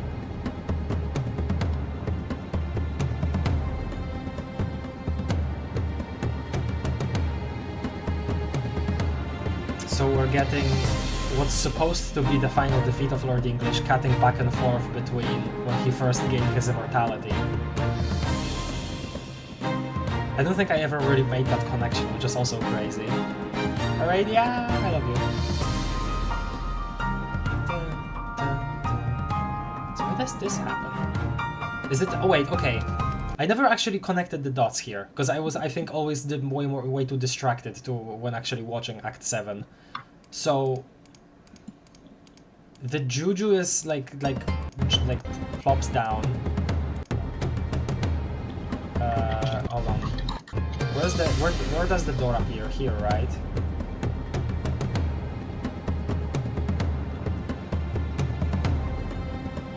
Am I wrong? He starts bashing it. Yeah, okay. Where does the door appear?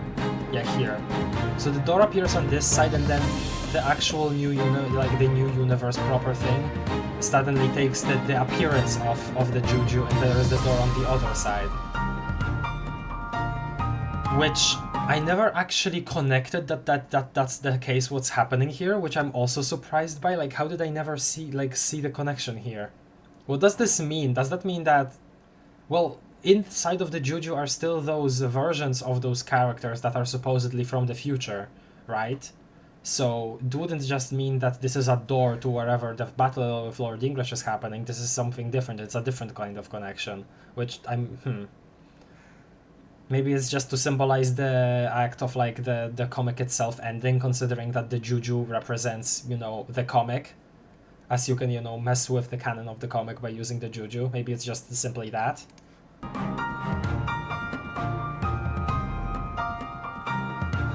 Whatever.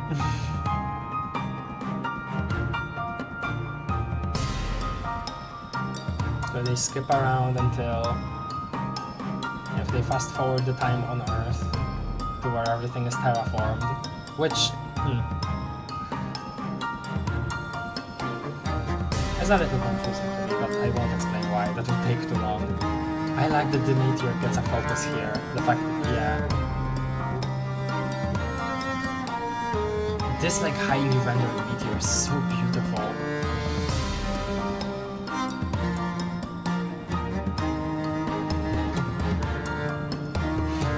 That Statue of Liberty isn't JPEG. Okay, well, we see them here. Gosh, I think it's beautiful that they do get to start society.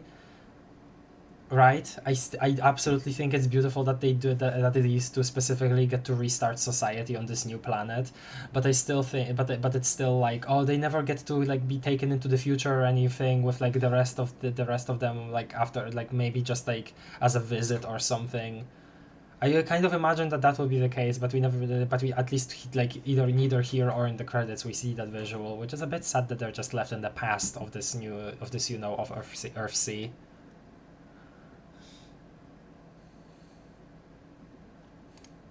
I'll read your chat messages later, after we're done with this.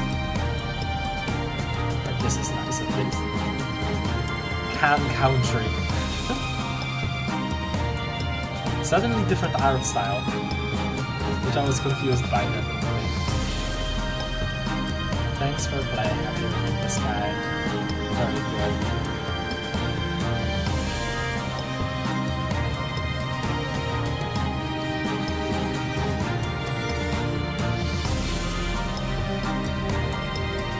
creation of...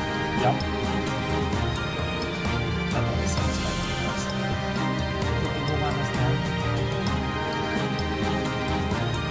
Let me look at this picture.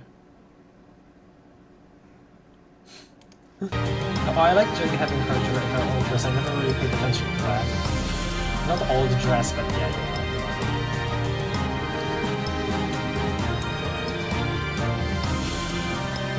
I'm surprised how little I like noticed about Act 7 before this.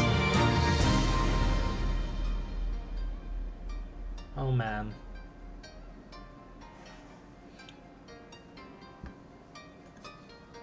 I know that while for us this was like, yes, satisfying conclusion, right? I know that there were some people that were like reading at the time that just weren't aware of the fact that the comic would be ending so suddenly, so it was kind of like a mind frick that to see this Act 7 suddenly. I'm pretty sure that was the case. I read some stories about that.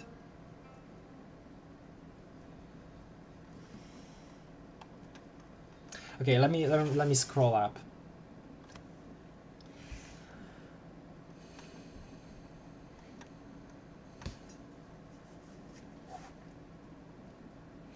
It was a very big meme when Homestuck was still being made that they should make a Homestuck anime, and the art direction for Act 7 was basically just trying to do that. I don't know, most of it is still pretty faithful to how Homestuck normally looks, just with like way more detail and this like I guess this person's specific art style. I don't know. The anime joke is funny, but I don't think it overpowers anything in this Flash.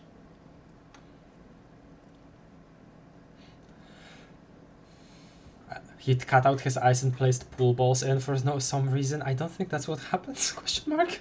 I like the idea that it's multiple pool balls constantly switching so fast that it looks like it's the same ball chart changing colors. It's pretty funny. So he could do that since he has her first Guardian powers. Okay.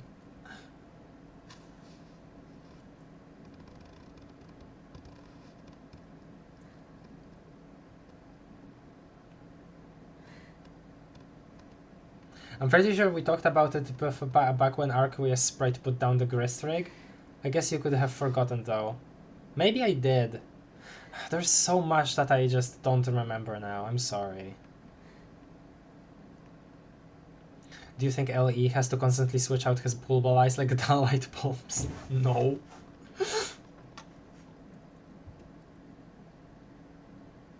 I often rewatch these streams. I find a lot of things I missed because I was typing. Oh, do you do? Oh my god, I'm so flattered actually that somebody would do that. I do wonder about a normal session looks like if all the sessions were shown, we are shown our abnormal examples. Yeah, that's what I always also wonder. Well, it's kind of easy to imagine, but we don't see it in action, really.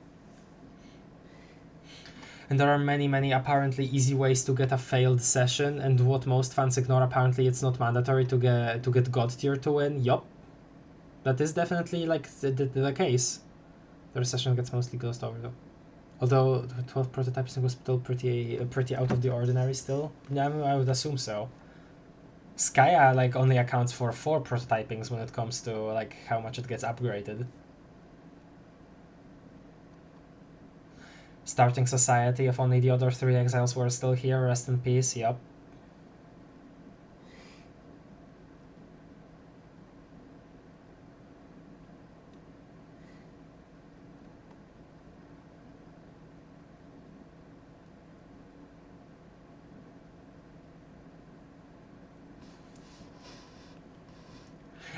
I don't think it's portraying them as endgame or necessary. I think it's just cool to see characters get that upgrade, you know, get those different clothes.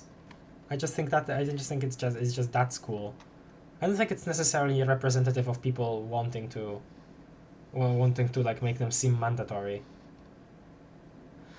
They're not mandatory after all. During the troll session, only Vriska and the Radio and God tier and Aaaaand did it after they already won and were hiding in the meteor. I would think God tiering is mandatory for time and space players though. Nah, honestly, also not really. Like, what would they need actually that for? They can do that stuff without the God tiering that they need to do. Despite the cliffhanger, I prefer Act 7 to Collide because of its animation and pacing. I understand that. Straight up leaving it, and by it, haha, let's just say the canon. Oh! You think that would be the representative of that?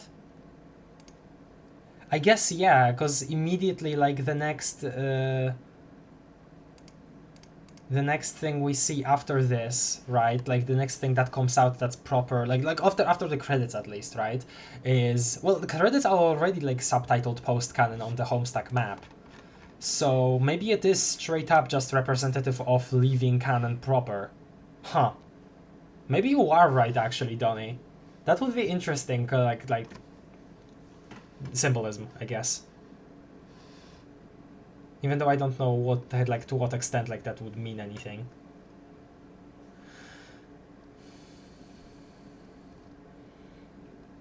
Honestly, with how much Homestuck breaks away from literary norms, I almost would have expected an open ending. Huh.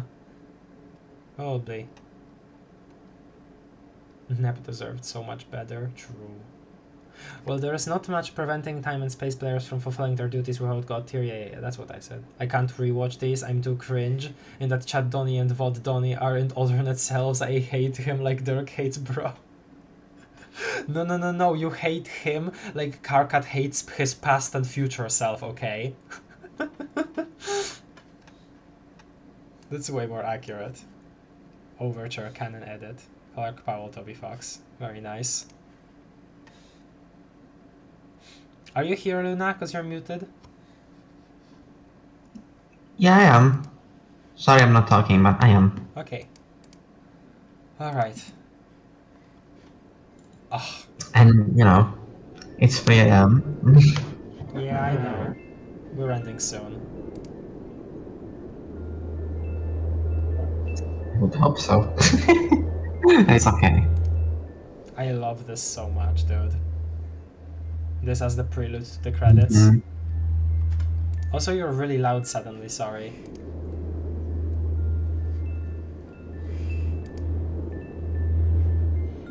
Hang on, let me try something.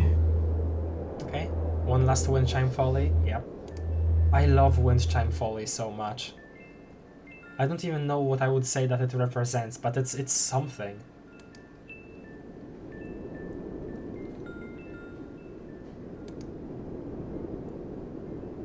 Hell yeah. The frickin' this book. Signed by Dave Strider. Okay, here we go. Banger song. Actually last thing in the comic. Greetings from Earthsea. Okay, we'll get to it. I think the fact that they do end with this tease that a lot of people would still consider canon over the epilogues is cool. Okay, you're gonna hear me way differently now. Hi. Hi. You didn't have to change that much. No, I was using the wrong mic. Okay. There is a slight echo of me. So Okay, then maybe the worse mic is better. Wow, the fallen shoe is still there. That's crazy. You'd think that after a freaking like planetary collision, the shoe would have at least tumbled to the end of the staircase. Okay, I changed back to the bad microphone. Okay.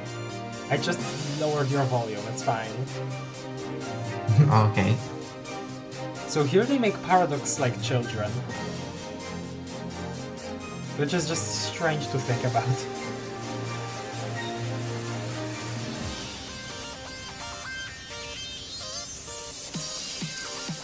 R.I.P. Buzenkai, yep.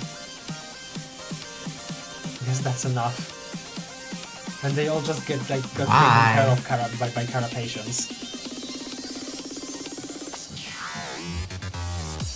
And they just skip to the future. I do think it's a bit strange that it's a bit strange that they seemingly don't. Yeah, time travel, that they don't stick around for a little longer. But whatever.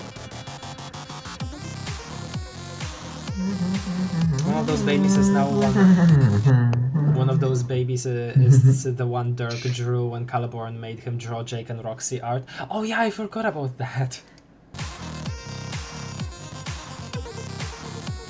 Creators return at last. Yeah, this is my main gripe with this. This is like, because like separating everything into Human Kingdom, Troll Kingdom, Carapace Kingdom, and Consort Kingdom. It's like maybe a little fun visually, but like these guys wouldn't be good rulers, first of all, and second of all, that's like so arbitrary. It seemed like before this it was like kind of a united society, so why separate it into 4 kingdoms, first of all? And second, that's kind of undoing the like WV's whole thing. Unless this is way more appearance-wise, they're not like actual rulers. That's just aesthetics, right? It might just that just be the case. But you know, I'm seeing this and I'm assuming that they are like rulers now, which again feels very strange to me. Why they would like separate everything like this. Like again, undoing what like the entire thing that WV tried to do, which is get rid of monarchy.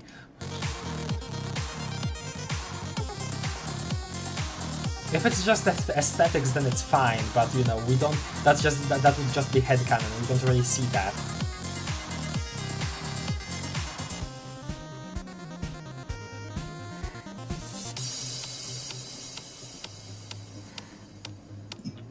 Like, last but not least. You guys. I like this. Them hanging out again. Macaroni cake. Multiple John birthdays seen in this. Oh. Yes. Very nice. Rorb. Oh, I don't remember. I didn't remember this. Fucking dad wearing a different colored suit. Also, put that away. What the hell, man? That's why he died. He was allergic to the different color.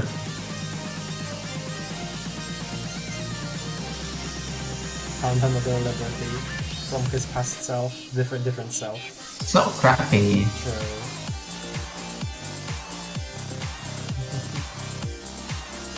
Now that I got, what is this even?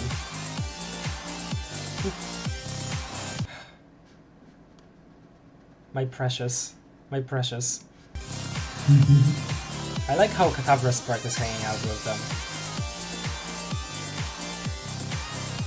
Oh yeah, like yeah. Let me actually get back to that. Let me actually get back to. Yeah, this. Trickster mode, like only time Trickster mode Dave appears, because John appeared in the freaking secret mode of that one walk around. Dave is just for completely first time. Why do they even do that? Is that just their equivalent of getting drunk at the party?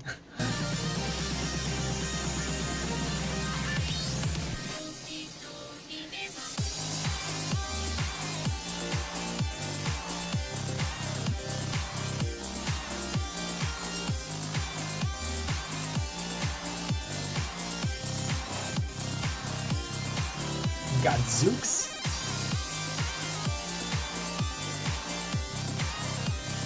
18th birthday.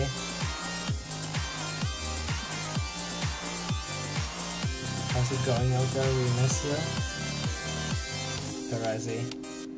My headcanon for find her yet? Oh man. My headcanon for this entire thing is that because of like the non-linearity of everything in Paradox Space, and because the stabilizing cracks in not in Paradox Space, in the furthest ring, and because the cracks are gone, everything is back to being completely relative. So essentially it's like she keeps like going away from it and then going back in to like switch basically like time periods of the general area around the pocket to see if she can find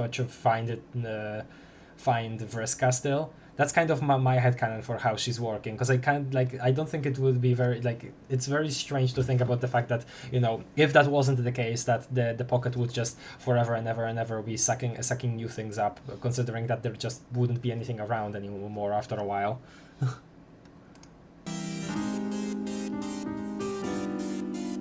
More like 3 months, honestly, Cookie. Aww. Yeah, it's still sucking up new ghosts, so it's definitely some time frickery going on with Terezi exploring the general area, quote-unquote area. Come back soon, okay? Soon, quote-unquote, whatever that means out there.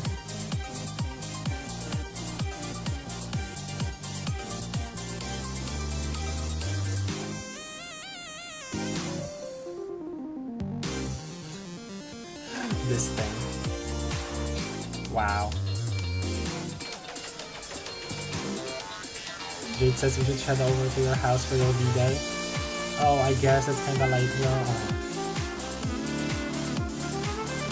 See, this is why I was like super, like, kind of weirded out by the fact the sign is still up, please. This is why I was kind of weirded out by the fact that they just separated, you know, themselves. I would have thought that they would have lived in like relatively close by to each other, right? So it's like, huh.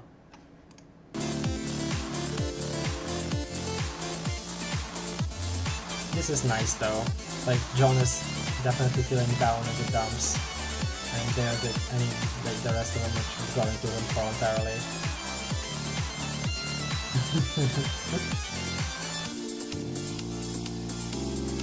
Whoa. New Robo head.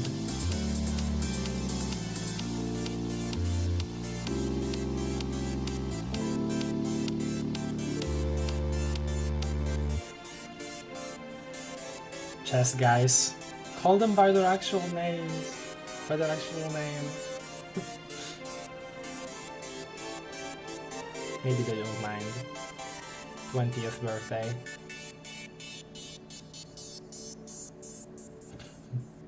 The shaving cream on the sink.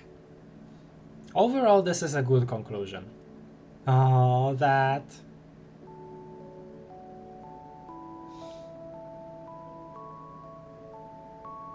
His dad is still gone.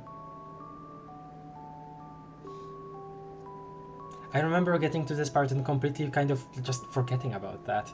God, from the future, the fact that this just happens. Step off.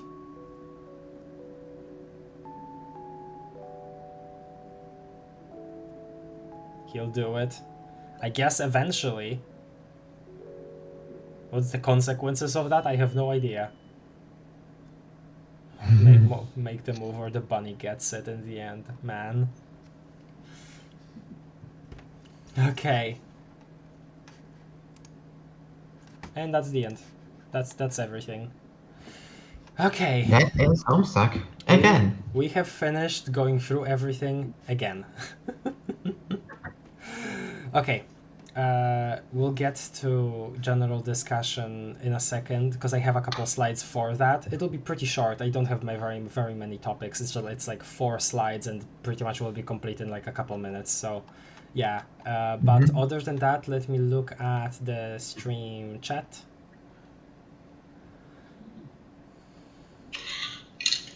I need to head very silently to the bathroom for just a couple of minutes.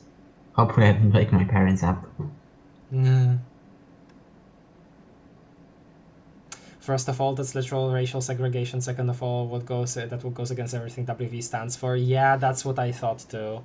I didn't want to think about it as racial segregation because like I kind of thought that it would be just themed around those stuff. But yeah, it is definitely such a strange part of it all. Like other than the kingdom stuff, it's like it definitely feels not thought through, that part of the credits. Other than that, it's just a really nice conclusion to everything, right? Like it's just why did they include that part? It's just blah blah blah blah blah blah blah. It's fun to see them in their starter outfits again though. Yup.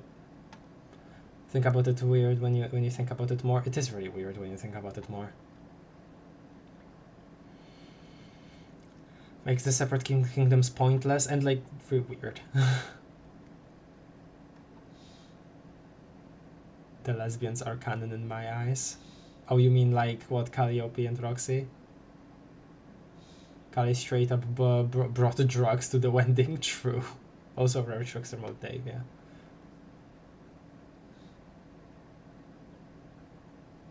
What's with the uptick of Homestuck Let's Read streams on YouTube also? You guys are the third we've seen. Well, this isn't our proper Let's Read. That's a different series. This is us talking about the comic after we've already read it once. So it's pretty confusing. I'll talk about it a little more in a second. About that, because I actually have that as a topic, but yeah.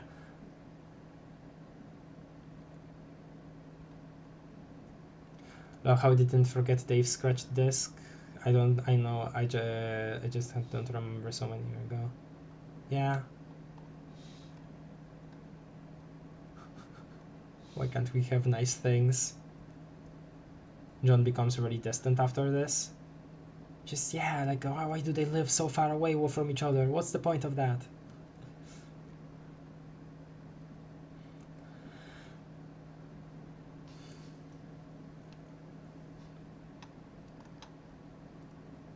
I'm gonna scuttle off after this and continue sprite making. I have ongoing projects to do. I was making sprites for himself, a fandom, I mean. Cool, okay. Good luck with that.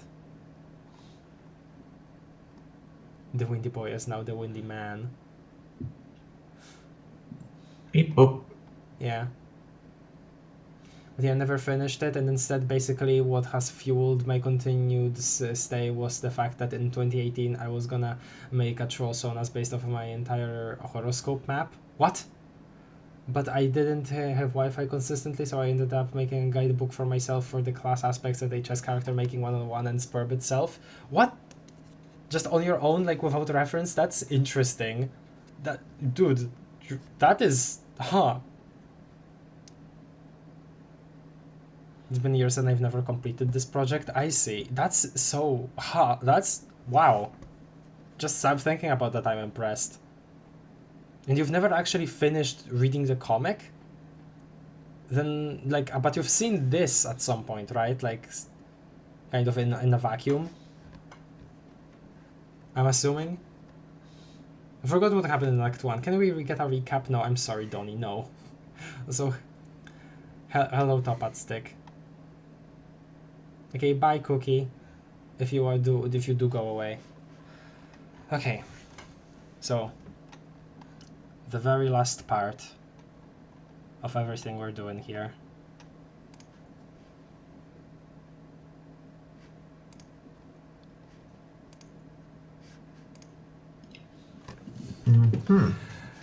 I already said that I like Collide. I already said I liked everything about after Collide, and I already said that I like Act 7. And I already said what I wanted to say about credits, with my main gripe being the kingdoms, like pretty big gripe. Other than that, it's pretty good. Okay, let's get to this. Let me put on some music.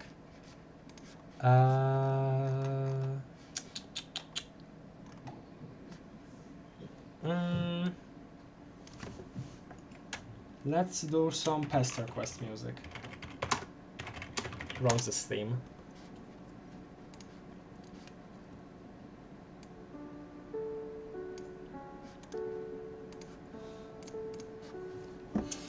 Okay. So here we have this slide. Let me just read it verbatim. The flaws with this series. I should have stuck with the initial plan. I can't actually get into details if I'm not rereading the dialogues. This should have always been just a general discussion. There is a typo there. So obviously this has been very clear since a couple episodes ago, but I guess my drive to actually finish it in the format that it's been going on through like a while ago, I can't tell if it was truly, you know,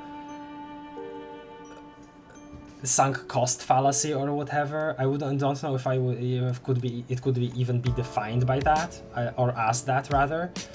But yeah, I definitely felt like if I were to stop doing it as I was doing it, I would feel really guilty, especially since we had like specific topics to talk about for a while there, like occasionally when we stopped over. But for the most part, it was just skipping over parts that I wanted to talk about, but I didn't have the words for it at the time, especially since I didn't remember specifics. So it should have always stayed me just generally talking about everything, and the fact that that we just kind of kept going with the panel by panel thing, that's my fault. But I also felt like if I dropped that format, it would also be really weird. So I guess it's just that. What do you think about that, Luna? Because I think we talked about it a little one time. It was hard to follow your what you were saying because you cut out so much. I'm sorry. Just now? Yeah. Oh, god damn it. Well, what do you think what's on the slide right now? What do you think about that? Well, I'm gonna look at the stream since I can see it myself. Yeah, I thought you already would.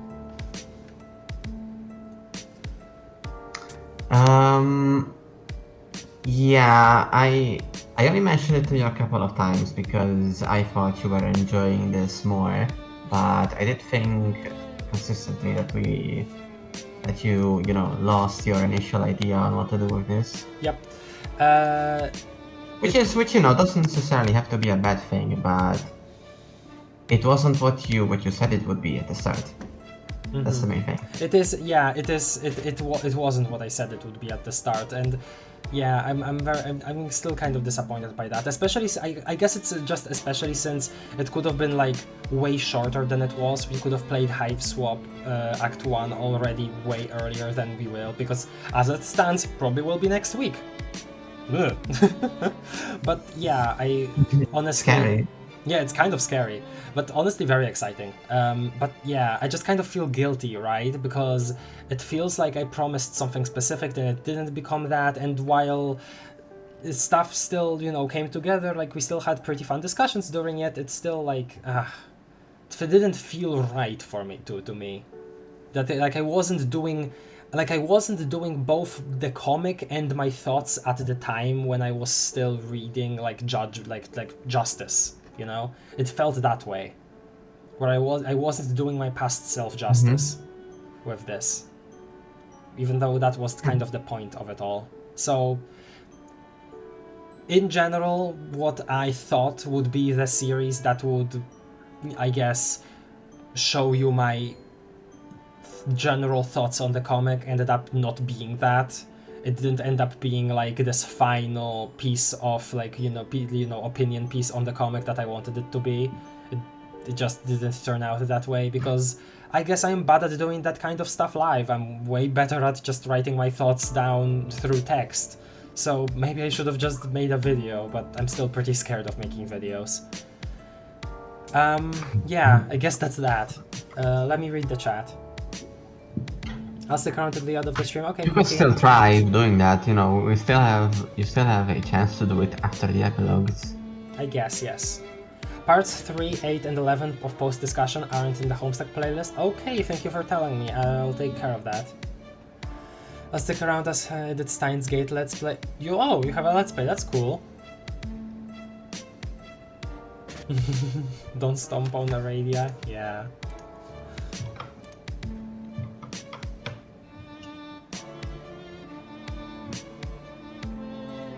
To explain things, what you were saying before, Percy, to explain things, 1 Mage of Void, 2 Super Autism Dabs. Okay, thanks. It's a good message. It's a good choice. I still enjoyed it and we still discuss it. Yeah, I know. We definitely, okay, if we did a general discussion, we certainly wouldn't have gotten into the deets of very specific things, but that could have been done at a different time. I don't know. There's just... Yeah, it just felt weird and I felt guilty for stretching it on for so long. Like, I know that y'all, reassured me about it plenty, but still, felt weird. I only started watching live after part 9, but I liked the panel by panel format. Okay, well, thanks for that at least. I very much enjoyed all of your Homestuck stuff, Craft. Thank you so much. Well, I guess now I can say both this and the initial actual read-through I am extremely proud of, not because it's that quality to me personally, I guess, but because I just managed to do something consistently for a very long time and complete something like that, you know? Like, I know, like, I look back, or I remember stuff I've said in some of these, you know, streams before, and I just think, oh man, that was cringe, or I should have said something different, or oh man, I mistook Casey Green for freaking Ryan North, why did I do that, or I mistook this person for this person. I just embarrassing stuff like that, I remember, and I just sort of cringe, but as in general, as a whole, like, yeah, I'm very happy that I did this, and I'm happy that so many people tagged along.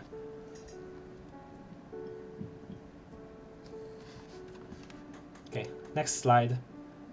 Okay, let me also just read verbatim. If there is anything I've learned, it's that Homestuck is far more fun when you properly dissect it or when you reminisce about the whole. Me trying to go scene by scene and still recall specifics just didn't work as I thought it would. Yeah, I guess we already touched on this. I just sort of put dialogues on this slide because it's mainly the thing that made me feel bad about it all, you know? Skipping it all while still trying to remember what it was about, what these were about. That kind of stuff, you know?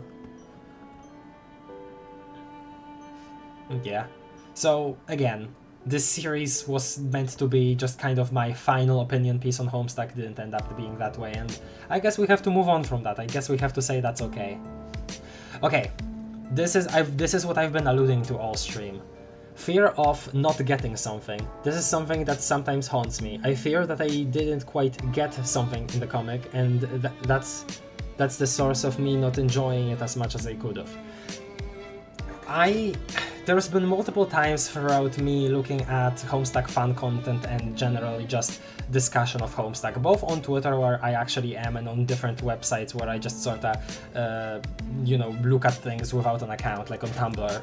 And there are while there are times where I just, oh, I didn't know that about the comic, that's super neat, I really like that, I have a new appreciation for it. Sometimes it's framed as, oh, Homestuck fans don't know what they're talking about, they don't have the ability to actually analyze the comic they like, and it just sort of gets super sad because, oh, I didn't actually know about that, or didn't analyze it that way, or didn't interpret it that way, and maybe that's why I disliked this part, maybe that's why I was unsatisfied with this part. And I know that I should, despite all that, I should, like, even if I, like, I sometimes fear that I should be more, I guess, accepting of my own thoughts about it, like my own, like, actual, you know, in the moment thoughts, because I couldn't control those. And while I've done much thinking about it and analyzing, you know, afterwards, it's not complete. I will never have like a complete view of the comic, and you know, my initial thoughts are still my initial emotions are still my initial emotions, but still, just seeing that kind of, you know, message parroted over and over in many different places where Homestuck fans don't even get this about the comic, don't even get this about the comic, it just sort of brought my mood down a lot about how I, you know, interact with it, I guess. And the reason why I put Caliborn and the Trickster kids here specifically is because they're two, I guess, they're related to two things about the comic that I found out from somebody else, or I guess from somebody else's analysis that I just didn't realize at all before, which is that, well, okay, now I actually don't remember the Trickster thing, so I won't say it verbatim, but that while Callie, her, like, both Callie and Caliborn were sort of, you know, I knew that Callie and Caliborn were different ways of looking at the fandom, right? Like different aspects of the fandom personified, or people just in general responding to Homestuck itself. And that the way that Caliborn in Homosac treated the female characters was sort of meant to also symbolize how some people wouldn't care for the actual character of these characters, but just use them for, you know, those kinds of fantasies. I guess I never ended that was supposed to be commentary on that, and that makes sense to me, right? But I never connected the dots about that, and I'm pretty sure I remember a post talking about that, being like, how can Homestuck fans not realize this? And like, I didn't realize that, and I feel really bad about it. So yeah, that's why these two are on the slide. Let me look at the chat now again. Panel Homestuck discussion where we all go into a big room and debate and yell. That's already happened plenty of times before. I gave it gripes. I still firmly believe to be one of the best out there. Okay, thank you. I'm very, very glad. Random thought, but I imagine that John and Rose were bullied at school. I imagine Dave was bullied at school. Too, as in. Just enjoy it for how it is for you. Well, yeah, it's just sometimes that kind of sentiment does get me down. Also, oopsie doopsie, I messed up the thing. There we go. Okay. Moving on. Now for actually talking about the comic as a whole. It's something. Like I said before, despite all of my grievances, and there is so many things to have gripes about, it is a very fun ride when you're actually reading it. Like, I don't want to forever be trying to evaluate it as a whole when I like have so many freaking gripes with it. While I was reading it, I had some gripes, but I had less gripes, and I was, you know, just constantly enjoying myself, even in the parts of the comic that I now see as like incredibly like flawed, or they could have done this, they could have done that, missed opportunity here, missed opportunity there. Even if I personally have those feelings, which again, other people might disagree with, I still think that, you know, what's most important is that I had that initial experience, and that initial experience was just so positive. Like, the pester logs have gotten me like so many, like, to laugh so many times, way more than like almost any other writing in any other piece of media before. They're just so cool, and I like what it sets up. I like with the world building. I like what it does with a lot of the characters, even though I'm dissatisfied with others. But again, that ride was great, and I will forever recommend reading the comic to others, you know? There are a lot of people that are pessimistic about it enough to the point where they're saying like, oh, I would never actually like recommend this to anybody, but no, I would. And I still am. I still pitch Homestuck to new people like almost every week, pretty much. So yeah, I still think that it's a very good experience to just go through it. It's a good comic for that, you know. Whatever we do with post-analysis, just, you know, extra stuff, pretty much. Well, obviously not in its entirety. I think it's very important to also consider, you know, first experiences, how that could be, you know, influenced by something being done differently. But I guess I'm just only saying that because talking about certain like parts of the comic so generally, and me constantly saying, oh, I wish there was this, I wish there was that, has gotten me to be a little more pessimistic about it all. But I did realize somewhere along the way that no, my first impression of it, when I like actually got through it, I had like so much enjoyment in myself. I need to actually remember that, because it became a little easier to forget somewhere along the way when I was doing this series. So yeah.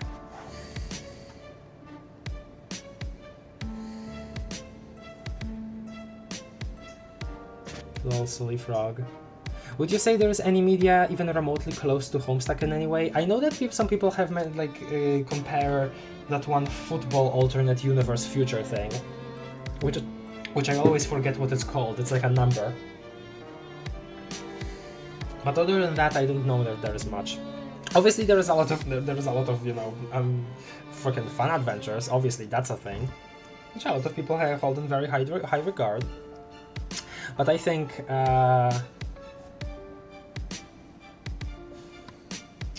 I don't know if I would really compare anything to it. There is a lot of stuff that has similar impact, but not quite this scale, this vibe, this general, you know, Homestuckness, which is, you know, you shouldn't really aim to replicate anything like that. If that happens, then it happens. Yeah. Nobody hates Homestuck more than Homestuck readers themselves. I don't want to say I hate it though. Even as a joke, I don't want to say I hate it. That would just be counterproductive to what I'm trying to do by actually, you know, trying to express my thoughts and feelings about it, you know. I feel like that would just be counterintuitive to that.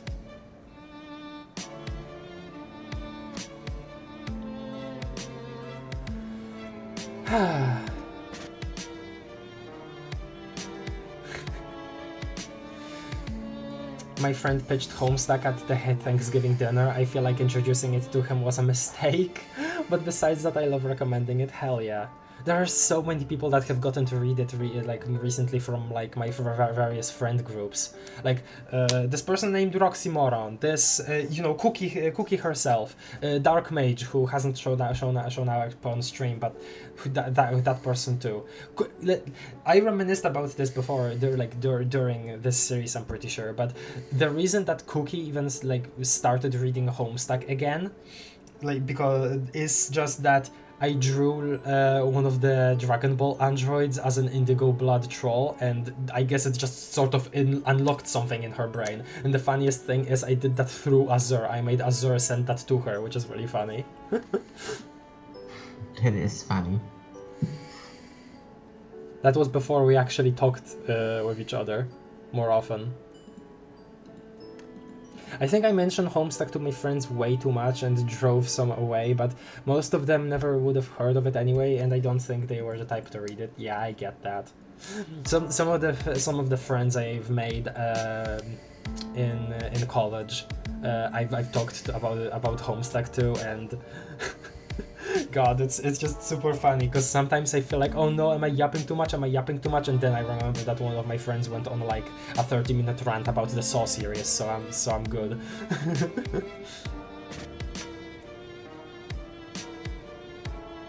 I'd argue that early English Danganronpa fandom was comparable. Well, I don't think they were talking about the fandom, just the actual media itself, but that's funny.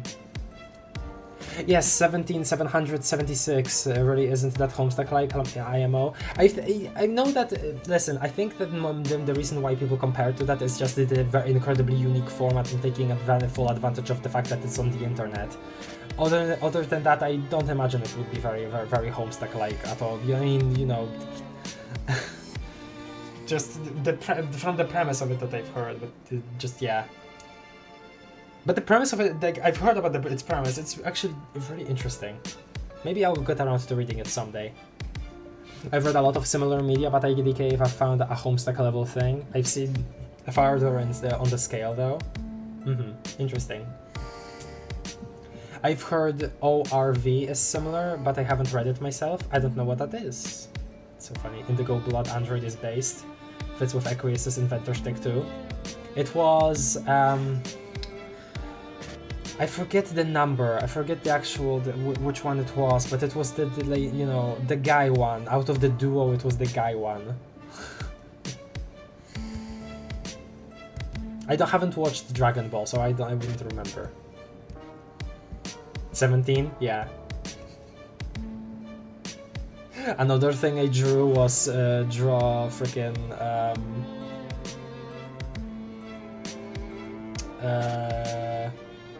what's her name again? The green fusion. That one. From Dragon Ball. As Dave Peta, but I forgot. Oh. Dave Peta asked her, sorry. What's the name? Kefla? You mean yes, like the yes, girls? Kefla. Yeah. Dave Peta doing the Kefla pose, that was awesome too, yeah. I drew that too. I also sent it to Cookie then. I think you drew Goku as a troll too. Yes, I drew Goku as a troll, yes.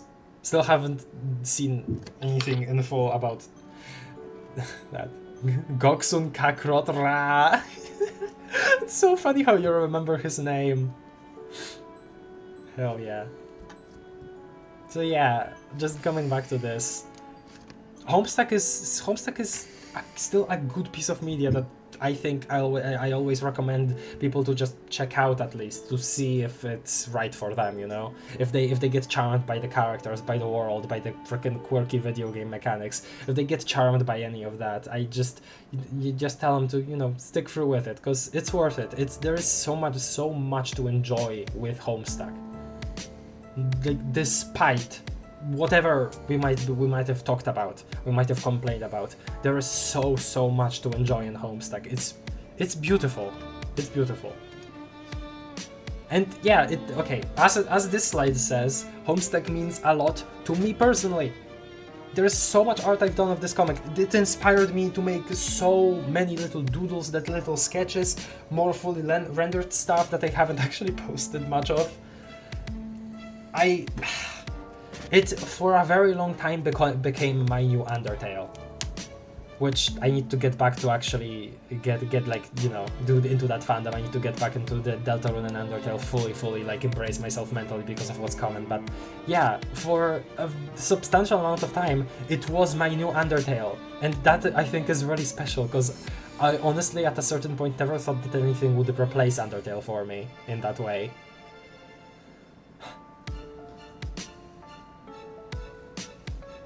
So I'm very excited for whatever may come next. I'm still considering reading on it, like Karkat Goes to a Convention on stream out of all MSPFAs. But you know, before that, obviously we're still gonna see a lot of the official stuff. We're gonna talk about the epilogues. We're gonna play the games. We're gonna start with Hive Swap Act 1, then Friend Sim, then Pester Quest, and then Act 2. And we'll see when Act 3 comes out, and we'll read post-canon. There's still plenty of Homestuck to go around. Plenty of Homestuck-related things. And yeah. We'll just do that. Let me take one last gander at the chat. Homestuck is my favorite story ever, and I'm not sure if that'll ever change. That's awesome. That's awesome. That's just honestly awesome. Dave image for this caption, relatable. Yeah. I think I don't know. I don't even know what my reason was for picking this panel. I just remember him smirking while talking to Jade over the computer. Just felt right for this one. I can relate to that, especially Arana. So on an extremely personal level. That's awesome. That's awesome. I have so much attachment to a lot of this comic, dude. Homestuck casually influencing all of its fans' creative works. That too. Deltarune comes out and you'll watch my metamorphosis into chaos. You know what? Sure, I'll enjoy it, I think. Honestly, Cookie. Honestly, it's the only piece of fiction that has a character that I actually relate to, which is really freaked up when I put it that way. Wow, okay. What character is that?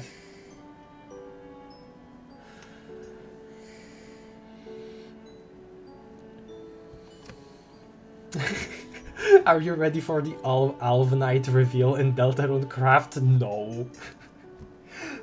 Honestly, my current thing is maybe it's just multiple people that night. It doesn't have to be one person. That's my main thing currently.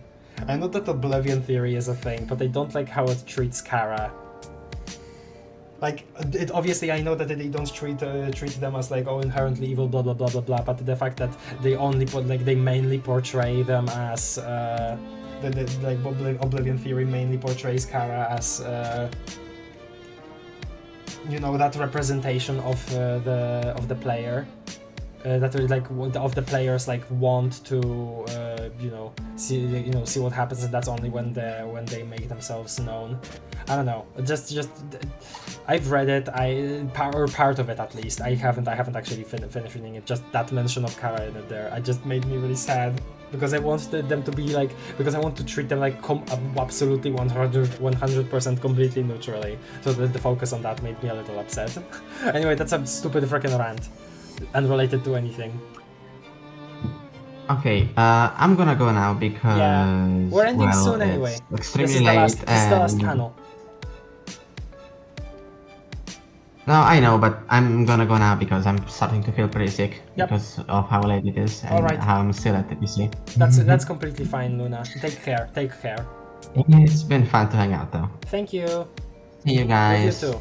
And Bye thank you bye. for joining us on this series. Yes. Bye bye. Just notice he's smirking. Yeah, it's the when he's smirking is specifically the page where he is talking to Jade, and I think that's awesome.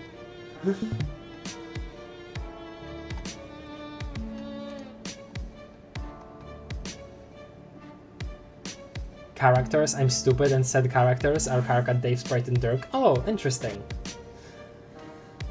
Like how Dave's smirk is just one extra pixel added. No, it's 3 pixels actually.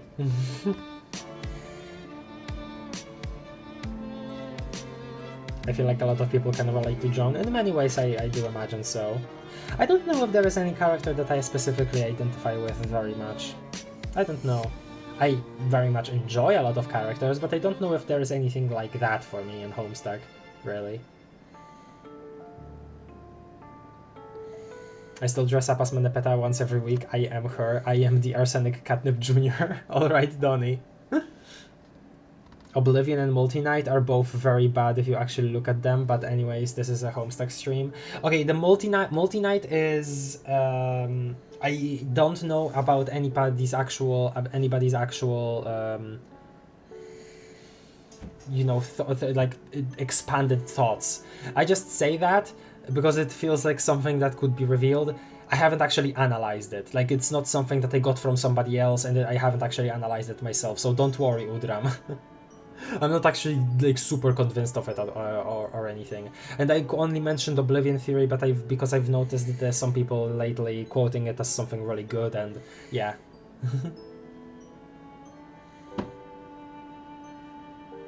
Yeah, it is very late. It is almost 4 AM, yup. Do I even have to say who I relate to the most? I guess Aaaaand, question mark? You're wearing your John shirt right now. Wait, Cookie, you have a John shirt? Oh, right, you said that you dressed up as John for the selfie, but oh my god, I didn't think you have a John shirt. Okay. Well, thank you for watching. Thanks for watching. I guess this is a repeat of how I felt before already in our initial read-through. So yeah. Thank you, everybody. I discovered Homestuck around 2 to 3 years ago because of Undertale. I haven't fully understand it, but I understand now it represents like early 2010s internet culture and why it was popular. When I was talking about understanding things, I was most also thinking of stuff like just in the comic itself, like the story, not understanding parts of the story. But I guess you're talking about something different. I do think that it's a really neat, I guess, semi-time capsule of that internet culture, I guess, yeah. A lot of people do have it, do name it the most internet story on the internet, which is, I think, a cute nickname for it. Brought my Karkat plush when trying out All-State Band? What? For All-State Band? Oh wow, okay, that's funny. How did that go? If I had to like specifically point out something I really love about Homestuck, it's Andrew Hussey's prose. It's starkly unique and likable. Absolutely correct. Okay. The prose in Homestuck, like the little silly, like intrusions, like words you would not normally use, or like replacing stuff with like more complicated stuff that didn't have to be there, or like describing complex things in like very everyday simple means. Like all of that combined, it makes for a very unique reading experience, very unique like writing style. I absolutely agree with you, Cookie. I've never really thought about it, but like, yeah, reading that message, I absolutely agree with you. Haven't been to many streams, but I love your commentary and chat's commentary, and maybe I'll try to catch some non-HS streams. Okay, glad to hear that, Fullbound. Hopefully we'll get around to continuing Pacifist Undertale Yellow, maybe next week. I hope I get that done soon so we can do Deltarune. We can do a replay of Deltarune. I haven't played Deltarune on the channel, obviously. I did that back in 2021, but yeah.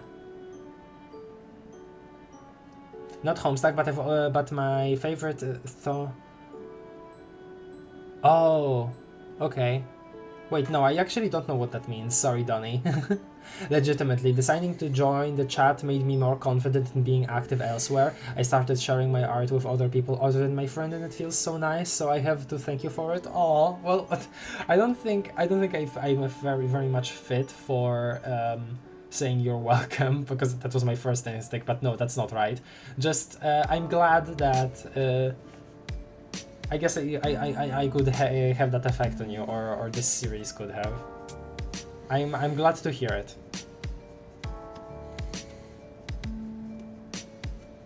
Karkat was in my pocket during the audition. Oh, okay, yeah. No, I did understand it correctly what you were saying. I made the second jazz band, but not any concert classical bands, but getting to go at all makes me happy. Oh wow, and Karkat was there. That's so awesome. I'm gonna oh, hello Aster Corsiglia. I hope I pronounced that correctly. Gonna get to post-canon, I'm curious. Yes, I'm gonna read the epilogues on my own, do a stream of just talking about them, not going through them, just talking about them generally. And after that, we're gonna read Beyond Canon proper on stream. I just know that there are some things that I would much rather just have the power to not be on stream, not be in the public eye. I know of some things that are in the epilogue, so yeah, I'll just leave them out. I'll leave them for myself on my own.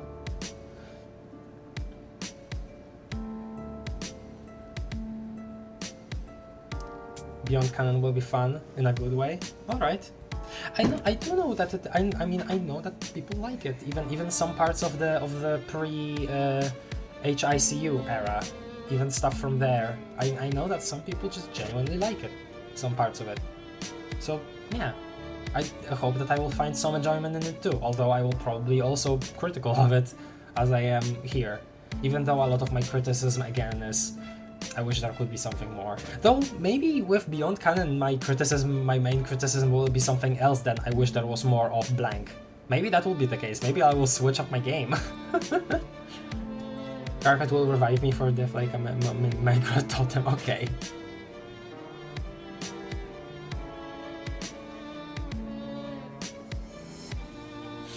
Alright. Proper end. Question of the day that you can answer in the comments if you feel so inclined to. What makes Homestuck special to you? Like, what really brought you in? In what way do you really connect to it? In what way is it really interesting to you? Anything like that. Just, you can say one thing, you can say multiple things. That's the question of the day for the end of this series.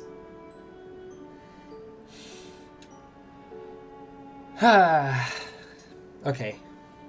Thank you, everybody. Leave a like if you're still here. That would be very nice of you.